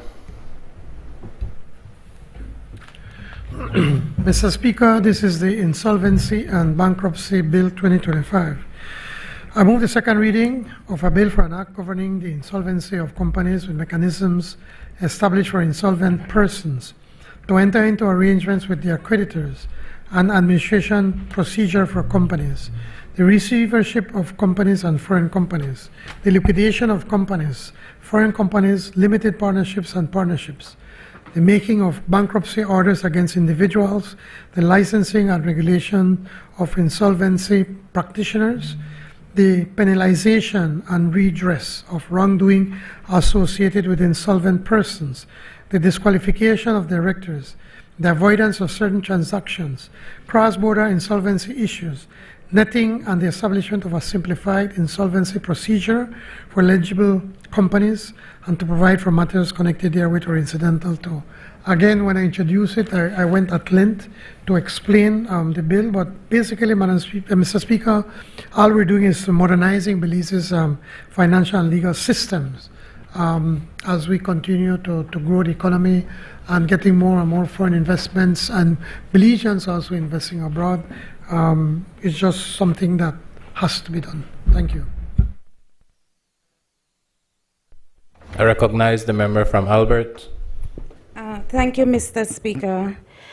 I wish to raise with the Minister of Finance, the Honorable Prime Minister, member for Orange Walk Central, that while we understand that this bill does seek to modernize and consolidate and improve Belize's insolvency framework, we continue to promote the fact that the MSMEs represent the backbone of our economy. And this bill is very complex and cumbersome. And it's difficult to navigate. Even, in the committee meeting, I had an opportunity to speak with the Director General of the FSC, who conceded that it is cumbersome to navigate and can be seen as a burden to small businesses. We would like to see, Mr. Speaker, that there is some concerted effort to support the users of the bill, the beneficiaries of this bill, whether training opportunities, if there can be webinar sessions planned so that those who the bill is intended to support and those who the bill is intended to protect can have the benefit. The Director General of the FSC said the sensitization program for this bill alone would cost them somewhere around $500,000 to do it right. And so we're asking that the training happens, that it's ongoing, so that we can relieve that burden on those entities and individuals who this bill was intended to serve. Thank you, Mr. Speaker.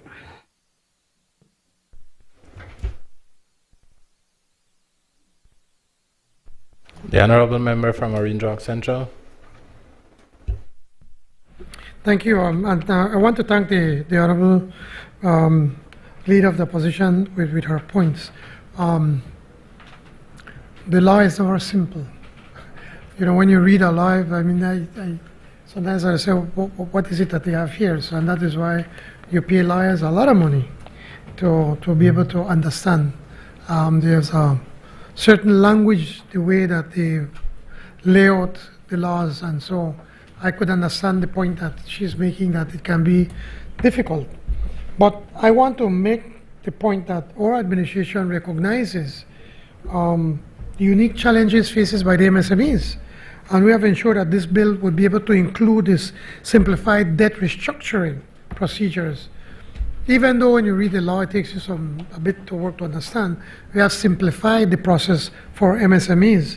And these tailored mechanisms aim to make the process affordable for them, efficient and accessible to these small enterprises.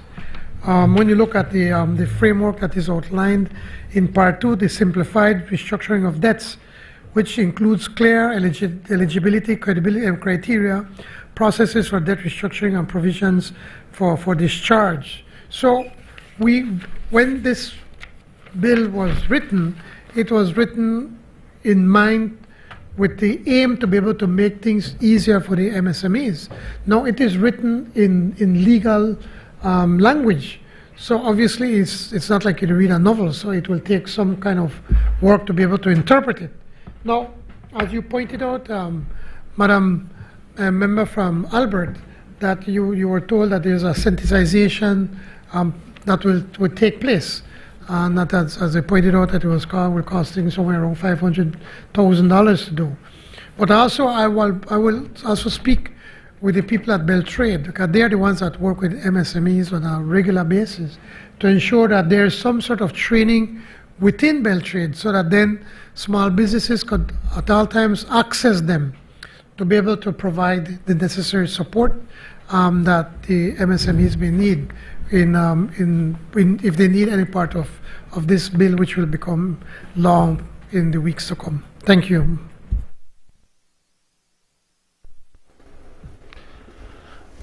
Honorable members, the question is that the bill for an act governing the insolvency of companies with mechanisms established for insolvent persons to enter into arrangements with their creditors and administration procedures for companies, the receivership of companies and foreign companies, the liquidation of companies, foreign companies, limited partnerships and partnerships, the making of bankruptcy, orders against individuals, the license and regulation of insolvency practitioners, the penalization and redress of wrongdoings associated with insolvent persons, the disqualification of directors, the avoidance of certain transactions, cross-border insolvency issues, netting and the establishment of a simplified insolvency procedure for eligible companies, and to provide for matters connected therewith or incidental thereof to be read a second time. All those in favor kindly say aye. Those against kindly say no. I think the ayes have it. Bill for an act governing the insolvency of companies with mechanisms established for insolvent persons and to enter into arrangements with their creditors. I recognize the Honorable Minister of Foreign Affairs, Foreign Trade, Culture and Immigration. Thank you, Mr. Speaker. This is the Magistrate Court Bill 2025. I move the second reading of a bill for an act to repeal, replace and consolidate the District Courts Procedure Act, Chapter 97 of the Substantive Laws of Belize, Revised Edition 2020, the Summary Jurisdiction Procedure Act, Chapter 99 of the Substantive Laws of Belize, Revised Edition 2020, and the Summary Jurisdiction Offences Act, Chapter 98 of the Substantive Laws of Belize, Revised Edition 2020, to repeal, replace, and consolidate the provisions of the Inferior Courts Act, Chapter 94 of the Substantive Laws of Belize, Revised Edition 2020, relating to the magistracy, to provide for the establishment, constitution, and jurisdiction of the Magistrates' Court, to regulate the practice and procedure before the Magistrate Court, and to provide for matters connected therewith or incidental thereto. Honorable, I recognize the member from Albert. Thank you, Mr. Speaker. Just a quick matter, if I may. When I sought some input on this bill from the users of the bill, I was told that the consultation process was done on paper and that there were not opportunities for face-to-face exchange with the practitioners and users of the bill. And it was my understanding from speaking to them that that certainly would have been welcome. And I would like to ask that when we talk about consultation, we had the same experience with the Families Bill that has now been deferred or did not come back for a second reading at this meeting, but we had the same explanation that the consultation was a kind of a paper transfer. And so there were many questions and concerns that still remain unresolved to the practitioners. So for future, we're asking if there can be other formats, if you will, for the consultation to take place. Thank you, Mr. Speaker. Honorable Member for Freetown. Yeah, thank you, Madam Leader. Yeah, your concern is noted. I will certainly relay that message to the Attorney General's ministry. Just for the record, I note that when I introduced the bill, I made the point, and of course this was based on information provided by the Attorney General's ministry, that the bill is a product of 3 years of work. And according to them, extensive consultations with stakeholders. The United States government was involved with this project and assisted not only financially but with technical support. And I know that they had brought in people who met with various stakeholders. So a lot of work and time, but your point is well taken that you know, we must always seek to try to ensure that we have as wide consultation as possible, extensive as possible. So I certainly will relay that point to the Attorney General's ministry. So I move the second reading, Mr. Speaker. Honorable members, the question is that the bill for an act to repeal, replace, and consolidate the District Court Procedure Act, Chapter 97 of the Substantive Law of Belize, Revised Edition 2020, the Summary Jurisdiction Procedure Act, Chapter 99 of the Substantive Law of Belize, Revised Edition 2020, and the Summary Jurisdiction Offense Act, Chapter 98 of the Substantive Law of Belize, Revised Edition 2020, to repeal, replace, and consolidate the provisions of the Inferior Court Act, Chapter 94 of the Substantive Laws of Belize, Revised Edition 2020, relating to the magistracy, to provide for the establishment, constitution, and jurisdiction of the Magistrates Court, to regulate the practice and the procedures before the Magistrate Court, and to provide for matters connected therewith or incidental thereof, to read a second time. All those in favor kindly say aye. Those against kindly say no. I think the ayes have it. Bill for an act to repeal, replace, and consolidate all acts relating to the Magistrate Court, Bill 2025. I recognize the Honorable Minister of Infrastructure, Development and Housing.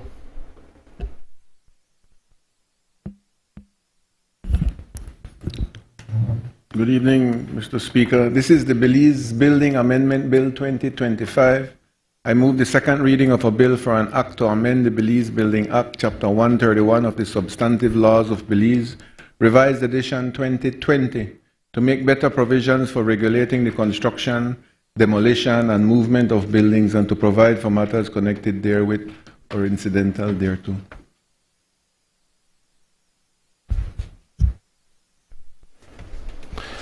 Honorable members, the question is that the bill for an act to amend the Belize Building Act, Chapter 131 of the Substantive Law of Belize, Revised Edition 2020, to make better provisions for regulation and construction, demolition, and movement of buildings, and to provide for better matters connected therewith or incidental thereof, be read a second time. All those in favor kindly say aye. Aye. Those against kindly say no. I think the ayes have it. Bill for an act to amend the Belize Building Act, Chapter 131 of the Substantive Laws of Belize, Revised Edition 2020. I recognize the Honorable Minister of Constitution and Religious Affairs, Indigenous Affairs, and Transportation. Yeah, good evening, Mr. Speaker. This is the People's Constitution Commission Amendment Bill 2025. I move the second reading of a bill for an act to amend the People's Constitution Commission Act, Act number 28 of 2022, to extend the time for the Prime Minister to lay before the National Assembly the report of the Commission after receipt, and to provide for matters connected therewith or incidental thereto. I recognize the member from Albert. Thank you, Mr. Speaker. I want to summarize my intervention this way. 30 months, $2 million, 23 commissioners, and a very extensive education campaign. I recall, Mr. Speaker, when the piece of legislation was being brought to the House for the commission to be formulated, the Honorable Prime Minister made the case that this was the most important undertaking of any government post-independence history. We concur with that assessment, and a lot of work, a lot of time, a lot of energy, a lot of effort, a lot of resources, Mr. Speaker, has been put in to this report that has, as the Prime Minister outlined, 167 recommendations for constitutional reform. Delays from 60 days to 12 months send some serious signals or red flags. Why the lack of urgency? Why aren't the concerns of these 23 institutions and the persons who served on them and the persons who they consulted with are not taken into account?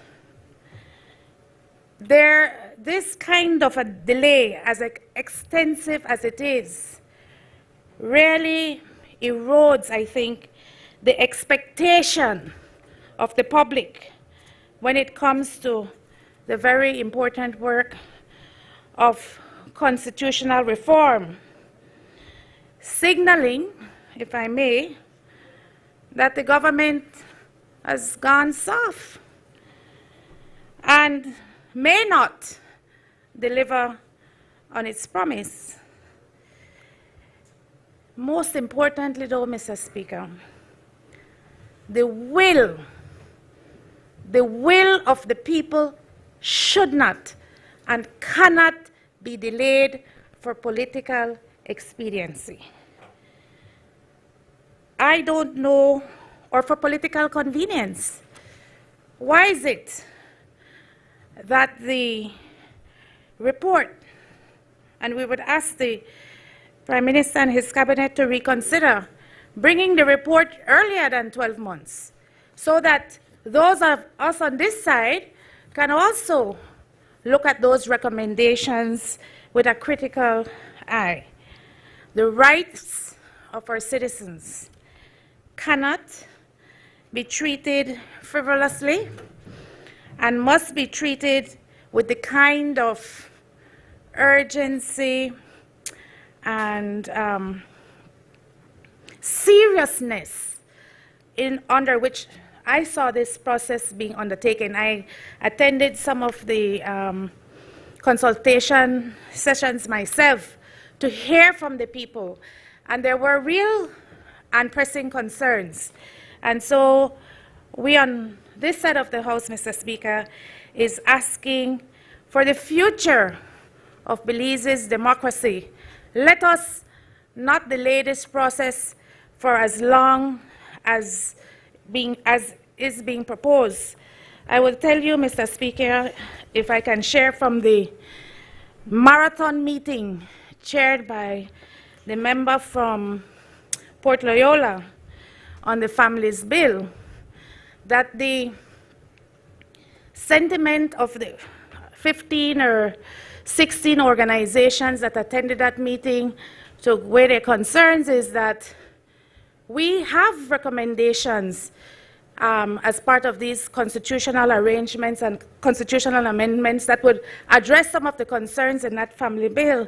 And we think that the family's bill should be aborted until these recommendations have a chance to be brought to the table and properly examined and analyzed and debated in the National Assembly. So I'm asking for some consideration. We understand that the cost of the referendum would be costly, but I do think that the report should be tabled prior to the end of the year to give everybody enough time to do the necessary work. So when it comes to the time of the referendum, we could all get on the same page without further delays. Thank you, Mr. Speaker. I recognize the member from Fort George. Thank you, Mr. Speaker. Mr. Speaker, I'd just like to respond briefly to the comments made by the Leader of the Opposition on this bill. And while I agree with the Leader of the Opposition in terms of the importance of this exercise, this, Mr. Speaker, was the first time the people of Belize were given a direct opportunity to talk to the government on the highest law of the land, the Constitution of Belize. Mr. Speaker, the reason why this amendment is there is because, and it might not be, it says a maximum of 12 months. It doesn't say that it will not be laid on the table until 12 months. It can come before. But it is important that the 167 recommendations as put forward in this report are properly looked at by attorneys to make sure that they are, they are amendments that can be done to the Constitution. They have to be looked at to make sure that everything is not in violation of some other section of the law of the Constitution. It is important, Mr. Speaker, that these recommendations coming directly from the people are given the opportunity, and as the Leader of the Opposition said when she was talking about consultation, when she was talking about deliberation, it is important that these types of recommendations, this type of exercise is not rushed. As it is, Mr. Speaker, the report was turned over or submitted to the Prime Minister, I believe, on the 16th of May. That is when the term of office of the Commission ended, which, if the legislation was not amended, we would have to bring it to the House by the 16th of July. Thereafter, we could be looking at a referendum soon after the 16th of July. Certainly that is not enough time, Mr. Speaker, to look at these recommendations, to make sure that they have all of the proper judicial backing, make sure that they're not in violation in any way, and make sure that they are recommendations that are supposed to go in a constitution. I haven't had an opportunity to look at all 167 recommendations, Mr. Speaker, but like the Leader of the Opposition, I attended many of the consultations, and a lot of the comments made at these consultations really had to do with subsidiary legislation. It didn't necessarily have to do with the Constitution. So we have to look at the recommendation. It's important that when it is brought to this National Assembly, that it's properly debated, looked at, and if we do go to a referendum, that is a referendum that we can support and promote both sides of the House, Mr. Speaker. Because if we are serious about the decolonization process, if we are serious about deepening the democracy in this country, if we are serious about taking that next step as a mature democracy, Mr. Speaker, then we have to be able to listen to what the people are saying, but we also have to be able to be unified when we come to this National Assembly and unified when we go there if there is a referendum. So, Mr. Speaker, I support the amendment to the legislation, and as I said, it does not necessarily mean that it will take 12 months before it's brought to this Honourable House. Thank you. Honourable Member for Orange Walk Central. Thank you, Mr. Speaker. Just to add, we take the amendment or to recraft or redraft the National the Belize Constitution as something extremely serious. when we set up the People's Constitutional Committee, we allowed a wide group of people to be able to join in that, and we gave them the necessary budget for them to be able to do wide consultations. When I met with the chairman, Mr. Anthony Chanona, and I wish to put on record my appreciation to the work that he did, he and his and the team and the committee, he was pointing out to me that they wrote every single recommendation that was uttered in all those meetings. It was over 6,000 plus of that. And then after that, then they broke themselves into, I think it was about 5 or 6 different committees. And then in those committees, then they first of all, they had to look at those 6,000 plus and put them in the categories that they set out. And then another committee had to then look at that and see how it can be fitting to the Constitution. The honorable member from Fort George is perfectly right. Many instances, we don't know better, myself included, we'd want to see certain things be enshrined in a Constitution. But in many instances, it does not belong in a Constitution. It's supposed to be in a subsidiary piece of legislation. So a lot of what has been issued probably will not belong in the Constitution. Now, we in Cabinet, we're not constitutional experts. So we were very ambitious when we said that within 60 days that we receive it, as a Prime Minister and President of Cabinet, that within 60 days we bring it to the National Assembly. And then once it's there, then we'll be triggering a referendum. It shows that there is a commitment, but now we realize that probably if we just grab that and just throw it out there to the public, then you could very well then accuse us on the side that we're not serious about about rewriting or amending the Constitution, because you say, well, how can you put some of these things that were in place? And secondly, it is important that when we have the constitutional experts review what was proposed, and then we can try to put it together then to bring to the National Assembly, it is important then that Belizeans can clearly understand what we are trying to accomplish. Decolonization, of course, deepening the democracy, strengthening the rights of our citizens. These are all laudable principles or aims or goals that we are aspiring for. But we need to make sure that we get it right. Look at the history. Chile is probably the best example of how to fail in rewriting your constitution or strengthening the rights of the indigenous people, the human rights, everything. They went through an extensive consultation, and they spent millions of dollars. And when it went to referendum, it was rejected. It has happened in the Caribbean in 2 different, I think it's Bahamas. In St. Lucia. And St. Lucia. At least 2 countries they've tried the same thing and it was rejected. We want to make sure that when we bring something to the House, it is something that all of us could support, and then speak to our people for them to support when it goes up to referendum.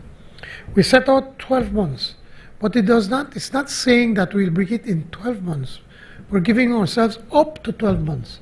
And if we could get it done quicker, then of course we're going to bring it to the House. So there's no nefarious plan here, nothing sinister. We just want to make sure we get it right. We've already spent over 2 years, how long have we? 30 months. 30 months. And spent several millions of dollars, and 2 million. So we want to make sure that that money and that time and that effort that all these commissioners have put in does not go to waste. Now, I did get a letter from, I think, 10 commissioners that said that they withdrew from the process and they've asked for a meeting. And I will meet with them to hear them out, to see what was of their concerns, and see if it can be incorporated in what was presented. So we have a lot of work ahead of us. We have a lot of work. But I just want to assure you that, that we just want to make sure that we get it right, and hope that you can join us in that process. I do support this amendment, Mr. Speaker. Honorable members,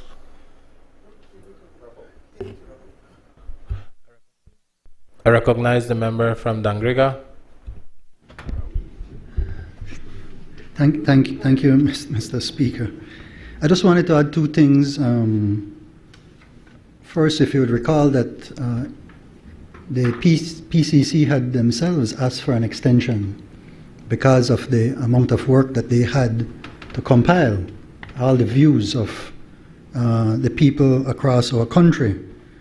And as just mentioned, this is a very important work that we have that we should be doing together because it will impact all of our people. The second thing is that the report that is handed in now, 167 recommendations, imagine that in the first instance. But secondly, that you have an entire appendix with dissenting views. So that's a matrix, a complex matrix now, with all these views and dissenting views that would need to be given the appropriate time. This needs specialized revision and the appropriate time to make sure that it's done properly. So on the contrary, it's because we believe that it is so important that we are asking for the extension in time. And I ask for support for this amendment. And so I move the second reading. Honorable members, the question is that the bill for an act to amend the People's Constitution Commission Act number 28 of 2022 to extend the time for the Prime Minister to lay before the National Assembly the report of the Commission after receipt and to provide for matters connected to therewith or incidental thereto be read a second time. All those in favor kindly say aye. Aye. Those against kindly say no. I think the ayes have it. Bill for an act to amend the People's Constitution Commission Act number 28 of 2022. Committee of the Whole House on Bills. Honorable members, the House will now resolve into a committee of the whole House to consider the bills that were read a second time.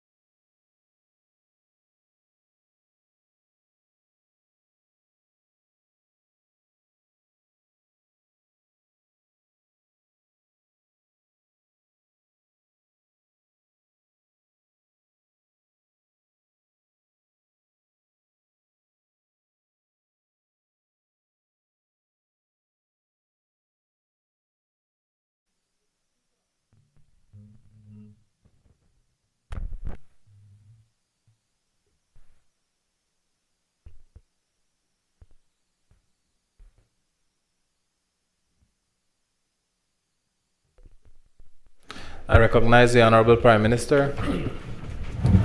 Mr. Speaker, I rise to report that the Committee of the Whole House has considered the Customs and Excise Duties Amendment Bill 2025 and passed it without amendment. I now move the third reading of that bill. Honorable members, the question is that the bill for an act to amend the Customs and Excise Duties Act, Chapter 48 of the Law of Belize, Revised Edition 2020, to implement the 11th phase of reduction of the duties in accordance with the CARIFORUM EU Economic Partnership Agreement, to implement the 11th phase of the reduction of duties in accordance with the CARIFORUM UK Economic Partnership Agreement, to implement the second and third phase of reduction of duties in accordance with the Belize and the Republic of China Taiwan Economic Cooperation Agreement, and to provide for matters connected therewith or incidental thereto be read a third time. All those in favor kindly say aye. Aye. Those against kindly say no. I think the ayes have it. Third reading of the Customs and Excise Duties Amendment Bill 2025. I recognize the Honorable Prime Minister.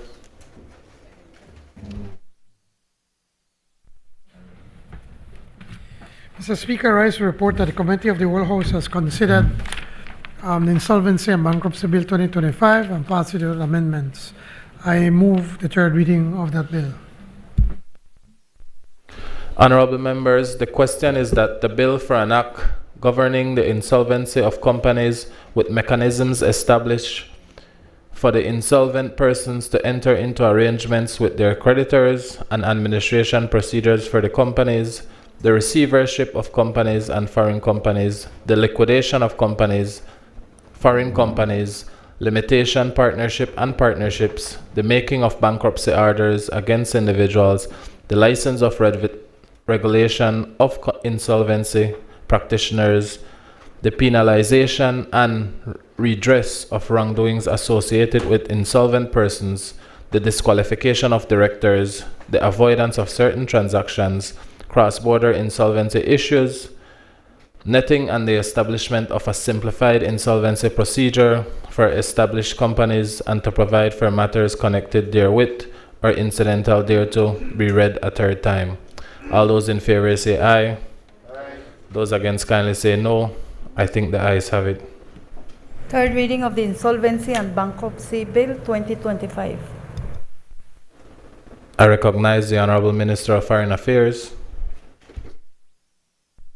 Thank you, Mr. Speaker. I rise to report that the Committee of the Whole House has considered the Magistrate Court Bill 2025 and passed it with amendments. I now move the third reading of that bill. Honorable members, the question is that the bill for an act to repeal, replace, and consolidate the District Court Act, Chapter 97 of the Substantive Law of Belize, Revised Edition 2020, the Summary Jurisdiction Act, Chapter 99 of the Substantive Law of Belize, Revised Edition 2020, and the Summary Jurisdiction Offense Act, Chapter 98 of the Substantive Law of Belize, Revised Edition 2020, to repeal, replace, and consolidate the provisions of the Inferior Courts Act, Chapter 94 of the Substantive Law of Belize, Revised Edition 2020, relating to the magistracy, to provide for the establishment, constitution, and jurisdiction of the Magistrate Court, to regulate the practice and procedures before Magistrate Court, and to provide for matters connected to therewith or to incidental thereto to be read a third time. All those in favor say aye. Aye. Those against kindly say no. I think the ayes have it. Third reading of the Magistrate Court Bill 2025. I recognize the Honorable Minister of Infrastructure, Development and Housing. Mr. Speaker, I rise to report that the Committee of the Whole has considered the Belize Building Amendment Bill 2025 and passed it without amendment. I now move the third reading of that bill. Honorable members, the question is that the bill for an act to amend the Belize Building Act, Chapter 31 of the Substantive Law of Belize, Revised Edition 2020, to make better provisions for regulating the construction, demolition, and movement of buildings, and to provide for matters connected to therewith or incidental thereto, be read a third time. All those in favor say aye. Aye. Those against kindly say no. I think the ayes have it. Reading of the bill is Building Amendment Bill 2025. I recognize the Honorable Minister of Constitution and Religious Affairs, Indigenous Affairs and Transportation. Thank you, Mr. Speaker. I rise to report that the Committee of the Whole House has considered the People's Constitution Commission Amendment Bill 2025 and passed it without amendment. I now move the third reading of that bill. Honorable members, the question is that the bill for an act to amend the People's Constitution Commission Act number 28 of 2022 to extend the time for the Prime Minister to lay before the National Assembly the report of the Commission after receipt and to provide for matters connected to therewith or incidental to thereto be read a third time. All those in favor say aye. Aye. Those against kindly say no. I think the ayes have it. Third reading of the People's Constitution Commission Amendment Bill 2025. I recognize the Honorable Prime Minister. Mr. Speaker, I don't know if members want to go home, but I certainly want to go home. So I move that the House do now adjourn. Honorable members, the question is that the House now do adjourn. All those in favor say aye. Hello? I stood. I recognize the member of Albert. Thank you, Mr. Speaker, and I will be absolutely brief. I wanted to certainly thank all colleagues in this Honorable House for a very vociferous debate, passionately done. Prime Minister, I hope that this will be the format moving forward. 3 days, it makes a lot of sense. Those long nights, 2, 3 in the morning, took a toll on me, and I'm sure took a toll on members of this House who were here before. I wanted to take the opportunity, though, Prime Minister, Mr. Speaker, to thank my colleagues on this side of the House. We may be few in number, but we are committed to defending the democracy of this country. We're committed to being the voice of the persons who have sent us here. We're committed to lending our input into the policies and legislative framework for the country. And so we punched above our weight, in my opinion, over the last 3 days. And I want the people of this country to know that we will show up and we will continue to hold this administration and ourselves to account. Thank you, Mr. Speaker.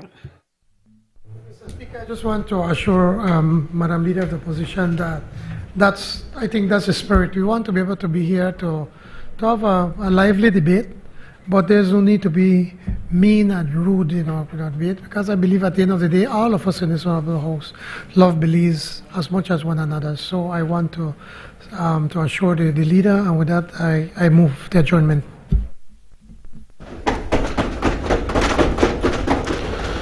Honorable members, the question is that the House now do be adjourned. All those in favor say aye. Aye. Those against kindly say no.